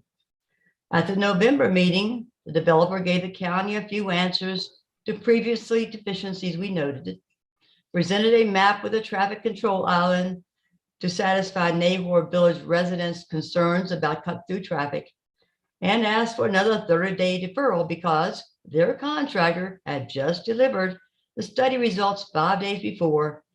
There was no time to properly analyze EPR's results. So 60 days are gone, now another 30. Since last August, when we first heard about this proposed housing development, a group of Fluvanna residents took actions to oppose the rezoning. We canvassed throughout the county and obtained 341 validated resident signatures. They were presented at the future meetings. These were your constituents from all parts of the county, including Palmyra, Troy, Kent Store, Fork Union, Brimo Bluff, Scottsville, and Lake Monticello. We ran ran weekly ads in the Fluvanna Review under the Save Rural Fluvanna banner. You may be sitting there thinking that this is a very small number of voters, but you need to recognize this. It was the start of a very unified, widespread movement that over 4 months grew and resulted in the Planning Commission recommending denial of this application. County residents sent numerous emails to all the PC members in opposition. We had 4 in-depth telephone conversations with VDOT resident engineers and his staff about road issues that would occur with the approval of this project. Finally, on December 7th, the Planning Commission unanimously voted to recommend you, the Board of Supervisors, to deny the ZMP 2104 rezoning application. Tonight, here for the 4th time, I'm attending another meeting on the same issue. Countless man hours and funds have been spent by the county on this issue. Countless volunteer hours of your constituency have been expended in opposition of this application. As a taxpayer whose taxes you're using, I say enough. Fluvanna County does need to expand business opportunities. Just getting revenues of real estate taxes is insufficient to generate enough to pay for additional strain on our already stressed infrastructure. Start building businesses and create jobs. Initiate plans to improve the Route 53 corridor and not strangle it with more traffic. Plan better and smarter. Complete those building projects already approved and follow up with review of them to find out the impacts of that growth. Complete the 2040 comprehensive plan to more accurately map the best way to create and accomplish credible, viable county growth opportunities. I respectfully request that you deny this application by your Planning Commission. Thank you for this opportunity to speak, and thank you for your service to our county. Thank you, ma'am. I believe that's Michelle Osborne. Hi, thank you. I think Yes, Sandra is still on the video. Well, she's on the video, but you're the one that we're listening to. Name and address, please. Oh, okay. Michelle Osborne, 5 Sunset Court. I wanted to remind this body that there are statutory requirements that need to be met when any zoning is amended. A zoning decision can be changed, an amended zoning designation can be made whenever it's a public necessity, in the general welfare, or good zoning practice. None of those statutorily defined standards have been met by this development.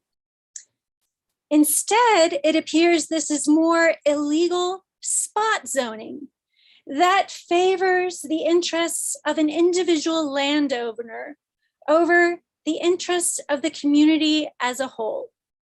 You have heard from the son of a landowner who's the only one interested in supporting this development, and you have heard from the community at large describing the many ways that this is a problem.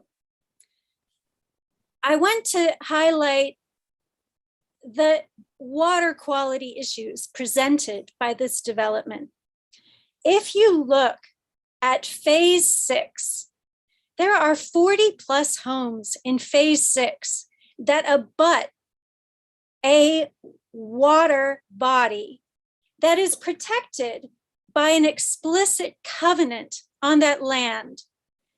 There are homes directly abutting that water body, which would preclude the very swales that the developers showed pictures of at other developments. There was no engineering study that they presented to show you how they would address the water quality protection and adhering to those covenants if they were able to proceed with a development that is not agricultural use. The same is for phase 4, where additional homes abut the steep slopes and streams that feed Tufton Pond. There is no room for swales that would capture runoff in those areas. I would think that in addition to the overstressed infrastructure of Aqua Virginia and the lack of evidence from Aqua Virginia that they can support this additional development, that you simply lack the necessary information as a body to make a determination that this rezoning meets the statutory standards that must be upheld in any lawful decision. And I urge you to reject this application. Thank you. Thank you, ma'am. Next up, I believe, is Carl Frank. Hello, my name is Carl Frankie and I live at 32 Amethyst. I'll keep this quick as it's late. I'd like to voice my opinion against this proposal. I had a number of concerns written down to discuss, but others have done a great job of addressing those, so I won't reiterate.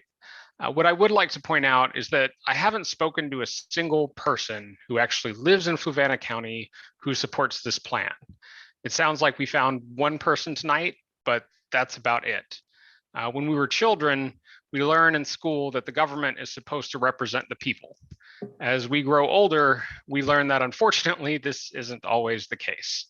The only question you need to ask yourself tonight is, do you represent the people? If you do, your decision should be an easy one. Thank you for your time. Thank you, Mr. Frankie, and tell the kids I said hello, please, sir. Other Mr. Frankie you're thinking of, but. Oh, okay, I'm sorry. I am thinking of Fritz. Yeah, you're thinking of my uncle. Oh, okay. All righty. Is there anyone else wishing to speak at this time? I see no one else on the computer. I don't see anyone else raising their hand.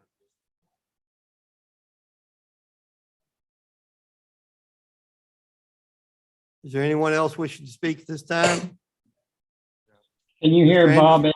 Anderson? Yes, sir, Mr. Anderson. Go ahead, sir. Okay, my name is Bob Anderson. I live on 262 Lexi Lane here in Palmyra in Sycamore Square. I feel that adding this much to our community will have a tremendous negative influence on our area hospitals. You're going to be introducing many families, business personnel, and I think it will just be overloading our hospitals. Also, with the traffic coming to and from Charlottesville, it's going to cause a delay in all emergency vehicles, be it police cars, ambulances, fire trucks. They're going to have difficulty on those crowded two-lane roads. This project will change Palmyra permanently from a rural to a not rural community. And I resent this attempt on us to try and force something through that we don't want. I don't think the majority wants. I had trouble hearing the public people, and I apologize if I have duplicated anything. But I thank you for this time to express my feelings. Thank you, sirs. Bye. Thank you so much, Mr. Anderson. Thank you.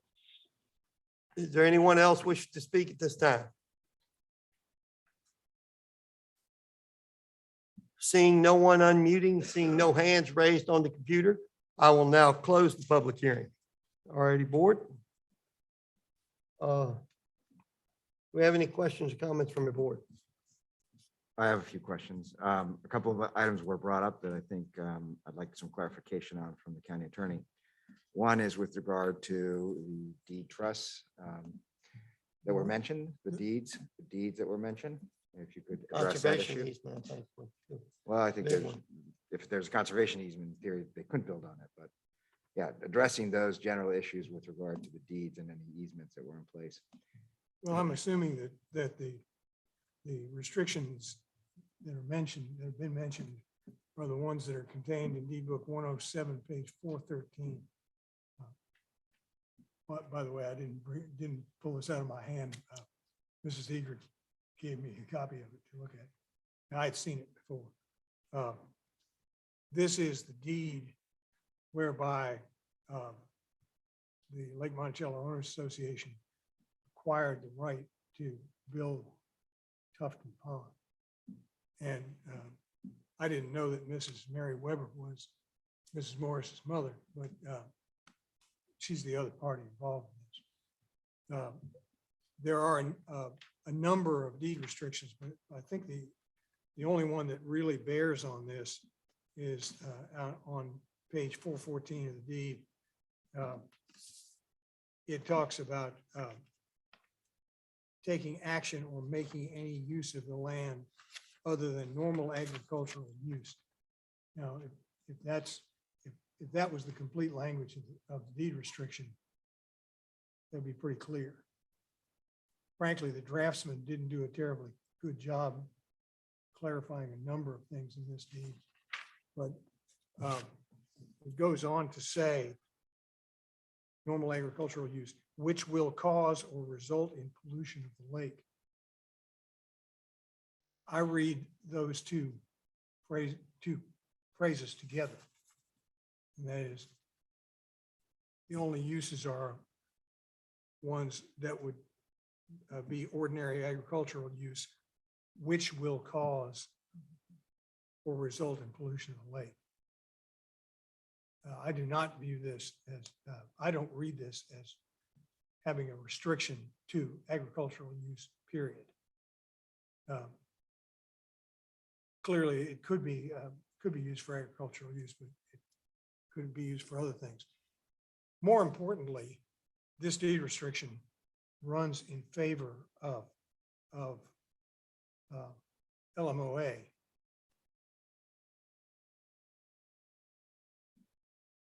I think the law is clear that a deed restriction is a contractual arrangement between property owners. And it's an unusual kind of contractual obligation because it can run indefinitely with the land, and this one does. The county's authority is not a property interest. The county's authority is a delegation from the General Assembly under the police power. The two are not the same. And the Supreme Court has spoken to this, and it makes clear that those two are distinct. County does not have standing to enforce a restriction like this. And it simply doesn't apply to the county. Now, it may be something that you, depending on how you read it, that you might consider as determining the appropriateness of the zoning that affects the property. But clearly it is not something that the county has either the right or the duty to enforce. It's a deed restriction. I heard at least 3 people say that this is something that needs to be enforced by the circuit court. I agree with that. And if the circuit court determined that the people who think this restricts this property to agricultural use, if the court determines that interprets this as being that, then they would have the right to have relief, to have restraint put on this by the court. But it does not affect the county. So in my judgment, that's a red herring. Now, whether this is an appropriate use of this property, you've heard pros and cons. I think it is inappropriate to say that we're going to take a vote of the people that came out to speak, and whoever's got the most numbers wins. That's most assuredly not your duty. Your duty is to evaluate the facts and the law and determine whether, in your judgment, approval of this or denial of this is in the interest of the people of the county as a whole, not merely nearby people or people who think they're nearby or people who have an interest in it. Is that legal advice that we should not consider the percentage of people that showed up? Well, I don't know that, I don't see how anybody could argue that the percentage of people that showed up is necessarily representative of the population of the county. I hear you, but is that legal advice? It's only kind of, other than what. So if we consider what that- pitch to throw, I would say that's the only kind of advice I give generally. Okay, so, and I mean this as a genuine question. So if we consider that and discuss that as one of the reasons why we might vote one way or another, it opens up legal concerns. Well, I'm not saying that you shouldn't listen to the people, but these are not all the people. I understand. And people have different views. I didn't hear anybody from where I live in Fluvanna County. And no, I wouldn't expect to in something like this. But that's the point. This is not a referendum on rezoning. We don't have a referendum for zoning. So I'm just trying to help us go along. I'm just trying to clarify, as our legal counsel, and you're speaking to that, is that a legal point? Well, if Or you were to because say. because of part of my point might include that, and I would want to know it before I speak to it. Because, if you for were- example, when I'm sorry, just, if I can just say Okay, one go ahead, last part. sir. We did the redistricting. There's quite a bit of comment by the Board of Supervisors about the percentage of public voice they had that came out in support of staying at 5. And so this was not brought up then to the extent that we should listen to a microcosm of the county, but it comes up now. I didn't say you shouldn't listen to them. Citizens have a right to speak and you have a duty to listen to them. But that doesn't mean you're bound by the numbers. I counted 19 speakers and certainly more than half of those, substantially more than half. spoke in Only 2 opposition. spoke for. I'm sorry? Only 2 spoke for. Only one of them was That's from substantially Fluvanna. less than half. The only one of them was from Fluvanna. Well, that's right. I recognize that. Okay. But if you were to say, we had 19 speakers and 17 of them spoke against this, therefore I'm voting against it. I think that would be inappropriate. Now, Legally. yes. Now, for you to say, I heard a lot of people that were opposed and they had raised issues that were important and they spoke passionately and they have convinced me that the county's interest is best served by taking either approval or denial. I don't see anything wrong with that. But just to say, well, we got 19 people, 17 of them spoke in opposition, therefore we're bound to deny this. That would be inappropriate. I agree with your opinion, but I kind of agree with Mr. Fairchild on this one. Few weeks ago, we heard a whole lot more numbers than that, and nobody ever said that. Yeah, but that's not really. I'm just, yeah. No, let me. I mean, finish the thought. it is not Let a me fair finish the comparison. thought. Well, I didn't. And A one lot reason- of people came out and spoke against the utility plants that were put into this area. A lot of people came out and spoke against the Absolutely. pipeline. But legally But- speaking, Legally speaking, we are bound to follow essentially the comprehensive plan. That's legally speaking, we are bound to follow that. Now, does that mean this application meets all those requirements? No, but does it mean that if we, just as several people have spoken out, don't follow the document, the vision that we put out as a county, we put ourselves at risk because people, private investors, developers, private landowners have their right to make sure that the way the county is viewing its growth matches up to their investments that they're making in the county. And they should be able to expect that the county is going to behave in a certain way and not just react to those that come out against it. but the county, the comprehensive plan speaks to a whole lot of aspects. And a lot of these people who've spoken are speaking to other aspects of the comprehensive plan. And So those are so legitimate- to legitimate say that I hear considerations.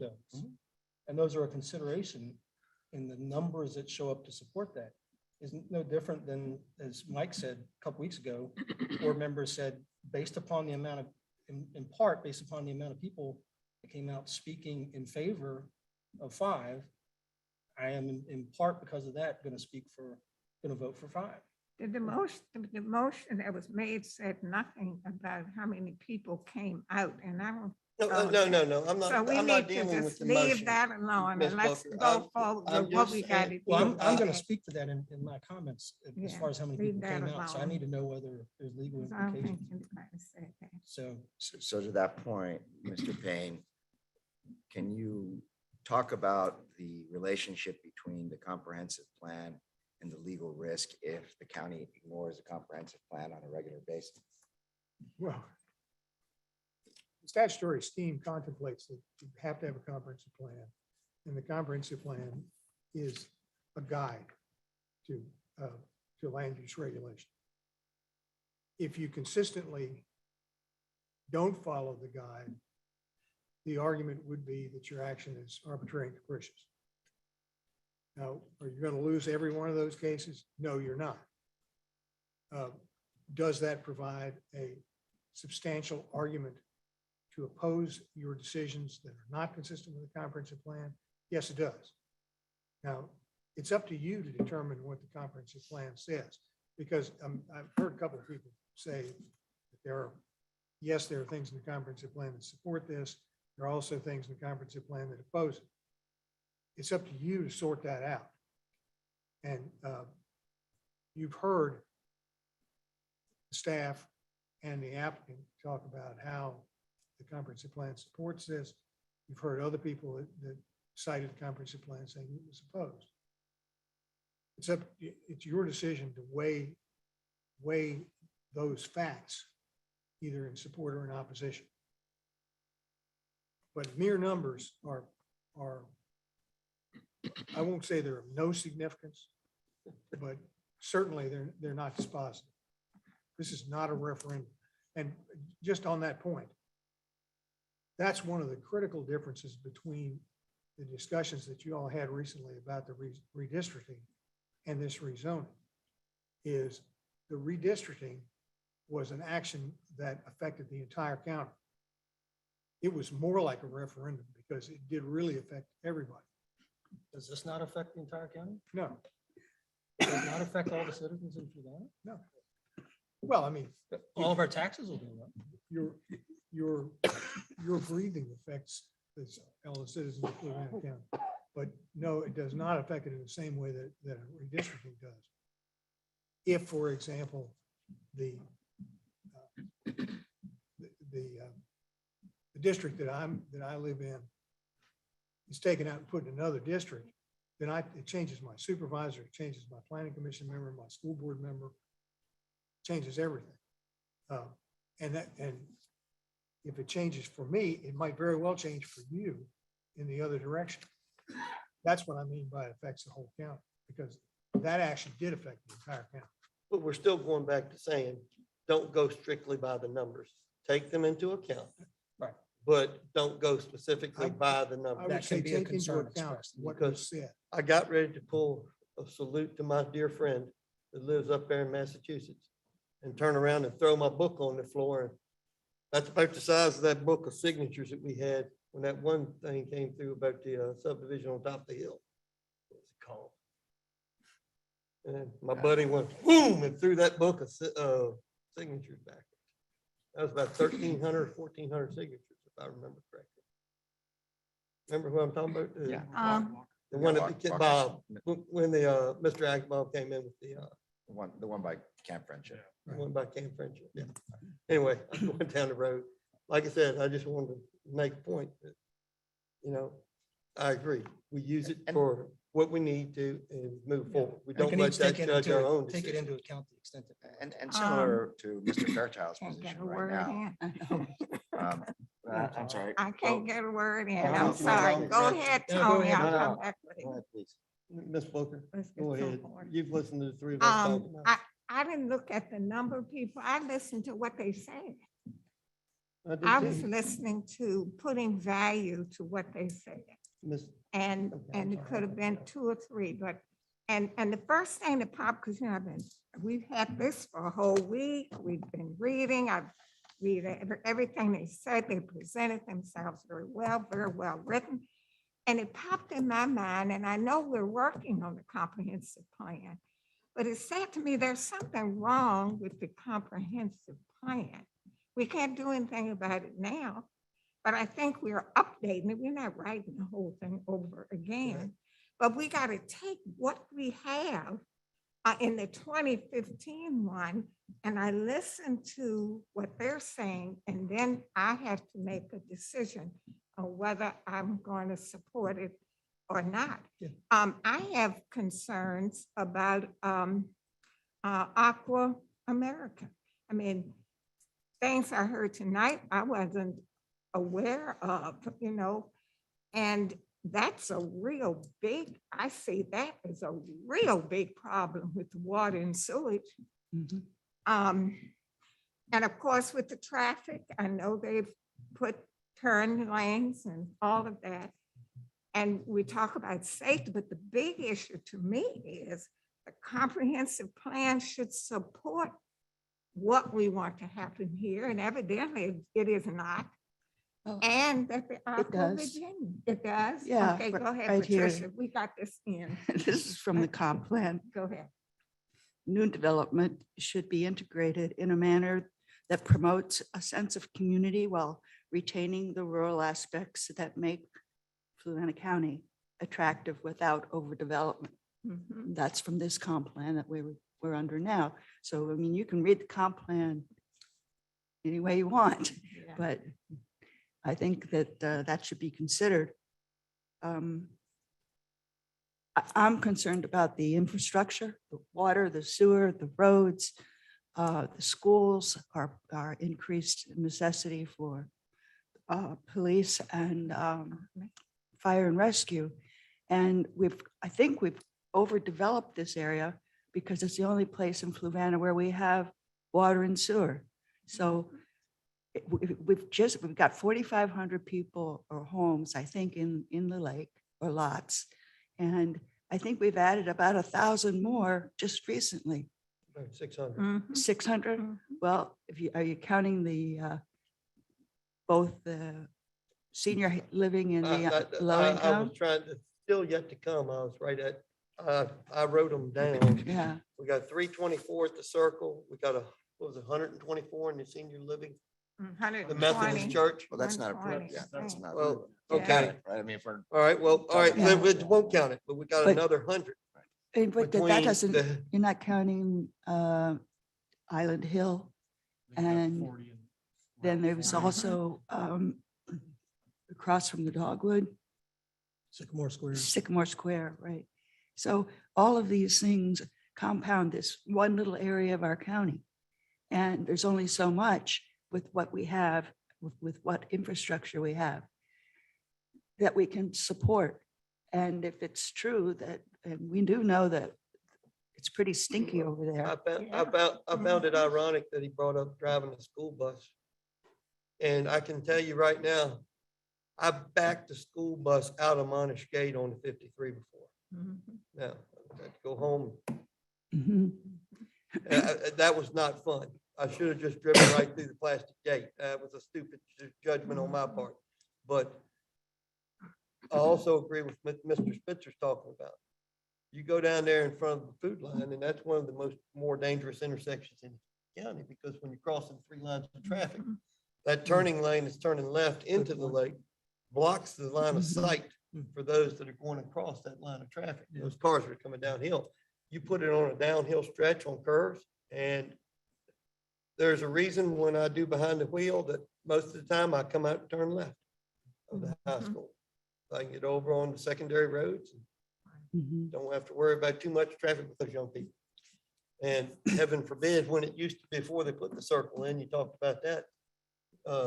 If you could sit there at that stop sign for 10 minutes easily, whether you were trying to turn right or left and wait on traffic. So anyway, talk more than I wanted to. Anyway, I just wanted to Yes, ma'am. read that to you and tell you my opinion that I think it's just too over, not enough infrastructure for the number of homes we're putting in. All righty. So any other comments or questions, folks? I do have some more, Yeah, but go ahead. No, please, go ahead. A mention was made about spot zoning. I don't think that's applicable, but can you address that?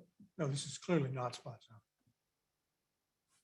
Can you expand on that for the benefit of the public? There's exactly one Supreme Court case in Virginia on spot zoning.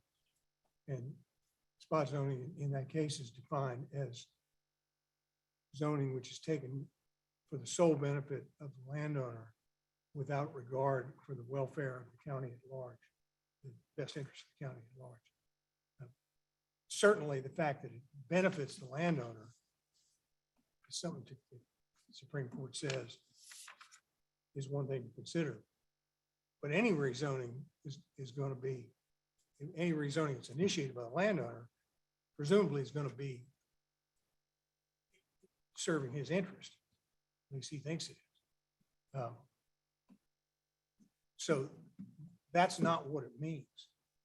What it means is you're throwing out the babies with the bath, and you're not taking account of the interest of the rest of the county. Among other, one major thing is the comprehensive plan. It's not the only thing, but it's one of the major things. And I don't think there's any question that this process through the Planning Commission and this board certainly has taken account of the general welfare of the county. Doesn't mean that any decision you make would necessarily be the only right one to be made. But that's not the measure. The measure is whether you took account of the welfare of the county as opposed to the sole welfare of the landowner.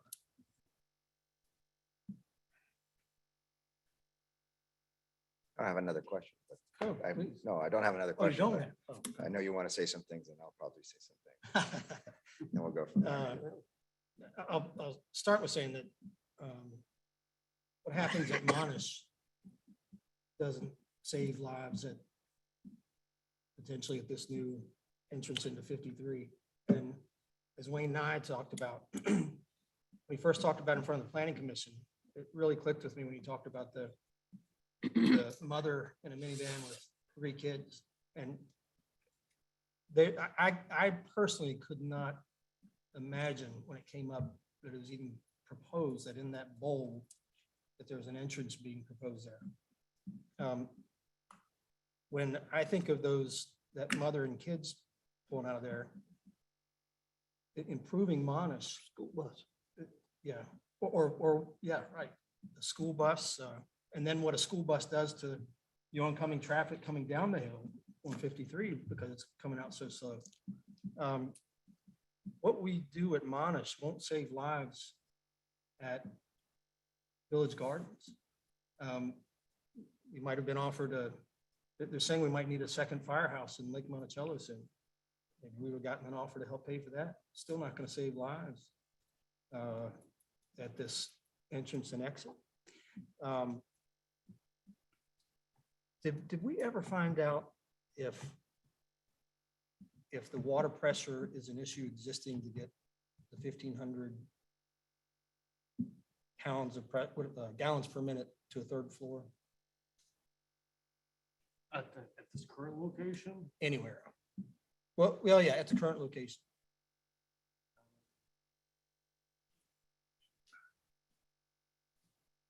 I mean, I don't necessarily want to speak on behalf of Aqua's point, but. Yeah. I didn't know if we knew as a county, if that's a concern. That's been a concern of the fire individuals who have been commenting on this.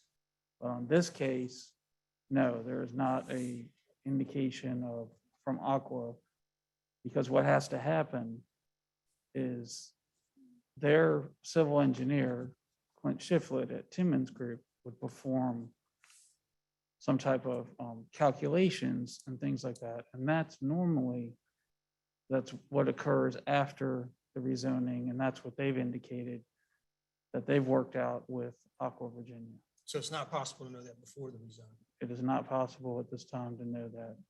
Okay, thank you. But the 1,500 calculation is the standard, I think is what you're asking, for fire suppression for a 3-story right scenario. I talked to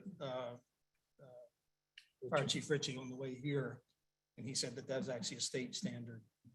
That Right. it had to be 1,500 for In- certain. International Fire Code, and Gotcha. I don't want to touch No, I that hear you. anymore because Thank you. I'm tapping out my knowledge Thanks. beyond that. Yes, sir. Richie, I'll be getting a message on my phone. So back to the entrance into 53 from the subdivision. What I took from the report. Excuse me, Yes, sir. Mr. Chairman, if you're going to get into deep talking about the merits of this, I think the proper procedure would be for someone to make a motion. Want to go ahead and get then the have motion done? Discussion relate to the motion. Okay, do we have a motion? I'll make a motion. I move the Board of Supervisors deny a rezoning from A1 agricultural general and R3 residential planned community to R3 residential planned community of 122.6 acres of tax maps 8, Section A, parcel 18A, 17, Section A, parcel 10, and 17, Section 9, parcels 1 and 2. The subject properties are located along State Route 53 and along Garden Lane, State Route 636, in the area, in the Fluvanna Community Planning Area, and within the Cunningham Election District with the proffered conditions dated December 29, 2021. Do I have a second? Second. Motion's made by Ms. Seeger and seconded by Mrs. Booker. Is there any comment wanted to, before we vote? I think that's what you were saying to me, correct? I didn't mean to damp the No, discussion. no. What? Just a couple final points. The VDOT report says that they have not yet contemplated whether the line of sites are an issue and that that's a later portion of this. I guess I'd wrap up by saying that the Lake Monticello Board of Directors is a representative of roughly, an elected representative of roughly 45% of Fluvanna's residents. And so they're elected, it's not a random group. And as elected officials, they have come out and unanimously said that they stand fully against this subdivision. Okay, anybody else have anything to add? So when I first came onto the board 8 years ago, that development that Mr. Sheridan was speaking about was up for discussion. And I think it was probably about the same amount of time that Mr. Fairchild's been on the board that I had to take a vote on it. And in that particular development, I was probably wrong. And the reason I was wrong is that it was just outside of the comprehensive, of the growth area inside of the village of Palmyra. And also there was real question marks. Yeah, there were real question marks about the capabilities of getting public water there. Aqua had made commitments to the developer at that point in time, and the commitments were kind of loose. But the net end result was that that property was turned into conservation easement because water could not be achieved to get that development made. Part of the challenge that we have when we're looking at these types of zoning decisions and when we're looking at the comprehensive plan is that you are always going to encounter resistance from folks that are going to be directly affected by it. If I was right across and lived at the villages of Nahor, no doubt I would be saying the same thing. The challenge is, how do we have that growth? Well, we spend a lot of time and energy working out on our comprehensive plan so that we can say how that growth is going to look like. There is a real impact, as two people have spoken about today, in terms of having sprawled growth. It was pointed out by the applicant that if the same amount of growth was to happen, it would consume 700 acres instead of 127 acres. Those would be by right subdivisions. Right now, there is absolutely nothing stopping, if we say no to this, for the developer to buy the land from that person and build 70 homes there. They still have to go through the same process. But what would not happen is there would be no proffers. They would have the right to do that. They wouldn't make the improvements to Monash Gate. They wouldn't make the improvements to the entrance that they're making at the level that they're maybe making at that point. VDOT would have to decide exactly the specifications for that. They can't get VDOT to give that opinion until they have the rezoning, because VDOT has too many issues to look at to give detailed analysis as to what that's going to look like. So there's a process, and that process is the rezoning process. And sometimes it works out for the developer's benefit. Sometimes it doesn't work out for the benefit.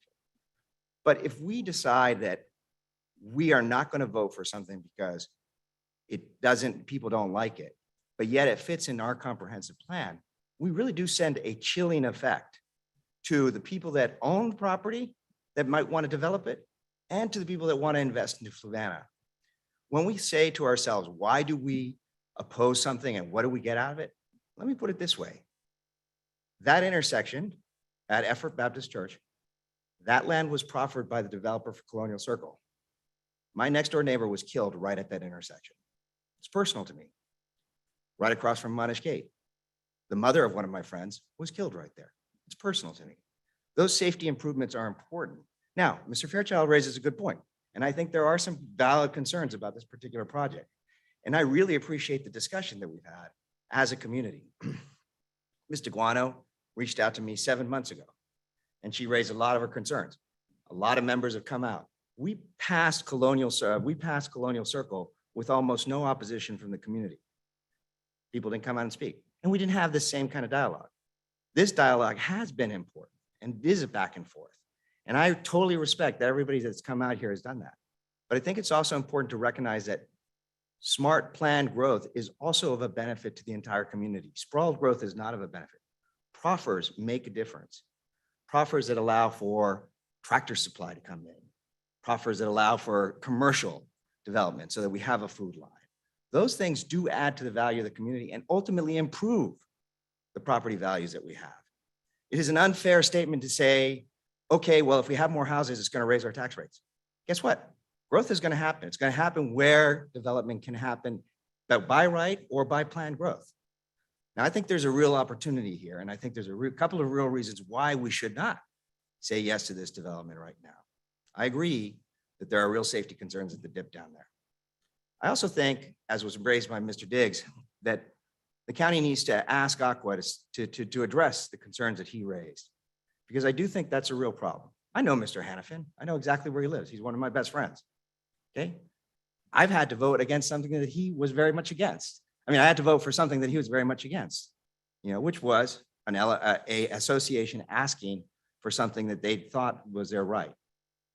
Yeah, he didn't like it, but he worked with the developer and he tried to make it so that it was a little bit better. And even though he didn't like the plan, he understood that they had the rights to do that. So here's the thing. Aqua does need to answer to that. But let's say Aqua did have the capacity. Aqua didn't have the smell. And let's say that that entrance wasn't dangerous. Then at that point in time, it would be a mistake for the board. It would be a mistake for the board to not approve it just because individuals came out to speak against it.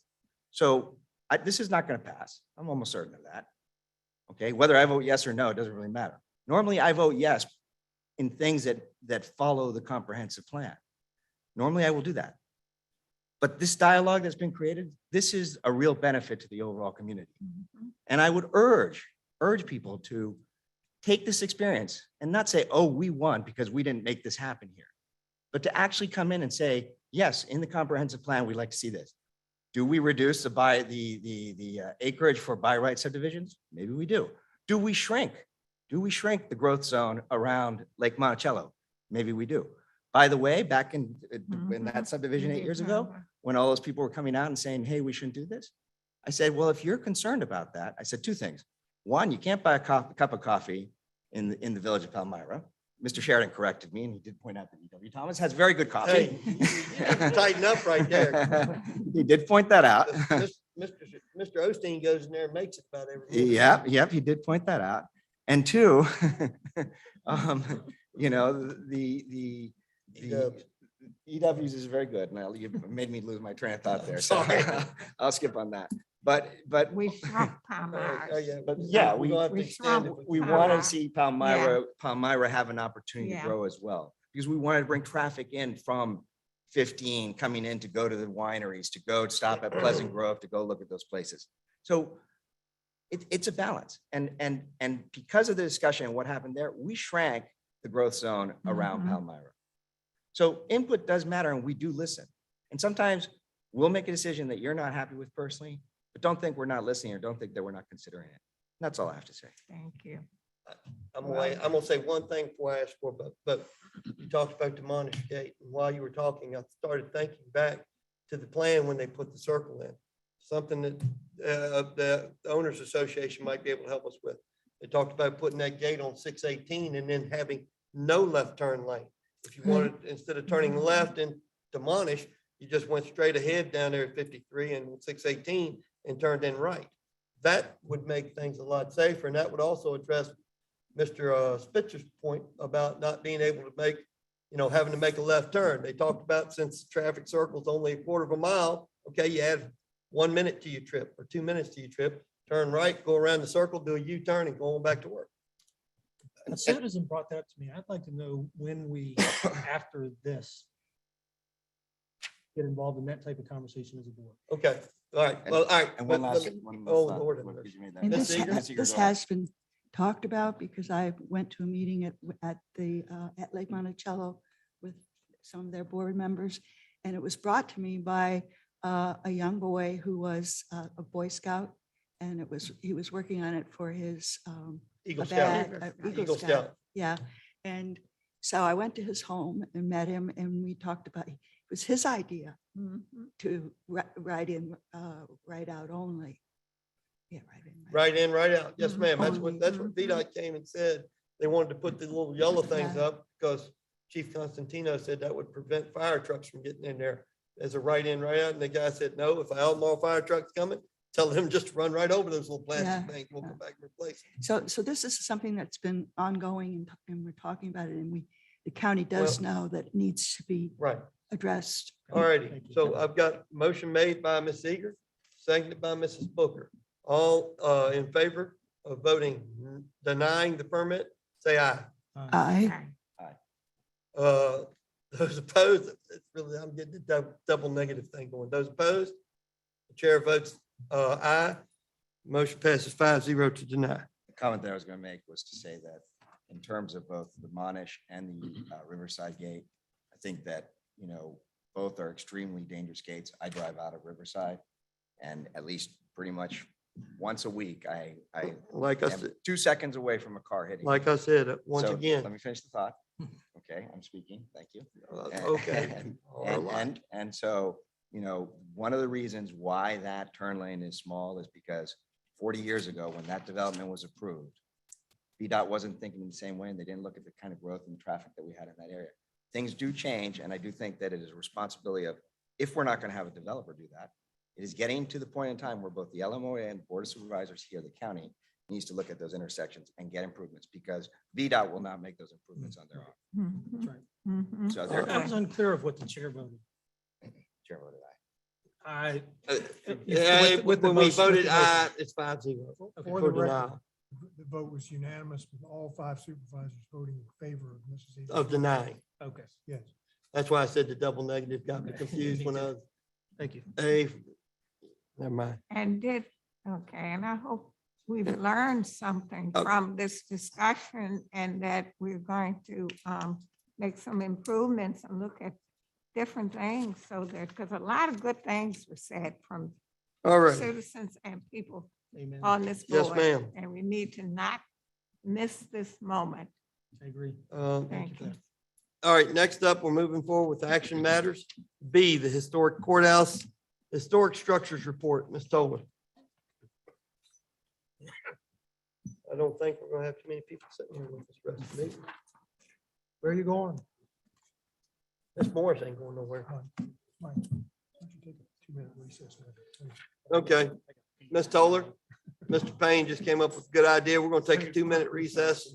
Let everybody clear out, do what they gotta do.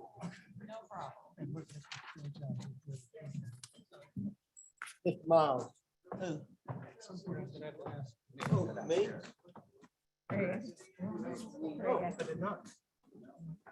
Yes. Thank you. You don't let anybody get under here. You have so. Thank you. 48 acres. Oh, total, okay.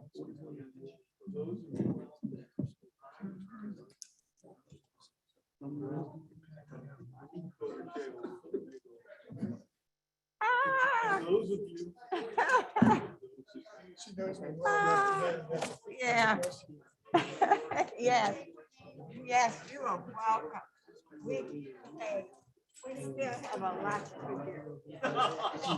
We still have a lot to do. You need to get- you need to get the community.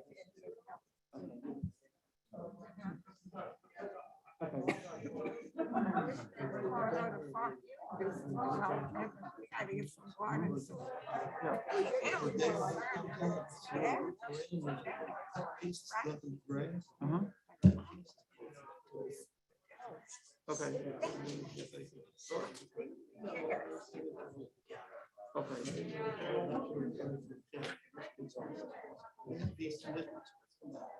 Oh, yeah, we can look at it. Potential risk. I'll have to take a look.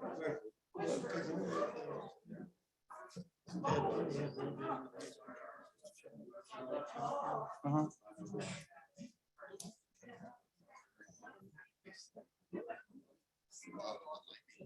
Oh, okay. Right. Oh, we want the Honda. Oh, for that. Okay. Okay. Yeah. Yeah, let me take a look at it. Yep. Yes, sir.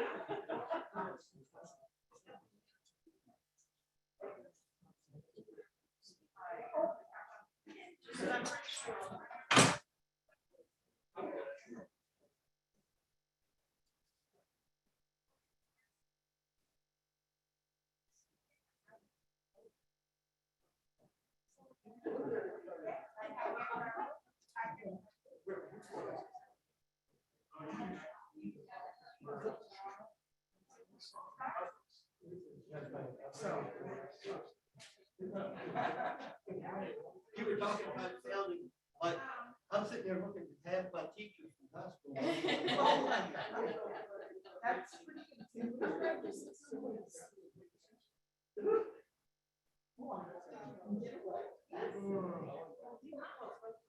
Hey, good. Hey, guys, my father, they can get away with about anything. Beat me with that cane, and I did look at it.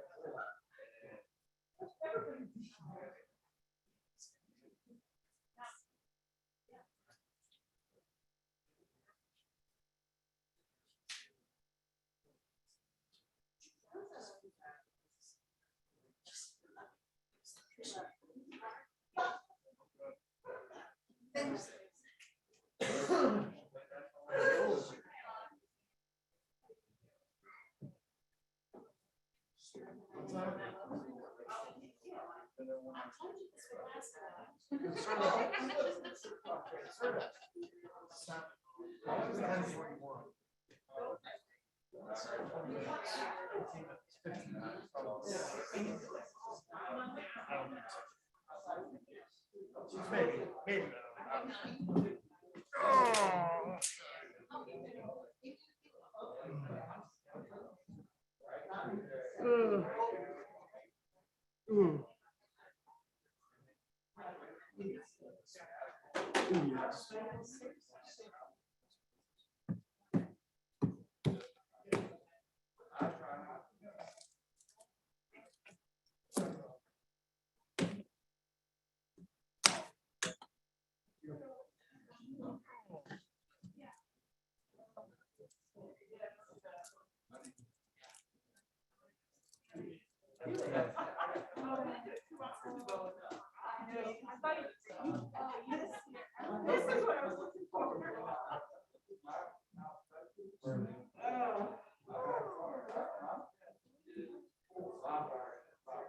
Oh.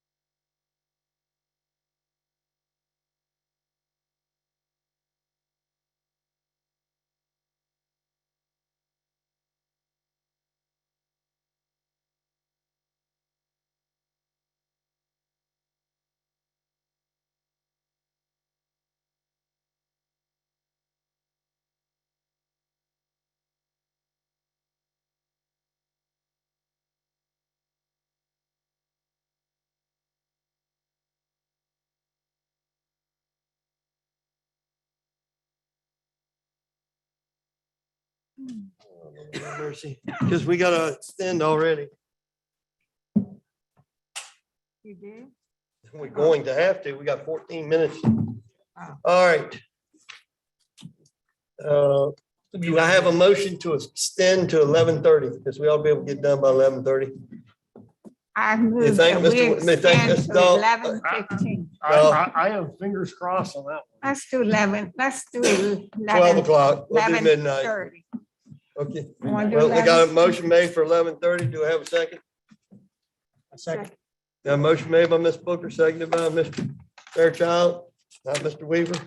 All in favor, say aye. Aye. Opposed, chair votes aye. Motion passes 5-0. So we're extended till 11:30. Ms. Dolan. So we're discussing the historic courthouse and the historic structures reports.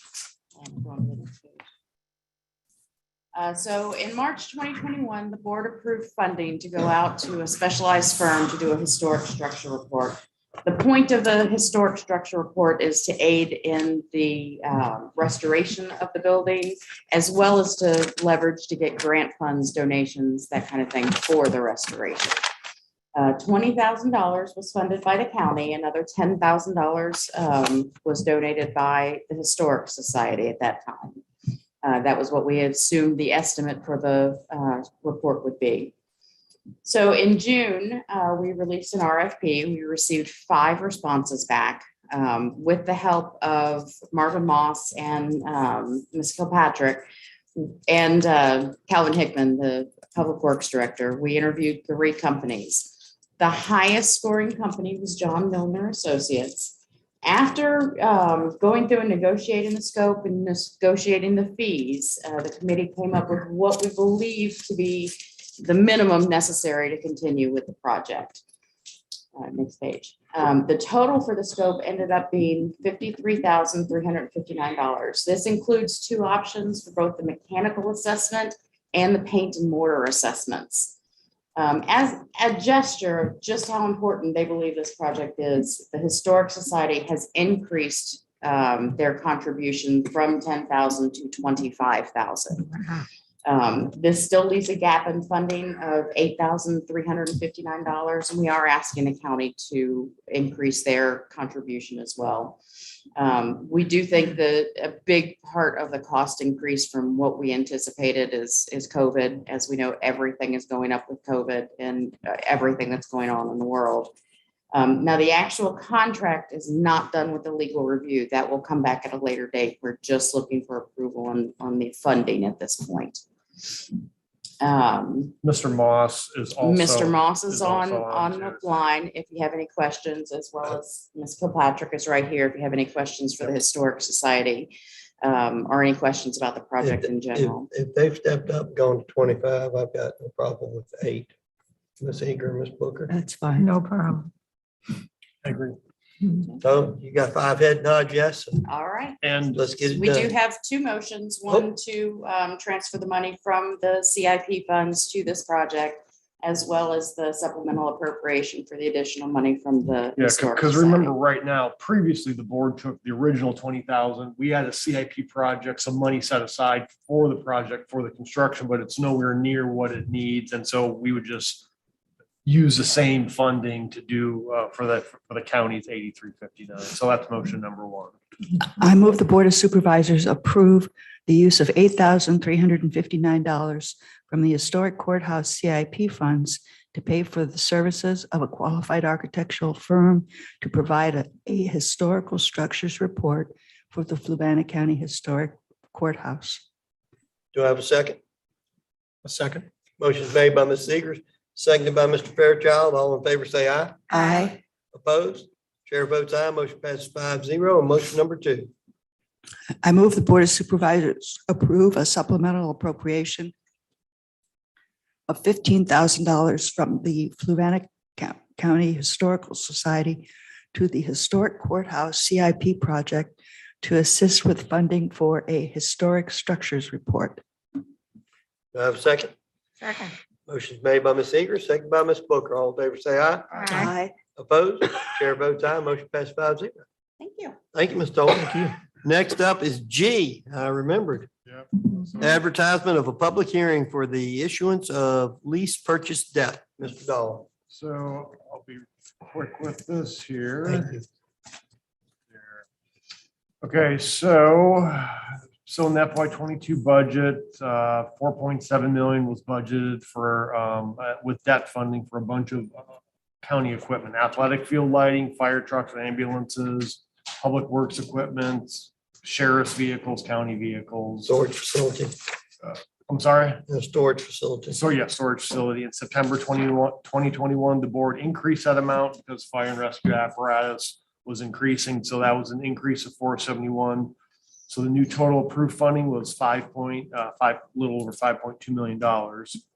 And again, the board in the last budget decided to take out debt to fund these. An RFP was issued November 12th for that amount for the financing. Again, here's kind of a breakout of those amounts for the different projects, broken out by, amortizations and all that for the different kind of components of the project. So the RFP for the financing closed on December 8th, and we brought back to the board that we received 11 responses for the financing. And on December 15th, when this was brought back to the board, the best and lowest offerer was JP Morgan Chase Bank at an interest rate of 1.37% for 10 years. So again, the board kind of is having us move forward. We've been working with bond counsel to get all this going to close on February 2nd. So we have to hold a public hearing for the issuance of this debt. So again, just asking. We don't need a motion, or do we need a motion? Authorization to advertise right here. Just will note that 1.37% is a lot less than current inflation, so kudos to the board. I move the board of supervisors approve the advertisement of a notice of a public hearing to be held on February 2nd, 2022 for the purpose of financing not to exceed $5,231,500 lease purchase debt issued to JP Morgan Chase for the purpose of financing the lease and acquisition of certain assets, including athletic field lighting, fire trucks and ambulance, public works equipment, and a storage facility for such equipment and vehicles for use by county staff and the sheriff's office, and to pay costs of issuance of the lease purchase debt. Great. I have a second. Second. Motion made by Mr. O'Brien, seconded by Ms. Booker. All in favor, say aye. Aye. Opposed? Chair votes aye. One side note question. Since it's Mr. O'Brien's water line, does that mean he gets the bill? That was, I meant to address that. I didn't mean to address that. Just for the record, there is no plans for there to be a connection from Zion's Crossroads to the lake paid for by the county right now. Wonder why he said that. I wasn't gonna bring that part up. All right. C, 3 fire apparatus purchases. So in the FY 22 budget, there was just over 2.9 million budgeted for fire and rescue apparatus. In September, the board increased that amount by 471,500, totaling 3,442,500 in approved debt funding for their equipment. For the fire and rescue. For the fire and rescue equipment. The vehicles we're looking at right now are all contingent on completing that debt service financing, which you just approved for the public hearing for. There are 3 separate contracts for the 3 pieces of apparatus that are ready to be ordered. There is a sizable discount for us prepaying, which is out of our norm, but we do it on the fire and rescue equipment because we do get substantial discounts. The Fork Union pumper, the total cost is $721,404 with a prepayment about of $616,906. That discount is just over $24,000. The Palmyra tanker is $484,771, a prepayment of just under $400,000 and a discount of just over $9,000. The Lake Monticello chapter truck is $1,623,580, prepayment of just over 1.3 million, and we get a $57,000 discount for doing that prepayment. And so all 3 contracts total are $2,829,755. Now, the department is still working on sourcing the remaining items that are on the CIP, so those will come at a later date, but these were the 3 that needed to get in as quickly as possible. Next page.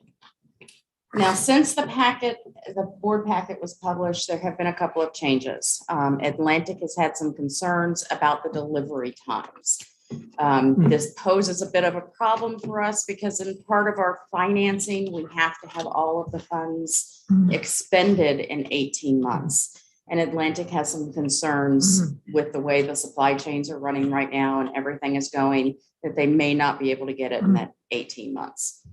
So the county attorney's office has addressed this by adding in some language, which basically states, even if we pay you that final amount at the 18-month mark, that does not constitute acceptance of the vehicle, and that they still understand that we do not accept the vehicle until the vehicle is in our possession and officially has been accepted. So that way we can expend the money and be a little flexible on that delivery timeframe to adjust for the supply chain Yes, issues. some of the issues is with the financing agreement, as Ms. Toller said, there's a clause that we've been working very closely on with county attorney's office and bond counsel, that we have to expend all those funds within 18 months. And there was some language that wasn't necessarily clear that said, if you didn't do that, that could potentially constitute having to make a prepayment penalty. And so in order to do that, we've been kind of going back and forth on this with bond counsel, with the contracts and all that. So basically what we're doing is the language that county attorney's office put in here would allow us to make another prepayment against the fire truck purchase to allow us to meet that 18-month spend down on the financing. So it's, again, and there's a performance bond on each one of these fire truck Yes, there is purchases. a performance bond on each one. So we will anything hold that we- that until we have the vehicle. Yeah, so anything we prepay, we're protected against it, so. Yeah. Also of note. Oh, yeah, I'm sorry. So yeah, I was going to say, do we have a bond in place? Yes, thank you. there's a bond That's for right. each one of them. Okay. We've also removed the training requirements having been done 30 days after that 18 months, for the same reason. So we have some levity there, and plus the training for the requirements will be up to each, fire department as to when they're available, and it may not happen in 30 days. So they asked us to remove that as well.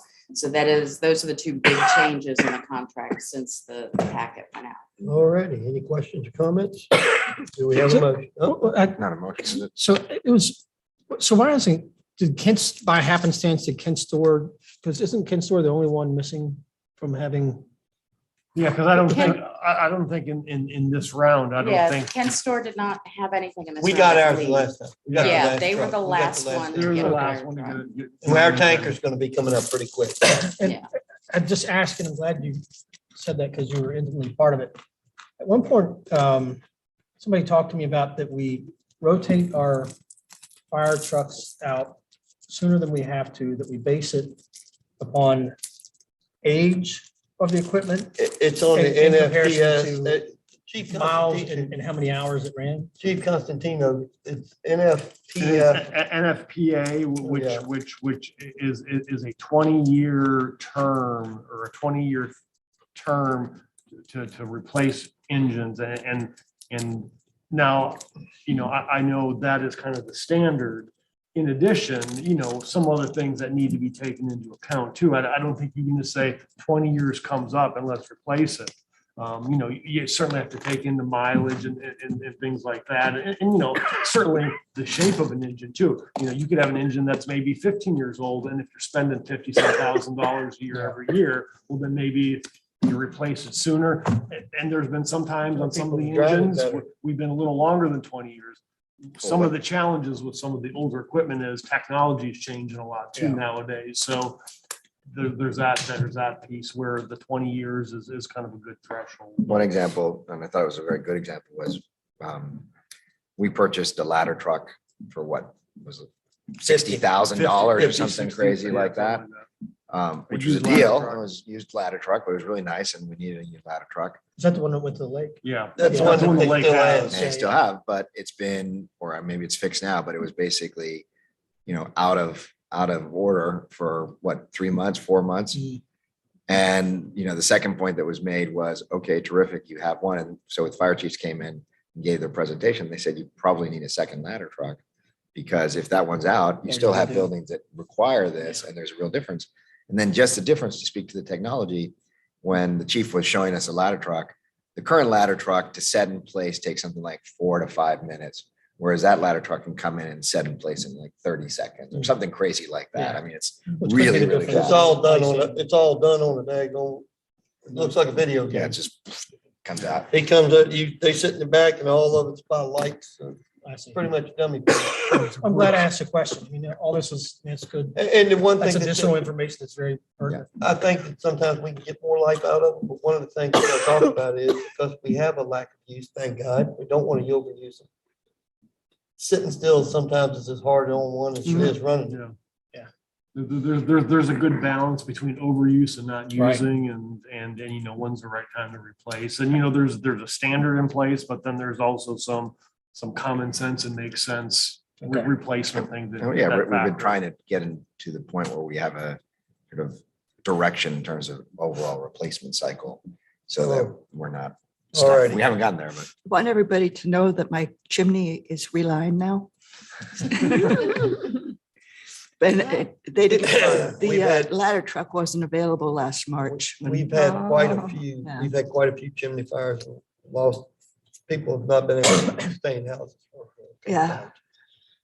So what you have here, you have 3 separate motions, 1, 2, 3. One for each apparatus. For each apparatus. And again, apologize for those that got a hard copy for the large package. It was probably about 7. Don't even go there. I got a hernia. 800 pages of contract, so.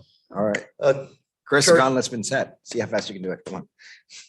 I move that the Board of Supervisors approve the contract between Fluvanna County and Atlantic Emergency Solutions for the purchase of a 2023 Pierce Enforcer aerial tower totaling $1,623,580, and further authorize the county administrator to execute the agreement subject to approval as to form by the county attorney. Do I have a second? Second. Second. Made by Mr. Fairchild, seconded by Mr. O'Brien. All in favor, say aye. Aye. Opposed? Chair votes aye. Motion number 2. I would say so. Maybe I was just ready to say some board members years ago, they were making motions with millions of dollars. They would be shocked. You get to make the third They'd one. be shocked. You're gonna want to make the third one, Ms. Booker. Who would like, Ms. Eager, you want to make the second one? I move the Board of Supervisors to approve the contract between Fluvanna County and Atlantic Emergency Solution for the purchase of a Pierce 2,000-gallon dry side tanker totaling $484,771, and further authorize the county administrator to execute the agreement subject to approval as to form by the county attorney. Do I have a second? Second. Motion made by Ms. Eager, seconded by Ms. Booker. All in favor, say aye. Aye. Opposed? Chair votes aye. Motion passes 5-0. Ms. Booker. I'm gonna do this one. I move the Board of Supervisors approve the contract between Fluvanna County and Atlantic Emergency Solutions for the purpose of a 2023 Pierce Enforcer triple combination pumper totaling $721,404, and further authorize the county administrator to execute the agreement subject to approval as defined by the county attorney. Do I have a second? Second. Motion made by Ms. Booker, seconded by Ms. Eager.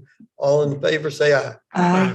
Opposed? Chair votes aye. Motion passes 5-0. Yep. All right, we have no appointments, no presentation, so we are on the consent agenda. Can I ask, when do we do appointments? I know we need to go, but so just as each of the positions comes up, it's random? Yeah, Is that right? pretty much. Yeah, I mean, we just went through a big batch. I mean, Caitlin, usually didn't. At the end of the year. We need, we at the end need of the one year. for jobber council. Someone Because resigns, the moves lady out, stuff like that. Okay. left. Yeah, It if comes out. openings I don't know come if you got that or Like I not. said, usually it's maybe June Advisory 30th council. or jobber December advisory. 31st. Okay, Those 2 dates are usually when their terms end. thank you. All righty, consent agenda. D, Minutes of January 12th, 2022, Ms. Celise E., Accounts Payable Report for December 2021, Ms. Melton F., Zions Crossroads Construction Services Project Agreement Number 14, Ms. Toller. Mr. Fairchild, I know you need to pull something. I'm gonna roll right with it. I'm just telling you, Mr. Weaver's disappointed. I got that penny in my pocket. I haven't forgotten. There you go. He's trying. All righty, do he's I have a trying to motion convince for the you that it's consent not agenda? Mr. Weaver. That's right. Yeah. I move that we approve the consent agenda. Second. And do we have to do accounts payable by itself? No. Okay, all righty.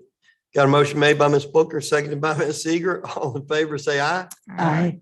Opposed? Chair votes aye. I'm just so used to Mr. Weaver reading it down penny by penny. Well, I think Chris should take that over. All right, there we Well, I go. was gonna say, You know, I let me want get you to warmed know, up. I can't. when I read that, I kicked myself Rome because I wasn't built in didn't a day. go through here and find one that was like $1.42 just to say, hey, I need to know where this one went, especially if it's postage. I think I'm gonna hire him to keep my checkbook Yeah. balance. All righty. I want to ask one question and probably wrong time to do it. Ms. Asher Ms. Hall made a point, calling her by her maiden name now. Hall made a point tonight, and it's something that I've talked about, that's the cluster subdivisions. And Tony, you brought it up about the chance of things getting sprawled with the cluster subdivisions. How is that part of the comprehensive plan to look at it to possibly say, okay, instead of being by right, it has to be by vote? There's a lot of talk going on about that. The planning commission is going to be looking into. Okay, so they're looking into it. Okay, that's all. I wanted to make sure. I'd like for it, if I don't possible. think any of this is a done deal. Okay. You're saying that it wouldn't be by right that still. Correct. It would have to come by through us and we'd have to approve it, or the planning commission, whomever. Does that make Yeah, sense? Looks like he had something to say. This about is it. a- Miles, did you want to add anything? You good? Mr. Payne's correct. All of your rural cluster actions they go through the planning commission for yield analysis, yield plan, and then sketch plan approval and that kind of thing. Okay. But so there is still some governmental action, but it's really for the subdivision. Yeah, but ordinance. it could be changed. So it's That's not what I'm like- saying. Yeah, If we but could it change- look it into is changing also that kind of ordinance. a self-defining thing, right? I mean, at the end of the day, what's the amount of acreage? How many houses are you approving? Right? So are we really going to sit there and go through the process of approving a 25 home development? This is- I don't know that makes a lot of This sense, is- right? This You is, know? I caution you about even beginning to think in your mind what you're going to do about this, because this problem is a lot deeper and more complicated than a lot of people think it is. And you're talking about that, but I'm not talking about 25 houses. I'm talking about that person who comes in here and buys 300-acre farm. How many homes are they entitled to put in on a 300-acre farm? 150. Yeah. Well, Assuming the yield minus of the the land. roads and does all it. Yeah, minus. 150. Right. Well, 150 wells. I mean, I brought up that one earlier joking about it, but without public water. Well, right, but that's the point is a by right in that situation would have to have the wells. And if you don't have the wells, then you can't build the homes. Right. Yeah, that's just the way that goes. Yeah, right? like- Yeah. Like Walker Ridge. Remember, Remember Walker Ridge? right, remember, we've got a Yeah. subdivision case there wasn't right one. now Yeah. that relates to that issue, that very issue, the existence of adequate water. Are you Right. talking And it's not about, public water, Ballinger Bloom. Yeah. oh, okay. Yeah, The one that came to us about the sewer. yeah. It was Courthouse Road. Oh, I thought that. Mhm. No, just the It's never been expanded presented. sewer. Oh, The expanded sewer was the only thing. we Yeah, I voted against. remember Island Hill was a cluster, but because it had access to public water, it kind of made, Well, Sycamore Creek, yeah. not Sycamore Creek, square. Sycamore Square. Yeah. Because Sycamore School. the other piece had to be left open because that was part of the deal. That's a one-off. Well, Well, and it is a much larger discussion, as you pointed out. I mean, what does that mean to the farm owner who can't sell their land for the property? Do they retain it? Do they let it go? Do they just, there's a lot of things that cascade from that have an issue.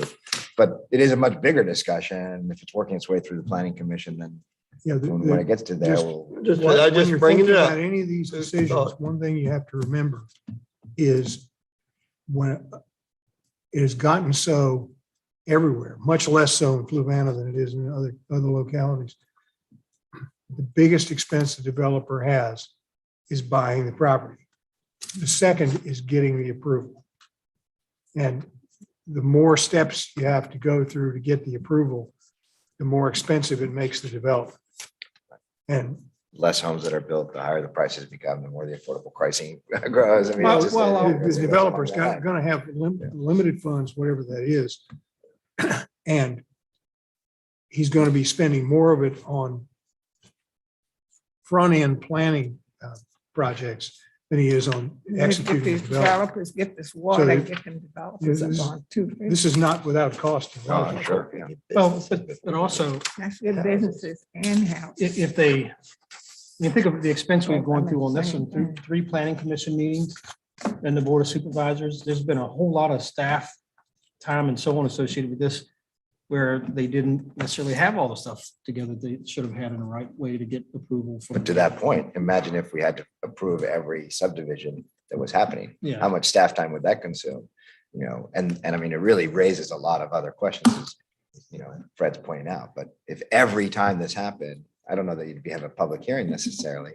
But does the board come in and say, planning commission said this, we say this, no public hearing? How does that work? You know, I don't know. And my guess is that you'll end up being challenged on it in many Well, cases. you- So there's a lot that needs to You know, happen for that. one thing that I look at, and I'm perfectly candid about it. I wrote the cluster subdivision provisions. I think they work well. Now, there have been. You live in one. I do live in one. He also used this to. To to chisel Ten it in. Commandments. She sold him that one. But the point is, it's not necessarily perfect. It needs some adjustments. But if your idea is to come in and whack them down at the base and go a completely different direction, you need to think long and hard about that, because that has long, far-reaching ramifications. But you could do things like change the amount of yield per acreage. You could. You could do things like You would- changing the amount that's set aside. So, you know, there's, you know. Well, you things would that have, can do. you'd have difficulty changing what the density would be, because that was one of the considerations when the county was considering this whole concept. And that is, well, why don't we just make it a minimum 10-acre lots? Well, okay, Yeah, I remember then we that. got to go rezone the whole. Mhm. Madison did 5 acres, I think. It doesn't matter. You can take 5 acres, 10 acres, 20 Yeah. acres, doesn't matter. It's all, but when you come to a guy that's owned, 200 acres Mhm. for 40 years, and he's been counting 400 times 2 is Mhm. 800 lots. And all of a sudden you come up and say, yeah, we're going to make it 10. 10. Mhm. Then you think he's not going to react to that? Yeah. I'll tell you, that's a bloodbath, and I've been through it twice. And if you think you heard a lot of Who Struck John Tonight, you ain't seen nothing till you start doing that. Well, that's a good point, that the alternative gets, that maybe not as big. The alternative does get, such as Susie Morris, people speaking to the other side of it, of, wait a minute, this place that we thought we'd always have that's beautiful and so on, you're gonna build all this suddenly around it. No But matter how, that's the comprehensive plan, right? I mean, if you buy into a come on county, they have a over, comprehensive Kenny. plan and they say, this is our growth area. I mean, the irony of tonight was that we had a long-term Fluvanna resident who grew up on a farm Mhm. say, I want this because I don't want this spread that's sprawling out this way, because that's what not they preserving don't it. say. Yet we had neighbors that moved in from out of town into the biggest subdivisions in the area, Right. complaining about changing the rural character. That is like irony tenfold. right? Well, no, that's why I brought my point up. That's why I said this, because I That's so think that's true. what she's afraid of, cluster subdivisions. and- And cluster subdivisions are by right. There's nothing we can do to So- say. yay, I'm saying you nay, can nay. get kickback either way. Another thing is that our bubble's only so big over there around like Monticello is a lot of their point. And it's not wrong for people to notice suddenly they're hitting their head against the ceiling. Sure. That even if they're But where not do- from you- here, where you- do you stop? You it? have to have consistency. If we all of a sudden say, okay, we are against growth, well, let's stop spending money on the Zion Crossroads line, Mhm. right? Because the reason we're bringing that in is to have lines. let's look at the businesses that are thinking and promising and hoping that this is going to happen there and don't see that growth happen. What does that mean? When people talk to us and they say, why don't we have enough business? I think they're saying that one part of the county sure has kind of paid some dues. And you the know, limitation where- on and that There's is, a lot more county. sure, and I don't to disagree with participate. that, but the limitation But if they ultimately really is want it how much rural, water they can just they come get? on over to And that's Fluff Aqua's Union or problem, Kent you know. Store. We have it. We're all rural. We got one stoplight in the whole county. Well, This last thing I want to say quick, one thing that I didn't think about this whole process with this is that we talk about, when was the comprehensive plan last done? 15. What happened since 2015? What's done every 5 years? COVID. So it has changed the real estate industry in a way that nobody could have anticipated. And that so many don't have a clue even why it's happened in the industry. And so it's created growth pressures. All of a sudden, this real estate boom that I'd say those who participated in the comprehensive plan couldn't have anticipated.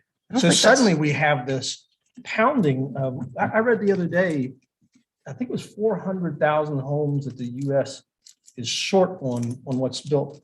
It's almost like they could build anywhere they can get approval and get them sold. And we need to be mindful of that to go, wait a minute, there's a dynamic here. It's putting some pressure on us.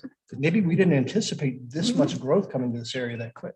Well, real quickly, 2 points on that. One is a lot of the subdivisions were already approved. We've actually only approved about 400 homes in the course of 400 new homes inside subdivisions in the course of 5 years, right? The rest were already approved, right? Yeah. They were already done. I mean, I could be off by a number or two, but that's 100 homes per year. That's not real significant growth for a county of this size, right? So yes, COVID came, but those approvals were actually happening. Now, you can say, oh, we're approving 1,000 homes, but if you look at the fact that our growth in terms of homes over year, in 2020 census, our growth for new permit builds, I think, was 150. And that was up from like 40, right? I just remember the times. You're always good at cycle, taking right? the hill, but you're taking this hill during this time and you say, we better step back. It's a little scary. Yeah. And then we're at a period where maybe we better step back a little bit. Yeah, and I don't disagree. And because this was a perfect storm, you had what happened today versus when we were talking about Colonial Circle, which actually had affordable housing on it. Nobody talking about that, right? You know, nobody actually talking about it at that point in time.